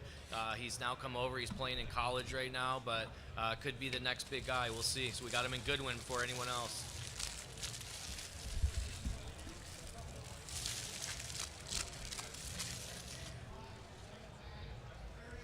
Oh, sorry. Oh, you good? Picking up our trash. Yeah, we'll clean up. Last pack. Let's see if Tony has any last pack magic coming at us. It's a young gun. It's good. What's Billy got? We done? Is Oh, I got a Riley Tachek bobsledder nice. memorabilia piece. There's probably more sports in this product than maybe any year before. Again, just the variety, so many different names, different sports. It's amazing. Huge bobsledding scene out in Carlsbad. Yeah, we're big bobsledders in Southern California. It's true. There we go. Man, there's like 16 people that are gonna go home real happy. I feel like every box was Who pretty wants solid. these boxes, y'all? Y'all seen what we pulled? Y'all got to give them away, but real quick. I'll sit next to the man who made this product for the last couple of years, the man that's done such an awesome job on this. I'm not giving a single card away until you guys give some love for Tony Sirianni. This man has done such an awesome job on Goodwin Champions once again. This dude's the man. Yeah, I've been working on this one for 9 years. Every year, it's like probably one of the most fun, exciting sets. Just again, just go think outside the box, come up with something totally different. So yeah, I'm really happy with the way this the final one that I was fully involved with went, and I know it's in really good hands moving forward with Pat. I know he's going to do a I'll fantastic keep it weird job for with y'all, I it. promise. I know you will, buddy. I know you will. Thank you, guys. Let's start giving some boxes Thank you, guys. away. Thank you, guys. Oh, you got the numbers. Paul over there? Oh. We got the numbers. Is Paul gone? I guess. We got a little fishbowl of numbers for all you that were with us from the start and are still here. We're going to be rewarded. We appreciate that. 16 boxes, marathon, not a sprint. Thank you so much, y'all. We know it's because there's free cards, but still. Hey, that's what this show's all I'd about. like to imagine it's because Billy's beautiful. We like to give away free cards. We want to give back to our collectors, and we thank you guys for all your support over the years. All right, box number 1. I don't remember what's in any of these. Yeah, we'll just give them away and let people be surprised. That with makes what it they more get. fun. Tony, what you got? All right, so I'm gonna go last 3 numbers. Hopefully that covers it, or maybe I'll go full number just to play it safe. So we got 964694. Who's got that one? 694. All right. Beautiful. Congratulations. Yeah, Good dude. guy. Congratulations. Hey, man. Congratulations, dude. First winner. Thanks, you. guys. All right, let's go. Second one. I'm gonna let you. I'll let you read this one. Hope you got something cool. There's no hope for that. Like, you got something cool. If you got 4695. Is this your next one? Please thank Right in a our row. marketing manager, Paul, for mixing these tickets up Congrats. real well. That's what I'm trying. I gotta mix these up. There you go.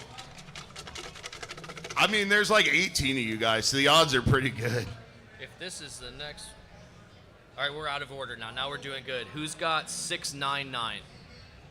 All right, congratulations. Yes, it's the dude in the Bob Uecker shirt. You told him to stay. You said you Yeah. should stay for this break. American We're gonna give away a legend bunch of Bob cards. Uecker. Awesome, man. Congrats. Yeah, man. Congrats, Yeah, man. dude. Hey, thank you for sticking around, bud. You can pull the next one. Congrats, Yeah, man. Thanks for staying around. Can we go next? Just a bit outside. All right, next winner is going to be 716. All right. Congrats, man. You always come to the breaks. I love it. I always see you here, man. Thanks for stopping by, man. Pete Rose going home with the box of good. Love to see the familiar face. All right, how about 720?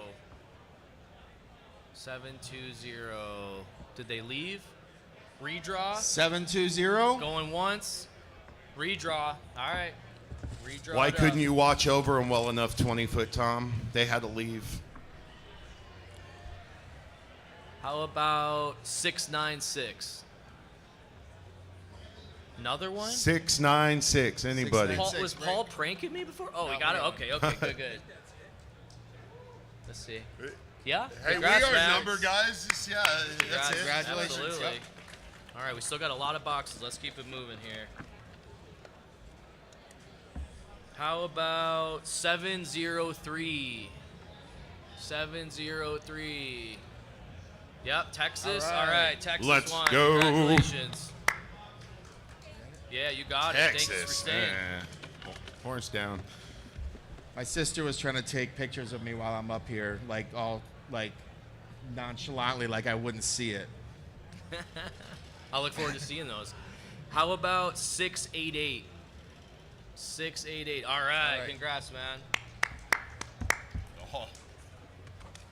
That one doesn't suck, my friend. Enjoy. That box slays.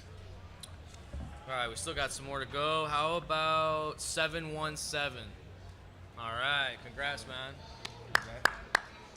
You can pick one, man. Yeah. Pick your box. Yeah, you can Yeah, how pick about them out. that? If you win, just grab one. We'll Yeah, lay you them can out pick up them. front. Yeah, that's a good call. It's like Halloween candy, though. Take only one.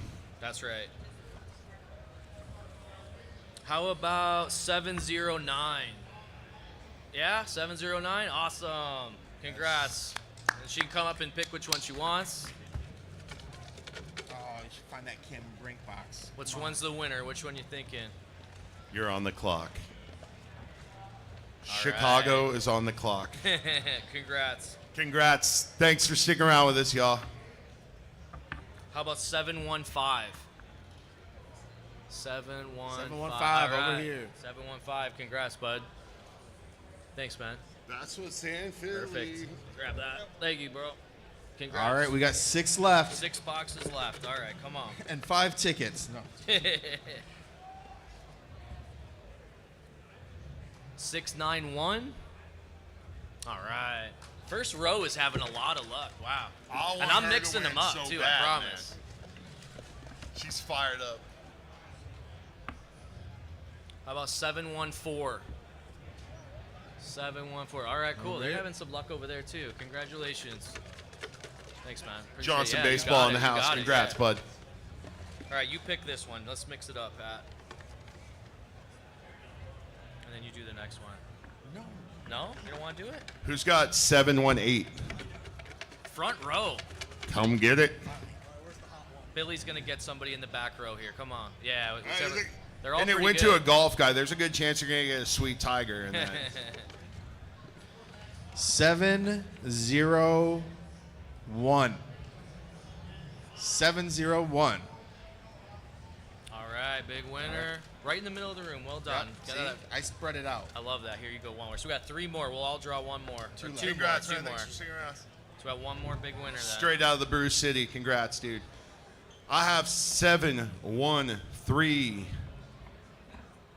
All right, congrats, bud. right. Yeah, dude. All right, Come get 1 it. more box. You want to do the honors? Sure. Do the honors. No, you just toss it there. Thanks, man. Appreciate it. Yeah, man. Thanks. All right, last box, South guys. Carolina Thanks again for Gamecocks. coming out. 702. 702. 702. He got up. He knew he was going to win. Dang. That was impressive. He was up before we even called it. I Thanks pulled again. both the Brewers fans, I guess. Right on. Awesome. Hey, thank you guys so much for Thanks, real for guys. sticking around. Thanks for collecting UD. Thanks for everything. Sorry, y'all. Eugene, you didn't win. Sorry, Eugene. Thanks, guys. Awesome. Billy, if we were only in the office. Yeah. These are like gold in Eugene, the what's your number? office. You won these decoys. Every card you love begins on one of these with a crudely drawn sketch.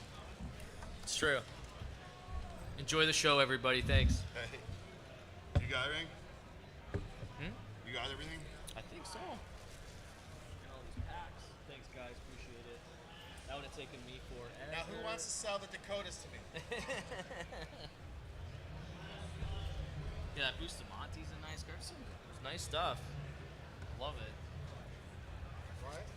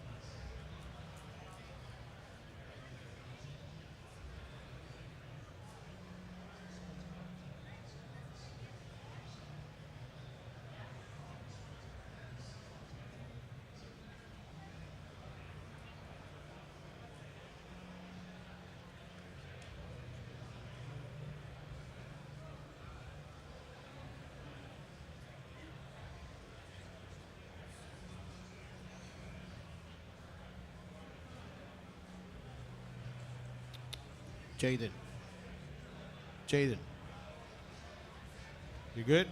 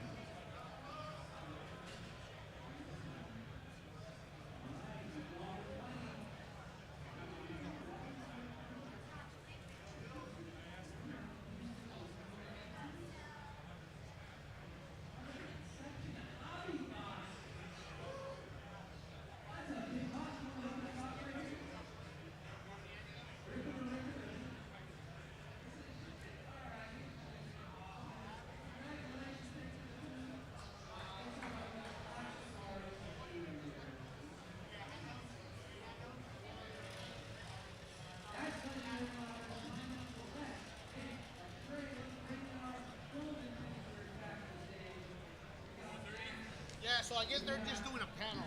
Okay, cool. They're not. They